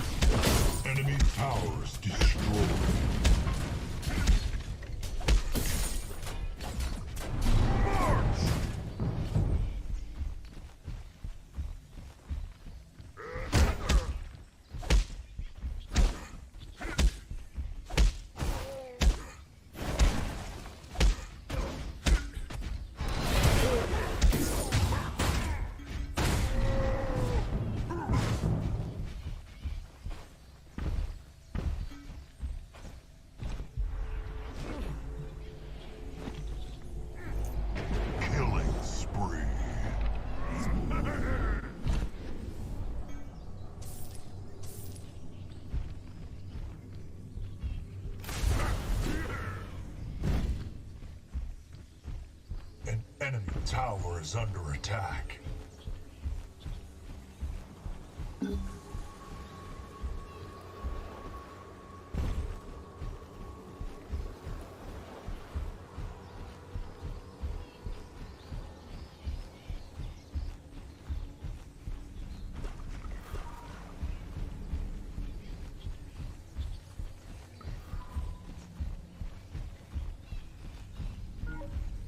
Enemy tower under attack. Okay, second game start now.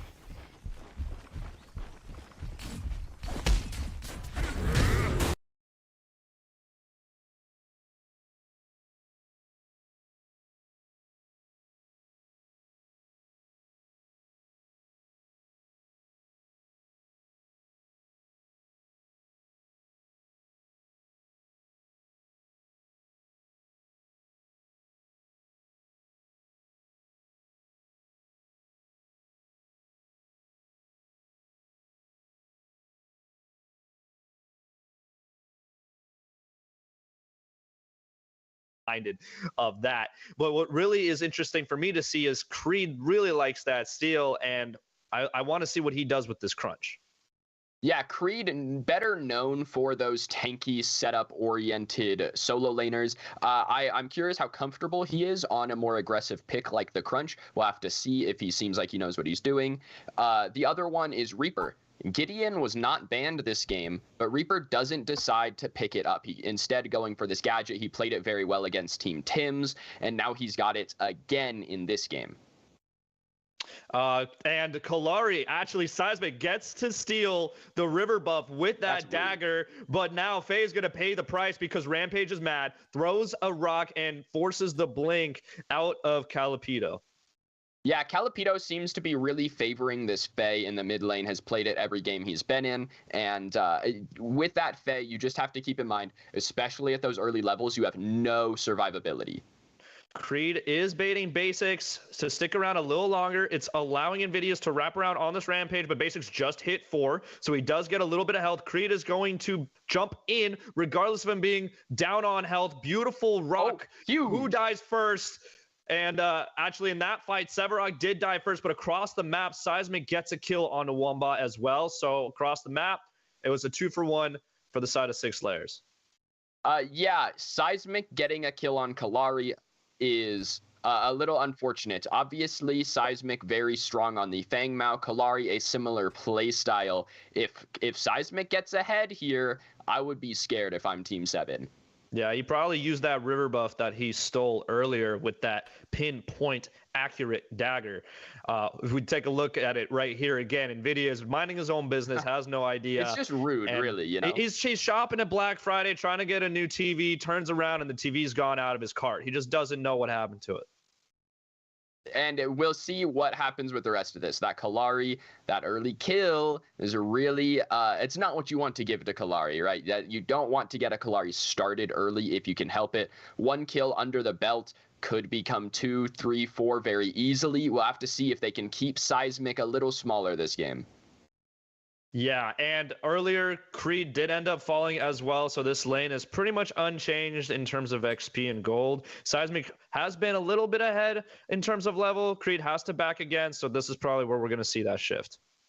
Yeah, this Crunch versus Sevarog matchup. Crunch doesn't win it until level 6. At level 6, he still doesn't win, but he stops losing. You gain a little bit of healing out of your re-Crunch passive, so you get a little bit of boxing potential on the side of Creed once you hit that level 6. Until then, he's just going to get a little bit bullied by Basic. There's not much he can do about it. It's just the way that it is when you play Crunch in the off lane. You know that you're not doing anything till level 6.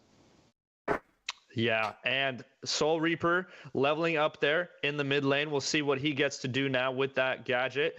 I'm really curious, you know, as this W pushing dual lane, do you change your strategy knowing that there's a Kalari on the other side that they come out invisible at any moment?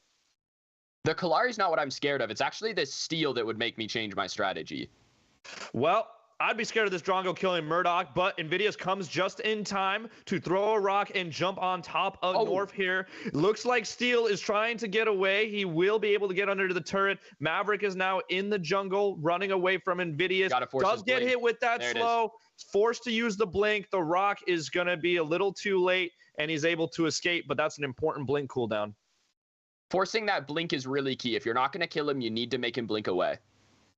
And more support on support violence. I just love how crazy aggressive Woots is. A missed rock from Invidious, doesn't matter, jumps in anyway. Can he survive? No, does get executed by the turret, but that means there is no kill credit going over to the side of 6 layers. Yeah, aggressive. I like it. Probably a bit of an overcommitment, to be honest, from Invidious. But I like the idea. These guys are willing to get aggressive here. I mean, even stuff like this. Soul Reaper willing to ult a wave to get back faster. You know, that kind of stuff. Does it work? It can. Is it going to? We'll see.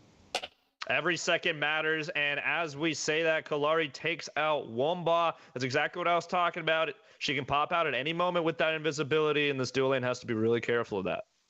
They do kill Womba, but they do expend the fly trap. So what you're looking at is both mid lane ults being down for this foreseeable future. There's this, if they try to pressure this Fangtooth right now, neither mid laner has ultimates, and in my opinion, that favors Team 7. That Faye ultimate, that fly trap is much more potent, much more guaranteed kills on these early fights than your Gadget Tesla Dome is going to be. So if Team 7 wants to get an early Fangtooth, I think they need to make it happen right now. Yeah, especially since Rampage does have a healthier clear earlier on compared to a Kallari. He's able to just kind of jump off of that Fangtooth in case he needs to. He can jump over the wall through the back of the pit or blink over it. You know, he can do multiple things to help them get an advantage in the early game. But it seems as though we're just going to kind of respect each other and keep the good times rolling. Bro, those plays. Bro, sorry for the look. And here's that gank on that Murdoch. Yeah, you see here Invidious coming out from the shadows with the rock. They were not expecting that at all. He chases North away so he can't save Maverick. And then later on, after the extended fight keeps going, we see Invidious just W keying even more and getting executed by that turret. Definitely a little greedy. I do like the aggression. Invidious obviously not scared to W key when you have Woots and Wumba on that W lane. I like that Invidious isn't leaving them out to dry. He is following them up. Again, this Team 7, I reiterate that they have had the best macro play this whole tournament, and it's plays like that that make it happen. When your team is on the same page, everyone is ready to dive that tier 2 to get that steal. That is when you end up with teams that have these good shot calls, that have this good macro play going into the later stages of this game, and we'll see if they can make it happen again. They've pulled out the last 2 games they've played by having really good macro in the late game, and now it looks like they're moving towards that once again.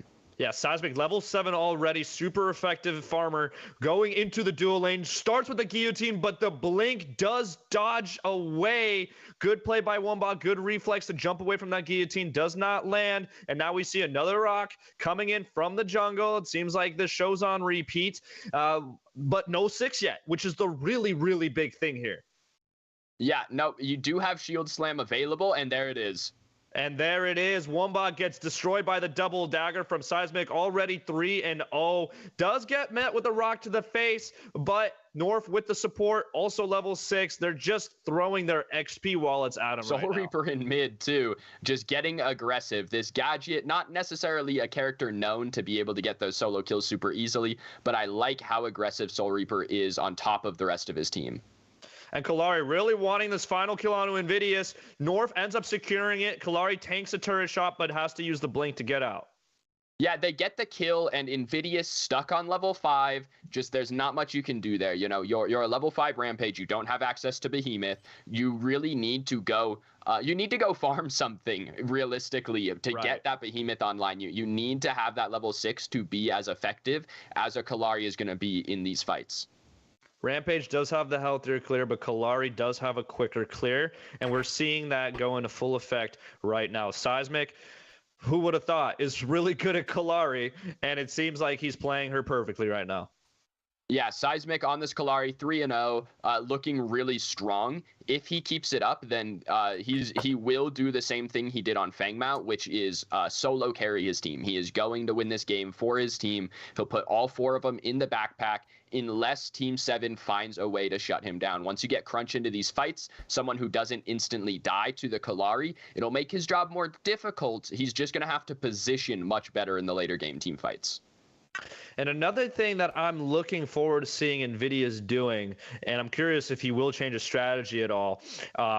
Actually, hold that thought. We see Seismic forcing the blink out of Creed here, using the next to get closer. The slows do come in. Reversal of fortune forced out. That's going to be a big cooldown. Creed does get out for now. We still see Seismic and friends on the hunt. Basic does land a subjugate there, and they are fighting. NVIDIA's forcing blink out of basics there, and Calipito just poking away now. Everybody kind of disengages, but no, Seismic jumping right back in there, and the Behemoth gets triggered now, but NVIDIA is forced to disengage with that as well. All the big cooldowns going down. Nobody dying quite yet, though. Put some Benny Hill music on because we are experiencing a fiesta.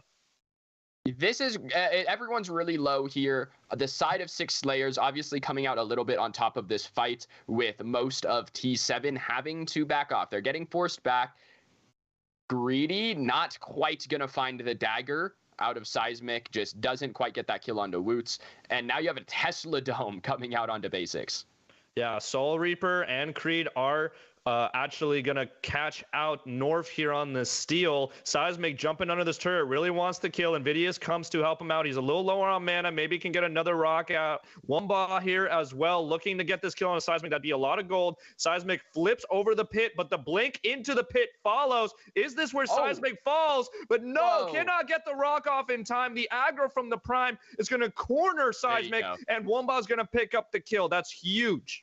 A very, very big shutdown for Wumba. They pull him out of the duo lane. He gets a kill, which makes it worth it. But Maverick, farming the whole time, gets a tier 1 tower. It's not going to be as big of a lead for Wumba as it should off the back of a shutdown like that.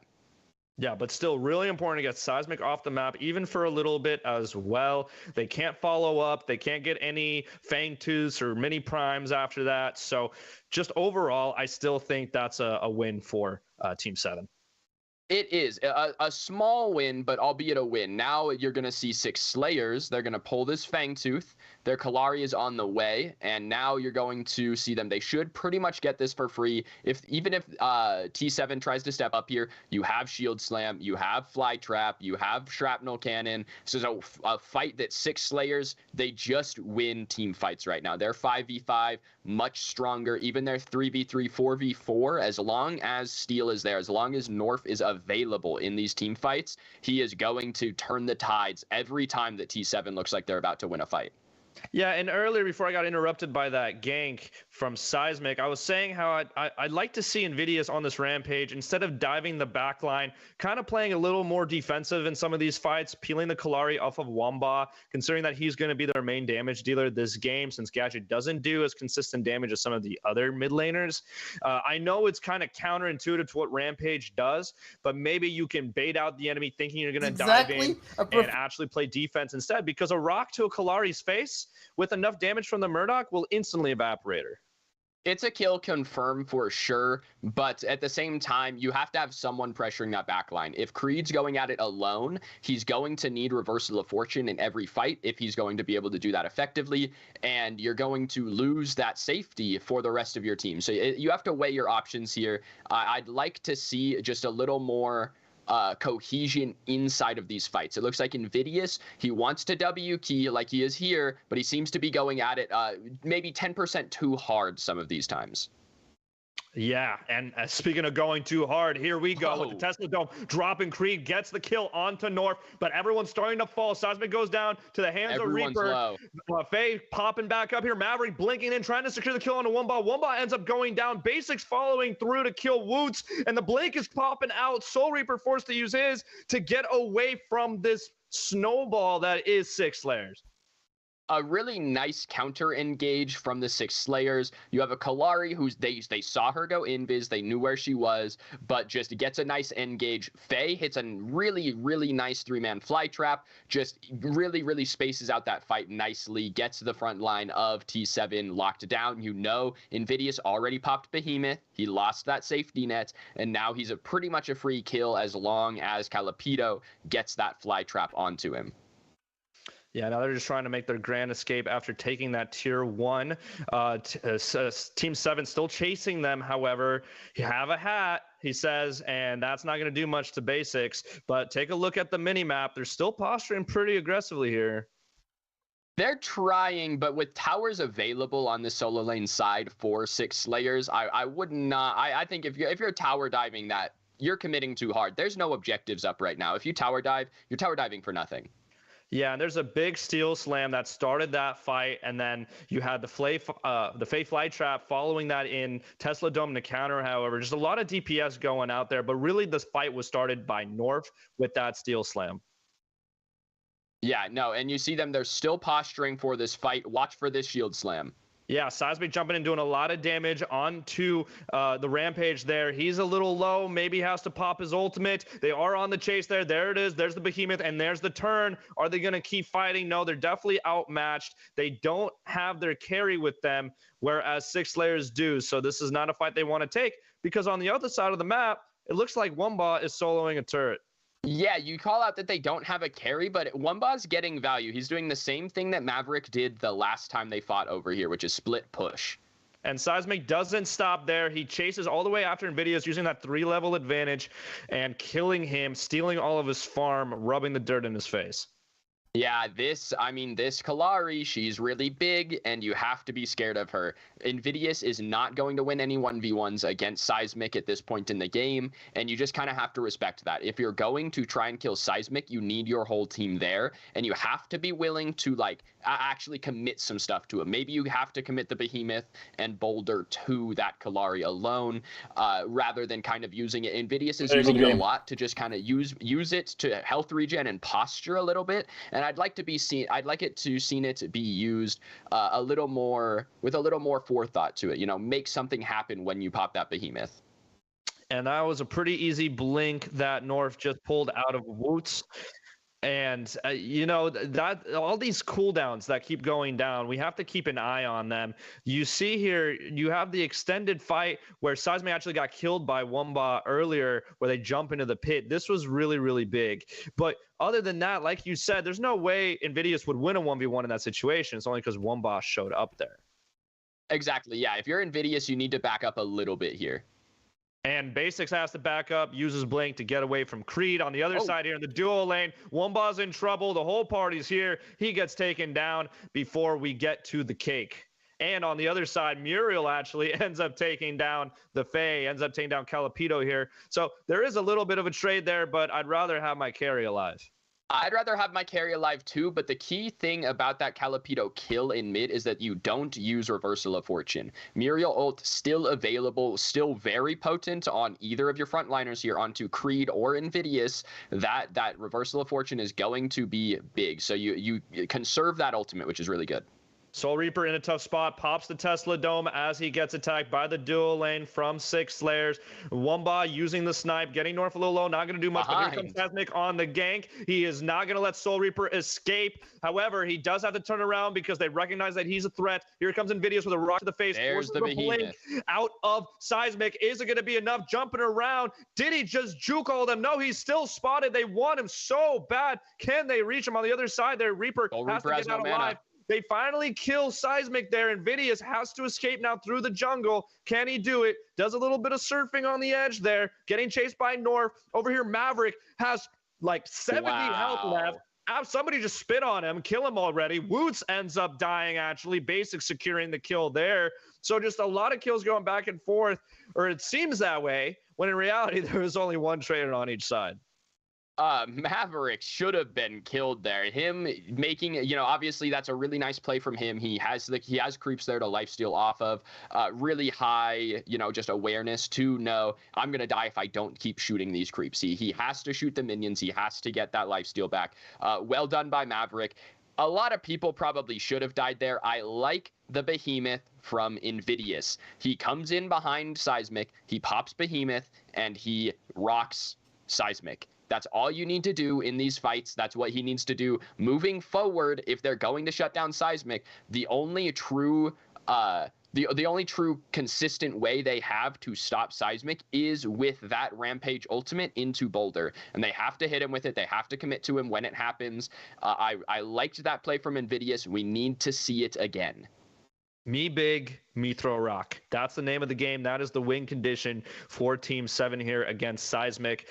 Basic's going to just keep solo farming, but we have an aggressive blink coming out of here. Maverick did not expect that at all. He's feeling a little cocky, but he actually ends up giving the kill over to Seismic. Probably called that shot. Invidious is on the chase.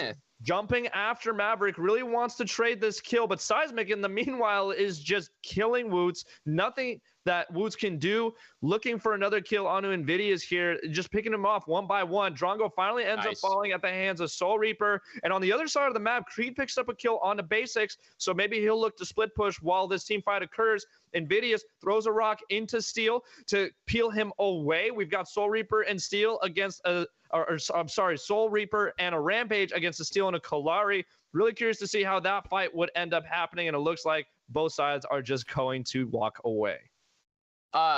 Invidious, again, what do you think, guys? He pops that behemoth, but when he uses it, he doesn't have rock available. He had used it on a camp. It's not available to him at the beginning of that behemoth. He just seems to be using these ultimates without direction. He needs to really have a reason to press R, and when he does, and they're going to kill Seismic off of it, that is going to be the game-winning play. That's what they need Invidious to do. Reaper makes a really, really good, like, late, counter gank rotation there to pick up some kills on the backside and even out that fight. If Reaper doesn't get those kills on the backside, that fight looks way worse for Team 7. Yeah, when he presses R, everyone on his team has to press W together. That's the only way I see them winning these fights and taking out Seismic quickly so they can then focus on to Maverick, who is also quite a big threat. Maverick is big, but a Drongo is a lot harder to track down. It's that Drongo is going to be able to get out a lot more than a Kalari is. And Drongo's getting out of this fight right now as Invidious is on top of him at half health, pops the behemoth, going up against North here. Seismic on the back line, though. Invidious, however, does kill Maverick. That's a huge fly trap. Calipito has to escape, however. Seismic is on his last legs as well. Gets sniped by Womba. That's huge. And does Calipito survive? I think he will. He kind of got scared by that mine. Oh, never mind. Creed decides to surprise and kill him as well. Basics, though, with the colossal blow, subjugate, beautiful chef's kiss into the turret, ends up trading away Creed, and now they have to back off. That was a 3 for 3. You could have fooled me. That fight seemed really not. I can't even tell who's winning these fights. And the fight keeps on going. Basics chasing with a hat on his head. Super low at 8 health. Finally goes down. Gadget, Soul Reaper, 4-0 and 6, putting everyone on his back right now. That mechanical arm needs to move over. There's not enough space. Soul Reaper is playing beautifully here. That Megacosm almost got the kill on Calipito. It ended up being confirmed by Creed anyway. Gets the kill onto Basics. That big health pool from the Sevarog getting a little bit punished by the max health damage that Megacosm gives you. Reaper has had some really nice ultimates. Calipito hits a really nice fly trap in that fight. North gets a little too aggressive with the shield slam. He shield slams when his team is not there to follow up, and I think that's the reason that fight looks so bad. North is really far in the front lines there. He's shield slamming their front line, and instead of like his team being able to follow up, then his team is kind of stuck in the back, fighting Creed, fighting Invidious, and it goes poorly for them. Soul Reaper dies poorly there at the hands of Seismic. That's a big pick. They're right next to the Prime Pit. Maybe they'll start it, but Creed is privy to that. He's looking for Seismic. Seismic's at half health, so he has to be careful here. Now Shield the Slam's rest available.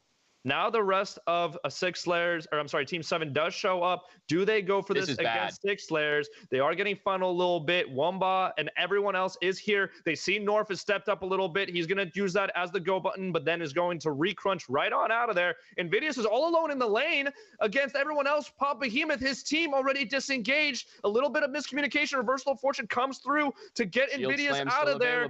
And then Calipito's in the back here. Here comes Steel with that shield slam, does land it onto the crunch, and Creed ends up falling. Soul Reaper was dead that entire time. I don't think Team 7 were on the same page there. No, they just looked a little bit scattered. They weren't quite grouped up properly. You get Invidious stuck in a lane against the entire enemy team. Just a little bit of a miscommunication. The upside is that it doesn't look like 6 Slayers are going to push for the Prime. It looks like they're going to push down this third Fangtooth, get Primal onto a respawn, and look for some objective pressure on the right side of the map here. Wombat is subjugated, has to fight for his life. Now Invidious goes down, the frontliner's dead. Seismic looking for the kill onto the carry, and Basics ends up securing it. Soul Reaper jumping a little late with the Tesla Dome, has to now make his escape. 1v3ing it seems. I don't know if Soul Reaper can get out of this one, but we've seen crazier stuff from him before. Meanwhile, Seismic takes out Woots on the back line there, and this is just falling apart for Team 7. Gets subjugated. Basics says, hello, my friend, thank you for all these fancy little hats, but I don't like them. I need to get rid of you. Seismic says, I have a hat of my own. Thank you very much. Goodbye. Good cleanup at the end by 6 Slayers. That fight just gets spread out by 6 Slayers. They did a really nice job spreading it out, and that's what they need to do against this team. Like we said, what Invidious needs to do is be pressing R, and then everyone full commits onto Kalari, right? That's what we need to look for out of Team 7. So 6 Slayers say, oh, you're looking for Kalari? What if she just isn't in this fight? Seismic taking his time to step into that fight, only stepping in when he can secure those kills. Really good positioning and really good patience from Seismic in that fight. And this Kalari just finished her 4th items, 12, 4, and 8 with over 200 creep score, and they just got another Fangtooth. This is looking scary. I don't know what they have to do, but they definitely have to start off by killing Seismic. Seismic needs to go down. You do have the full commit from Invidious available. The other person you have is Creed. If he is going for this Bruiser Crunch, if he's going for, a Mutilator into full defense, that is when you're going to see Creed available to 1v1 Seismic, to keep Seismic out of fights.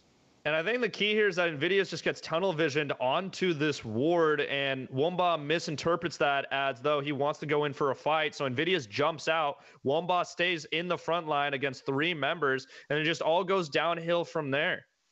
You see Seismic, he gets the kill on Invidious, and he just leaves. He just backs away. He's in the back line. He's fighting the rest of the team. He doesn't want to chase down this gadget. He has no reason to do that. He just leaves. He gets a kill and leaves.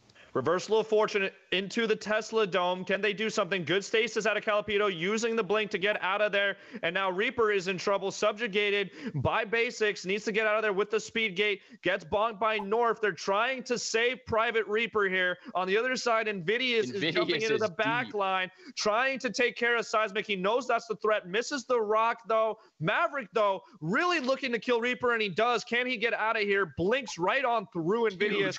And that was beautifully executed by Basics to peel away for Drongo, but they're still fighting. Basics still being aggressive. So is Invidious. Now Kalari blinks away. Everybody's blinking away. I feel like I'm just playing a game of Overwatch, and I'm playing Tracer. I don't know what's going on. Another dagger, but that's not going to do much as Drongo takes down the Rampage, and we just have non-stop action right now in the mid lane. No one is dying on the side of 6 Slayers. You get the Tesla Dome out of Reaper really early in that fight. It's used in a 2v2. That's a lot of damage to lose for this team, and it just kind of snowballs from there. You get Calipito, who immunes most of that Tesla Dome, a lot of that gadget damage with that stasis. Reaper gets picked off by Seismic in the back. Just a really, really good fight from 6. Seismic in and out. He's playing it beautifully. He knows when he can, creep around the side, look for kills. He knows when he needs to get out. He's doing a very good job of just drawing aggro. It's almost like a switch, right? If you guys are MMO players and you have tanks that, you have tanks that take damage and then they have to switch out and get healed, and then you switch back in and take more damage. That's Seismic right now. He switches in, gets a kill, instantly switches out, and lets his front line take the damage. And now we're going to switch into this Prime Pit. They are getting it started. Maverick and the rest of the 6 Slayers are damaging it. It's already down to 5,000 on the other side of the wall, though. We have Team 7. Will we see another Soul Reaper steal? We have Invidious jumping over, but it is secured by 6 Slayers. And now the fight is on. Invidious ends up falling into the shrapnel cannon. And everyone ends up going down to the fly trap on the side of Team 7. It is just nothing but 6 Slayers right now. Tesla Dome is going to ward them away. Murdoch in trouble as well. Wumba, can he kill this Drongo? No, he can't. Basic secures the kill on that. Steel Slam, securing Soul Reaper, can't do anything to get out of that. And it looks like this match is over. It looks like 6 Slayers are on their march to this court. That, again, you kind of have to contest that, I think. I think if you just let that Prime go for free, what you're saying is we're going to roll over and let this match end. So T7, they decide to make a stand. All their tanks, they jump in. The unfortunate part is that all their tanks get caught by a fly trap, right? So now you're just a gadget. You're just a Murdoch trying to run away. Really nice chase down from 6 Slayers, and that's going to be game off the back of that Prime fight. I don't know if this is what we were expecting, ladies and gentlemen, but this is what we wanted. Game 3, Hunt of Heroes Tournament Finals. It doesn't get better than this. No, it doesn't. Again, 1-1. This is going to be the best series, obviously, of the weekend, but some of the best games of Predecessor we've seen this entire weekend. Really nice job from both of these teams. 6 Slayers lose game 1, but a good adaptation brings them back into it. You have to wonder, the Kalari, Fang Mao, what do you ban in game 2? Yeah, I'm thinking maybe you get rid of that Kalari and pick Feng Mao up for yourself if you have that opportunity, because that definitely was the game changer there. Really interesting to see how they change their draft up for game 3. What are you thinking, Benzo? I think you continue banning the Fang Mao and you let I think Seismic's going to take the Kalari again if it's available, but you let him. You just need to play something a little better around it. I think that if Team 7, if they can get that steal again in answer to that Kalari, I think that Team 7 will be in a pretty good spot to be able to answer the Kalari a little stronger than they did in this match. Yeah, I think you get Creed back on the steal. You take it away from that wombo that we saw between the Fae on what Calipito did with the Steel Slam and then the Fae Trap. You just can't name a better combo in the game than that. You got to butcher that up if you are on the side of Team 7. And yeah, just keep an eye on Seismic at all time. You shut him down, I think you have a good chance of winning. I completely agree. Seismic, huge player on 6. Reaper, really trying to put the team on his back on 7. Really well done from both players. Seismic gets the win in game 2. I think you do need Creed on something he's more comfortable on. You can see here Creed 3 and 6, just not quite what he was doing on that steal, just doesn't have the same setup as he did before. And we'll see. I think they need him on something a little more comfortable. And the unspoken hero here, in my opinion, is Basics. I mean, we see the 14-4 out of Seismic, but we see the 9-3 and 9 out of Basics. Just an unkillable, tanky monster in the back line of the enemies, peeling them away, using that colossal blow so effectively. And it's just something that goes unnoticed, I feel like. We look at these high killers, but we don't pay enough respect to the tanks that get the job done. Completely agreed. Basics had he was willing to use that colossal blow for peel, keeping his team alive multiple times where, that. Okay, now I will put my gameplay, Arbash offlane.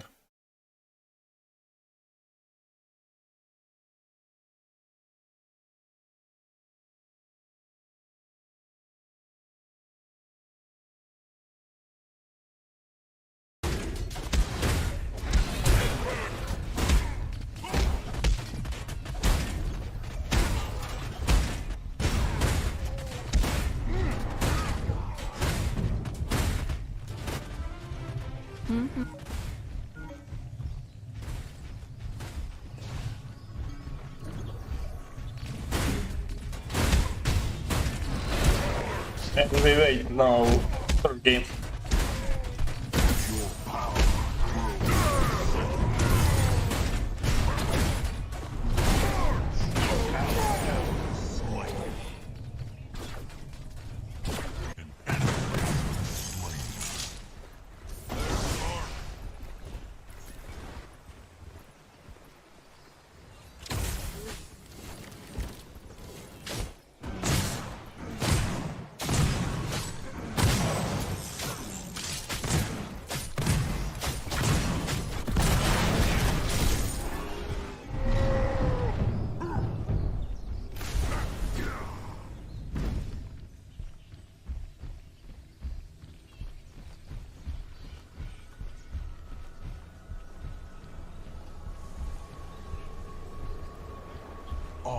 Unreal. March!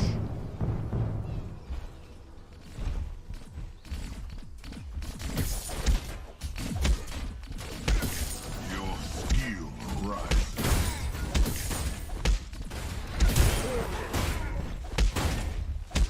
Enemy tower is under attack.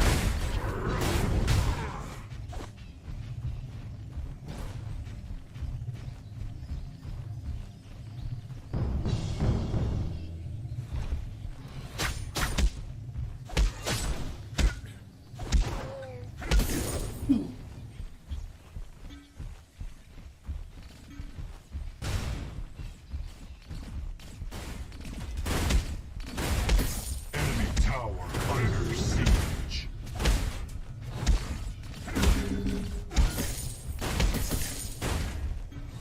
Enemy towers destroyed.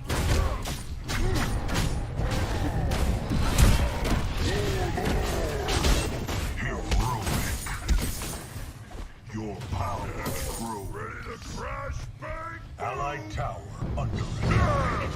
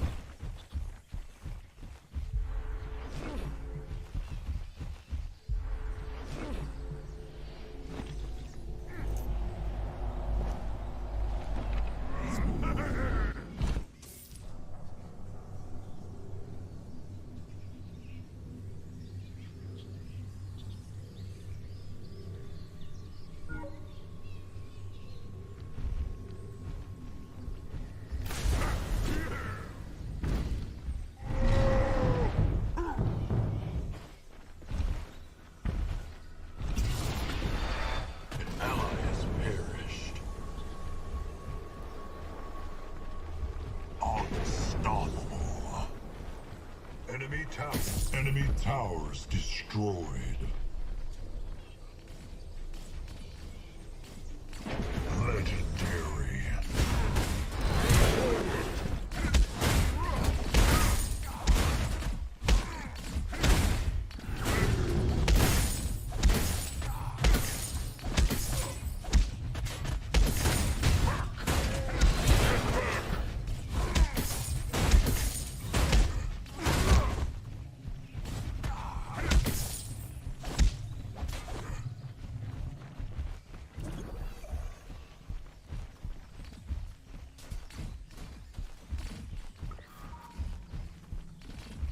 Ready for the big drum! Your skill rises.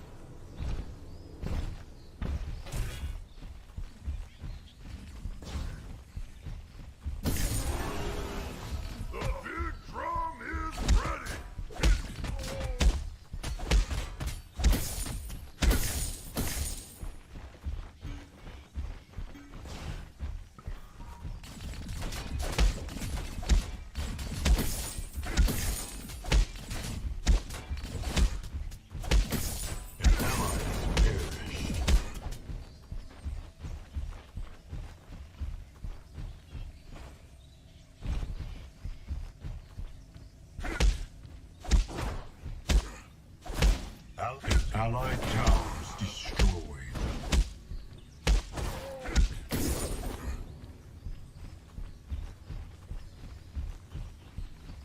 An enemy has been slain. March!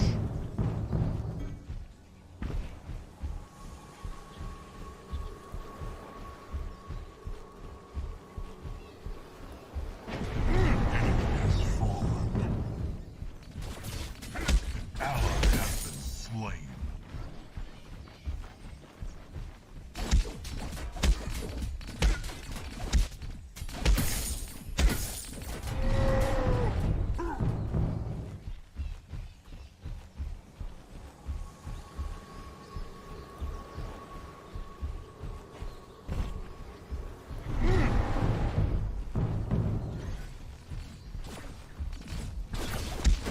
An allied tower is destroyed.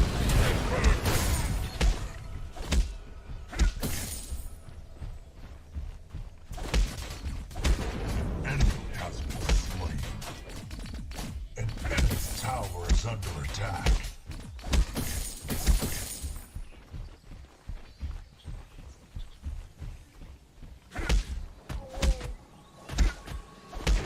Enemy killing spree.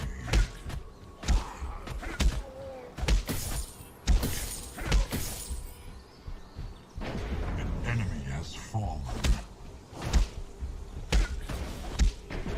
An enemy inhibitor is under siege.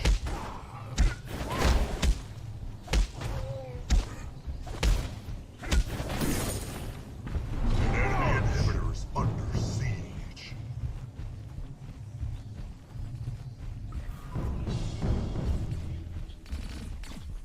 An enemy inhibitor is under siege.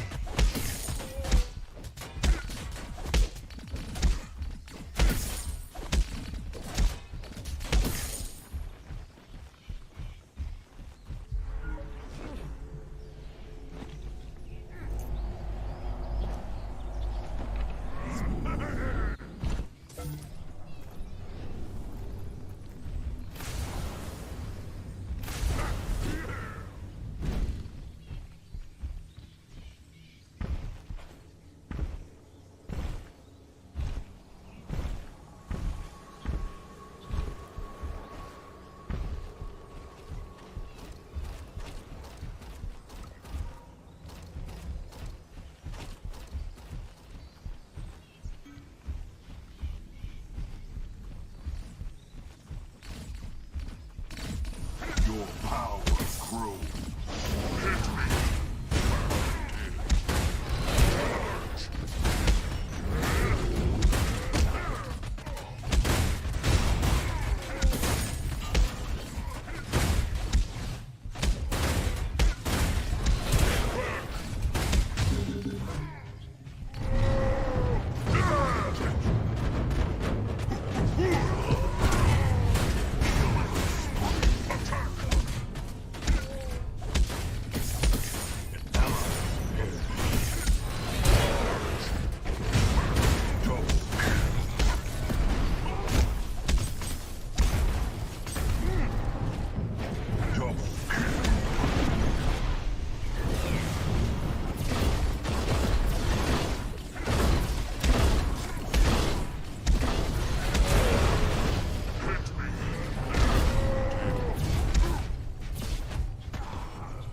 Enemy towers destroyed. An enemy inhibitor is under siege.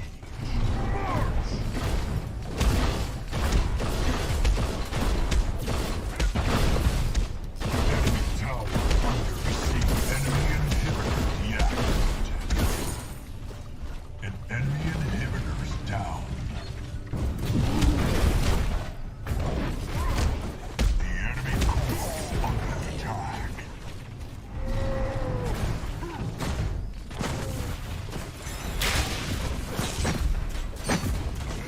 Inhibitor is under siege.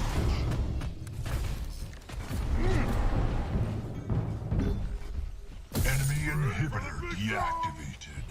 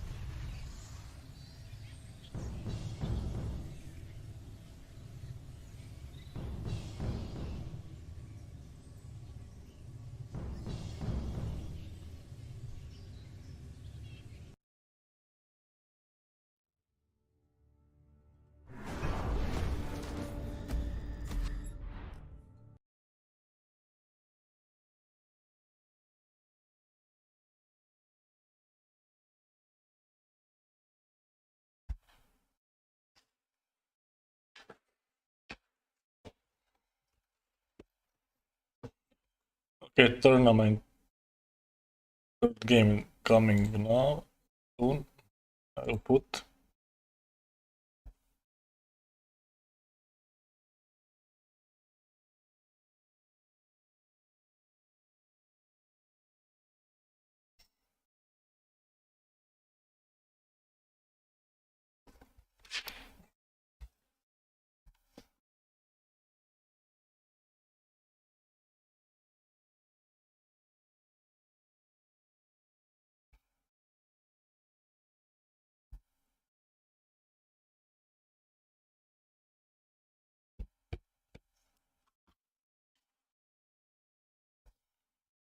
Best of ones up till the finals, and we got the full 3 games. I'm very excited to see what happens here. Yeah, and I'm excited to talk about this draft because we've been talking about Seismic on Fang Mao all day. They let it through. He's going to be playing in this, like, the biggest game of the tournament now on his favorite hero. I'm super interested to understand why they let that through. I guess they just feared the Kalari more. Yeah, I have it written right here in my notes. Fang Mao equals win. So he got the Fang Mao. I think it's enough to just say that 6 Slayers, they're taking it. He's looked unstoppable on that pick. Yeah, but Creed got his steal back, and that's exactly what we were talking about. So if you get into that situation where you need a big team fight, you've got the steal, you got Soul Reaper on the gadget, you've got Woots on his favorite Muriel, but Wumba is not on his Murdoch anymore. Yeah, they took the Murdoch away from Wumba, forced him onto a Drongo. Keep in mind, Kira still available, Revenant still available. You know, those are picks that, generally speaking, a lot of people think are really strong right now. But you're just not seeing them come out in this tournament. People are favoring the safety from Murdoch, the safety from Drongo. And it looks like that's what you're getting on the side of that W lane. Now it's a Muriel Drongo. You have to, you know, are they still going to press W as hard as they have been? I'm not so sure if you try to W key that hard into Belica and Murdoch. Yeah, Belica and Murdoch, also really great lore there, both in that police force. You know, they're going to shut the opposition down. As we get into this game, we start off looking at Creed. Yeah, it's you bring up the lore, and I find it interesting because, you know, we're kind of writing predecessor lore right now, actually. You know, that's kind of what this is. Exactly. We are writing the esports lore. Whoever wins this tournament gets bragging rights going into that second season with Predecessor Esports. But they got to win this game first. It's, you know, 0-0. Maybe they figured out how to stop Seismic's Fang Mao, which is why they let it through. I like this steal to be able to shut it down. The issue is Fang Mao has so many ways to dodge steal. Reaping Dash, so good at getting away from him. So I don't know if you're going to see the steal work alone, but if you can get Drongo with the silence is a pretty good answer. Rampage with a rock can do it. Gadget, if she can get that root onto him. You know, there are answers on the side of Team 7. We've seen, again, their macro, their team play has been very good throughout the tournament. If they can hit some of those comms and get some of those combos onto Seismic and shut him down, that's really they're going to be their only chance to bring this game against 6 Slayers. Yeah, absolutely.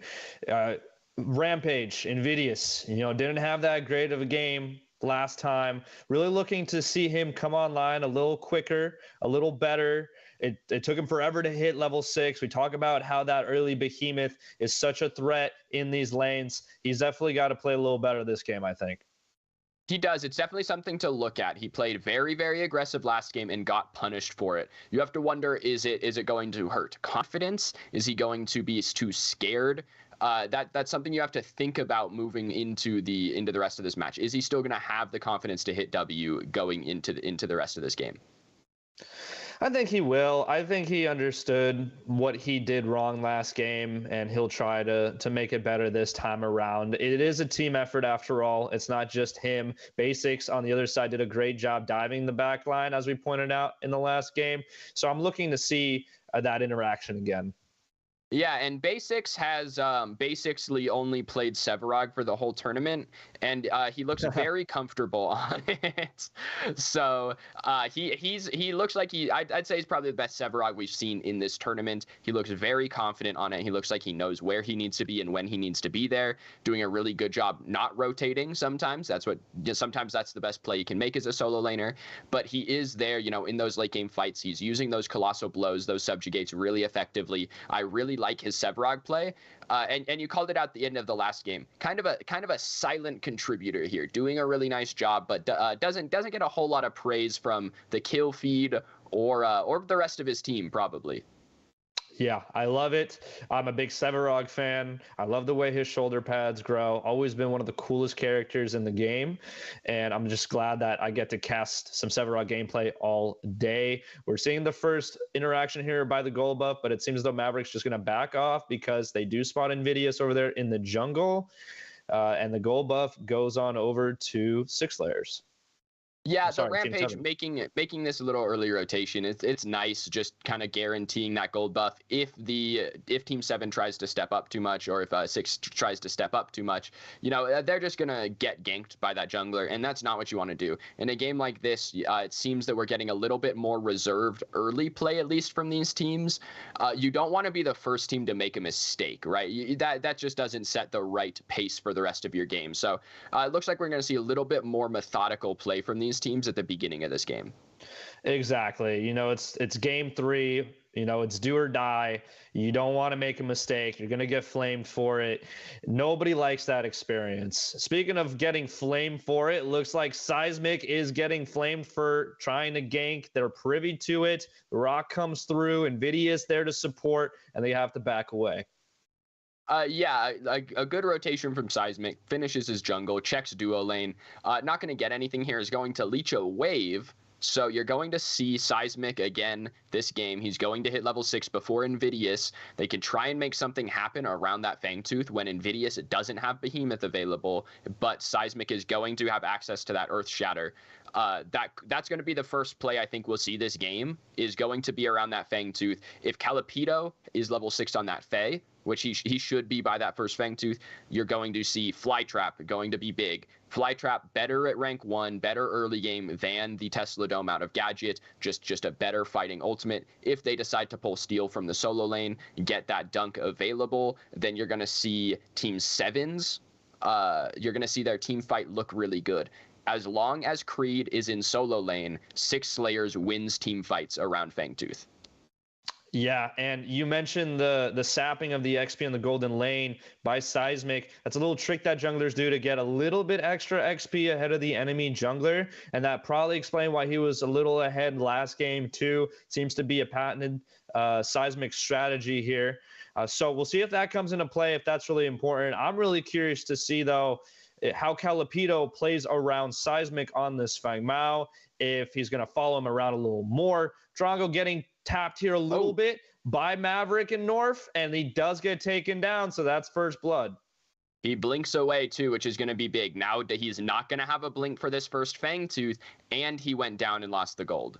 Big knock up. Muriel in trouble. One more shot, but the blink comes through, runs away. North still on the chase. Can that Bellica secure the prisoner? And she does. Muriel ends up falling as well.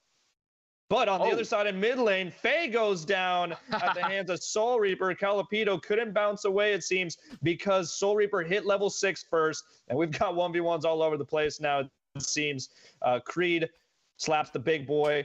Basics slaps the other big boy. And that's how this lane's going to go. Yeah, those guys could slap each other all day. They're, you've seen Sevrogs take thousands of steel damage early game. There's not much that Creed's going to be able to do about that one. There's a duo kill here. Maverick blinks away. Sorry, Wumba blinks away from Maverick and still goes down. It's just super unfortunate. You burn your blink. Now you don't have it for the next fight, and that's when it's going to matter, right? Obviously, North burns his blink to kill Woots, who also blinked. So Maverick, the only one holding a blink now in the duo lane, gets the kill, 2 kills to the duo lane of 6 Slayers. I like the early aggression. The blink from North, maybe not worth it, but getting those 2 kills, gonna get Maverick ahead. On this Murdoch, he's still really safe. I like the play out of 6 so far. And Seismic showing in that solo lane means it's go time for Invidious. Even though he's not 6 yet, he is Rampage, so he's a little healthier, but the other team is privy to it. Maverick and North showing up to cause some damage. Seismic is on his way too. This looks like it's going to be a steal. Woots, super duper low, ends up falling to Maverick, and he's going to go on to Invidious. Invidious falls as well. 6. And there's that first mistake you were talking about, Pinzo. Easy Fangtooth leash. Thank you very much. Seismic on the chase for another kill. Whiffs his Earth Shatter, but that's not going to stop him. He's still on the chase. He's committed to it, has no mana, can't hamstring, can't hit it. No. And Soul Reaper actually dances away from him, but runs into the phase. Auto attacks there. Calipito cleans it up. Like I said, Rampage, not level 6 yet. He doesn't have access to that behemoth. He doesn't have access to that giant health regen or the instant rock that you would get from that ultimate. Whereas on the side of Seismic, he has access to Earth Shatter. He has access to that Execute. Gets in, gets the Execute. You see the Fly Trap as well from Calipito. Reaper used Tesla Dome to 1v1 Calipito earlier, so he didn't have Tesla Dome available. Whereas Calipito's Fae has it, is able to get it onto Reaper. Reaper, blinks the Seismic ultimate. Very cool. Seismic gets way too aggressive, trying to go into the tower. Dies. Reaper still gets traded out. A really, really good play from 6 Slayers all around. And Woots ends up falling early, which is really important. Maybe if he survives a little longer, he's able to help Invidious with some shielding. But it's just so hard early on. Fang does a lot of damage to you, and you don't have the DPS to really burn it. So that's pretty much the best present that Seismic and the 6 Slayers could have gotten. This was a little funny, a little tragic for him, but Calipito does end up getting the kill anyway. I just didn't like that initiation out of Invidious and Team 7 on that Fang. It's a good idea, but Soul Reaper wasn't there. They don't have that gadget DPS on that Fangtooth early enough to make it matter. If you get all 4 of your people, Invidious, Reaper, Woots, and Wumba, on the same page on Fangtooth, right when you see Seismic show in the solo lane, if they're there, you have the DPS to do it. Without Reaper on board with that call, just farming an extra wave in mid, when he's not there, the DPS is too slow. You could see by the time Seismic got there, it was just low enough for him to go in and steal it. Seismic walks on over to duo lane and gets a kill onto Wumba. Woots forced to use the reversal fortune to get out of there, but ends up falling to Calipito regardless. And in the duo lane, they're going to take their first tier 1 tower. Yeah, tower's going to go down here. Unfortunate for Woots. He gets the ultimate out, just dies to someone else. It's worth it because Seismic has shown how dominant he can be on this Fang Mao from ahead. Giving that kill to someone else is worth it here. Unfortunately, Calipito goes down on the side of 6 Slayers. Reaper able to pick up that kill as well. So a bit of a trade out there. Support for mid lane. I wouldn't say it's necessarily favoring Team 7 right there, just because when you're behind, taking trades is bad, right? That's not exactly what you want to be doing. But at least they got some value out of that reversal of fortune. They got value out of the Tesla Dome. It's something. Yeah, and we've seen this story before. Seismic is 2-1-2, leading the charge for his team. Calipito's doing pretty well with 2 kills under his belt as well. They're going to push this lead into what seems to be some mini prime control. I like the ward placement, and I like the way they're being aggressive. They're looking for Soul Reaper. They know that's his #1 target. We'll see if Soul Reaper is privy to it. He doesn't have Tesla Dome. He gets slowed by the Bramble Patch, and that's the go button. Has to use the speed gate to run into the jungle. He's going to whip and zig and zag, but it's just not gonna matter. Seismic just makes a Seismic fault out of that Earth as he shatters it, and they're gonna move on over to somewhere else on the map, probably mini prime. Seismic just making waves throughout this entire map. There's only so much that one player can do, but whatever that limit is, Seismic is hitting it right now. He is everywhere that he needs to be. He's picking up the kills that he needs to be getting. They know Reaper doesn't have Blink. He doesn't have Tesla Dome. You have North there out of the duo lane. They just full commit to him because why not? He steps up just 1 step too far, not able to get away. Just a really well executed gank from 6 Slayers.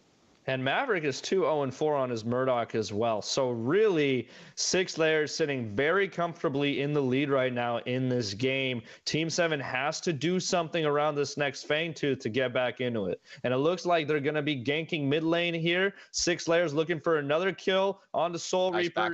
Don't know if they're going to get it. He is taking some turret shots, though, but he doesn't have that ultimate. No long arm of the law for this Murdoch.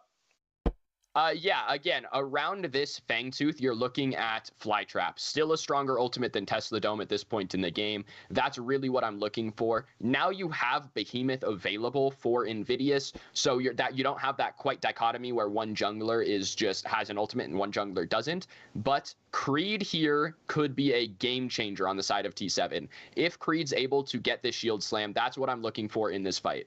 Behemoth is popped on top of Maverick. Murdoch trying to escape, does blink up onto the ledge, but Invidious just cannot follow, and that's it. That's the Behemoth, so he can't use that for Fangtooth. Seismic and friends jumping onto Creed into the middle of the map.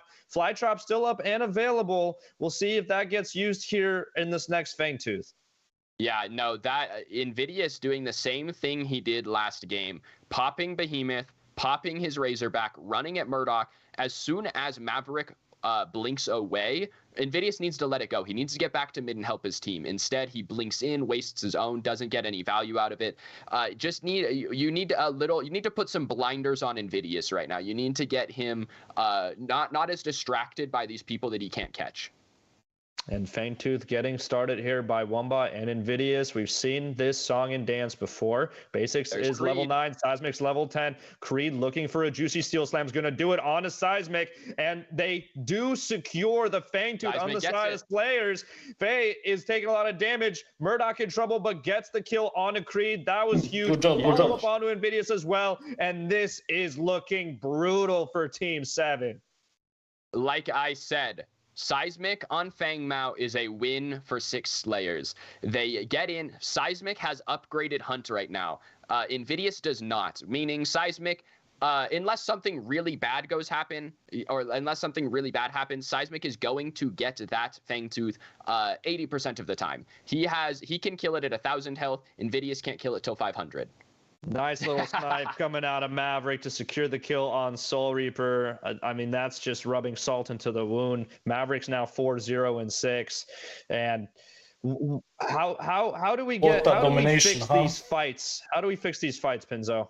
Invidious getting Behemoth pulled out of the fight early is bad. Creed goes in here. He gets a nice ultimate, but at the end of the day, you have Seismic, who's just ahead in the jungle. He has upgraded Hunt, which means that Fangtooth isn't a 50-50. You don't get to coin flip that Fangtooth because Seismic just has more damage than you. He gets to confirm it at a higher health. He's going to get it every time, and that's something that you just can't really deal with that. If you're T7, you just need to not fight there. You need to wait. You need to back up. You need to, maybe even you just bait a fight. Taking that fight when Invidious doesn't have his ultimate, when you don't have upgraded Hunt, it's just a poor shot call from Team 7, which we haven't seen very much this weekend. Yeah, it seems as though their communications are breaking down little by little. Maybe some nerves, maybe some frustration. I've noticed Invidious has been missing quite a few more rocks this game. Gotta wonder if that's coming into play here. I mean, I'm assuming most of these guys aren't used to playing in front of, 300-400 people.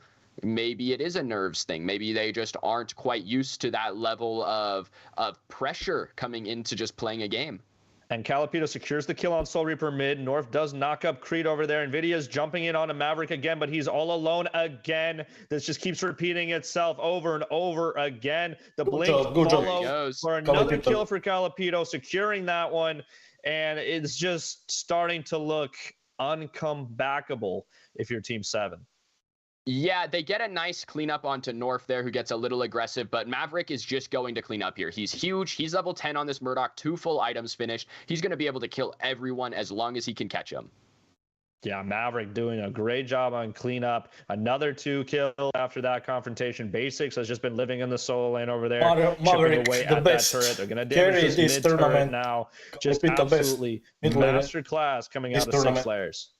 Six Slayers are playing very, very well. Calapido, he's had some pretty quiet performances on this Fae for most of the weekend. Now getting a game to really show what he can do. He's not getting hard focused. He's able to just free cast in a lot of these fights. It's letting him do all of his damage. He can wait with that slide trap. He can get a good setup on it.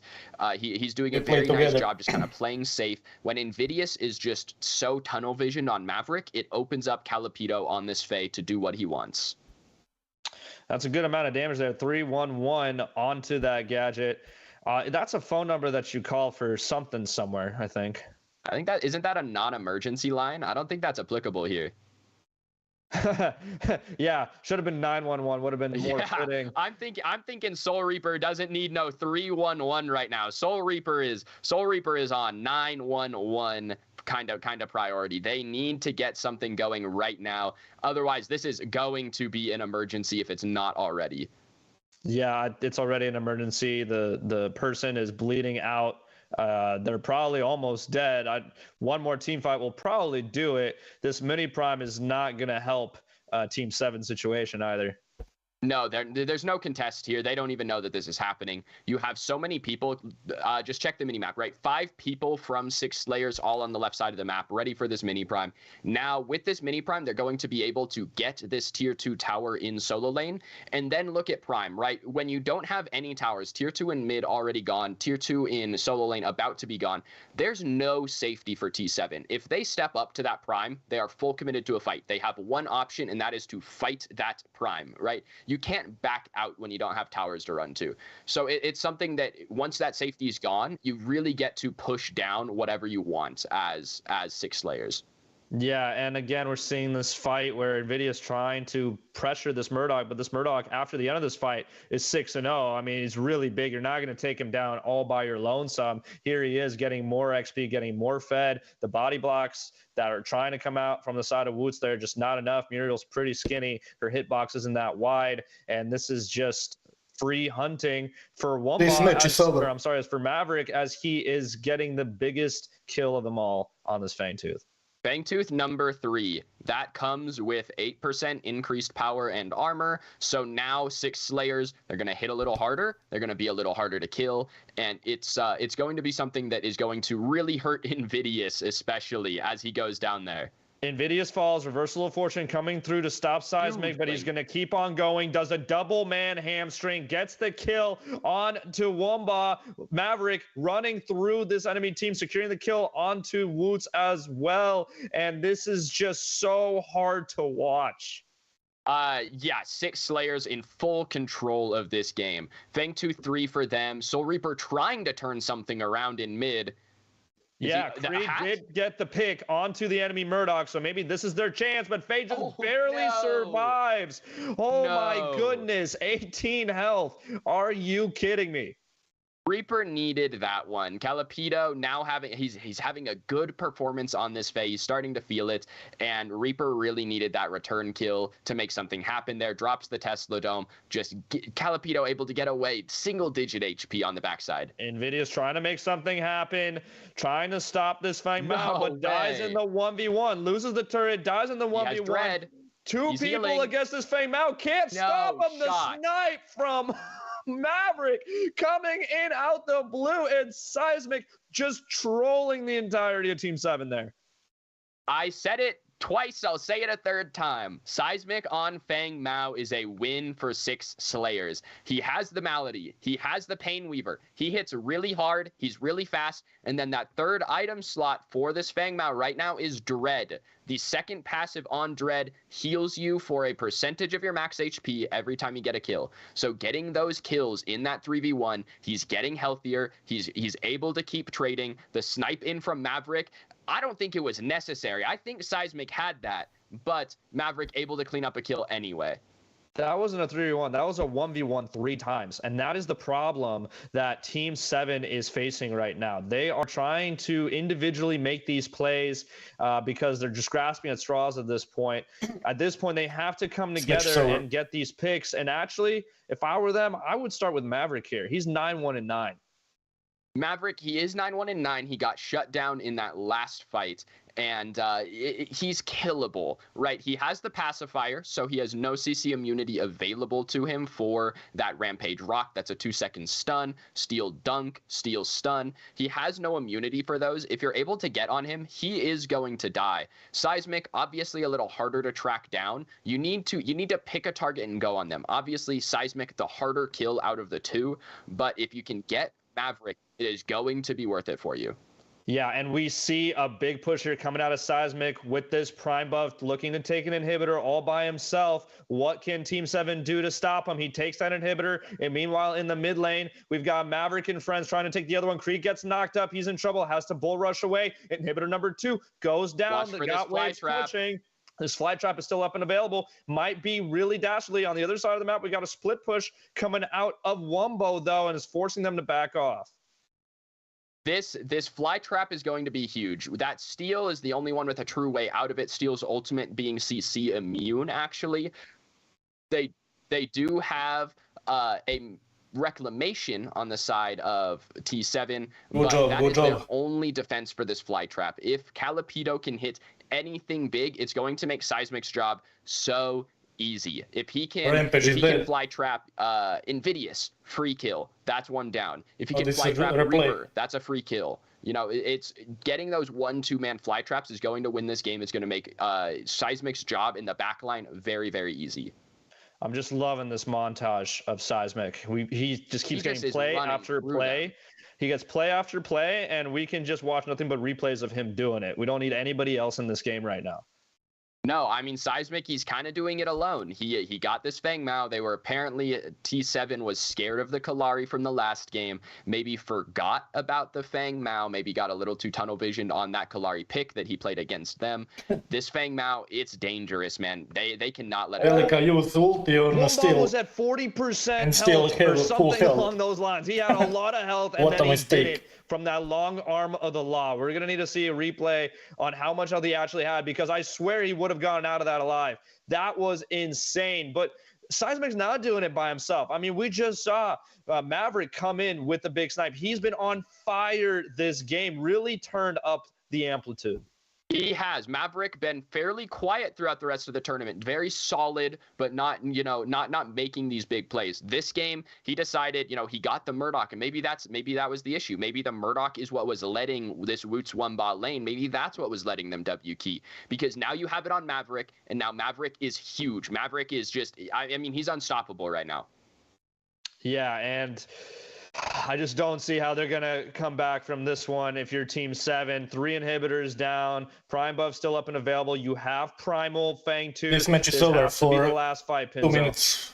They have one lane fully pushed out. This is going to be it. I don't know. I don't think there's anything that T7 can do to bring this game back. The final stand. Here we go. 6 layers jumping into the core, but a big rock to the back of Seismic. Is he going to go down? He does. Big Tesla Dome coming out of Soul Reaper. That's exactly what they needed, but North getting a double kill on the other side, and that's it. Just a Muriel left to defend the core all by herself. Good job, team. No way they can do it, but you know who can. 6 Slayers are your Hunt of Hero tournament winners. Beautiful play from 6 Slayers. Just a really nice job all around from them. They had control from minute 1. They never let it go. They just a really, really beautiful game from 6 Slayers. Probably one of the best methodical, well thought out, well played games that we've had of this tournament. From 6 Slayers for sure, but I would say in the whole tournament. Yeah, I look at this scoreboard. I mean, 15,000 gold difference. Maverick on top, 10-1 and 12. Big donut out of Invidious on the other side. We were looking for a better game from him this time around. We didn't see it. Seismic just absolutely ran shot with the rest of his teammates. And our team, good job. Seismic just so big in this, able to just keep going. Has a really good backup. Obviously, Maverick being that big makes it harder to focus down Seismic, because you can't just worry about this Fang Mao diving your backline, you have to worry about the enemy backline, right? Maverick with this Murdoch, he has 3 full items finished. He's really big. He has a pacifier even for movement, able to just shred your front line. When Invidious is a little behind, just an Overlord and a Raiment to his name, no real defense to speak of, he's just going to get shredded by Maverick. It's too hard to focus one person when the entire enemy team is a threat. Yeah, Soul Reaper tried his best. You could see he was building up to that damage there, the Oblivion Crown, but it was just too little, too late. He did his best, but his back broke in the end. Yeah, just not enough quite out of him. He did a really good job. He was making plays. Just I think it's more of just a team diff. You know, Seismic, Maverick, Calipito, even in that last game, all played very, very well. It was just a very good, well thought out game of Predecessor from the 6 Slayers. Yeah, they definitely figured it out here on this last one. Just dissected Team 7. What more can you expect from arguably the tournament favorites and now the tournament champions? Yeah, Seismic on the Fang Mao. I said it at the beginning of the game. Fang Mao wins the game for 6 Slayers. Seismic gets it.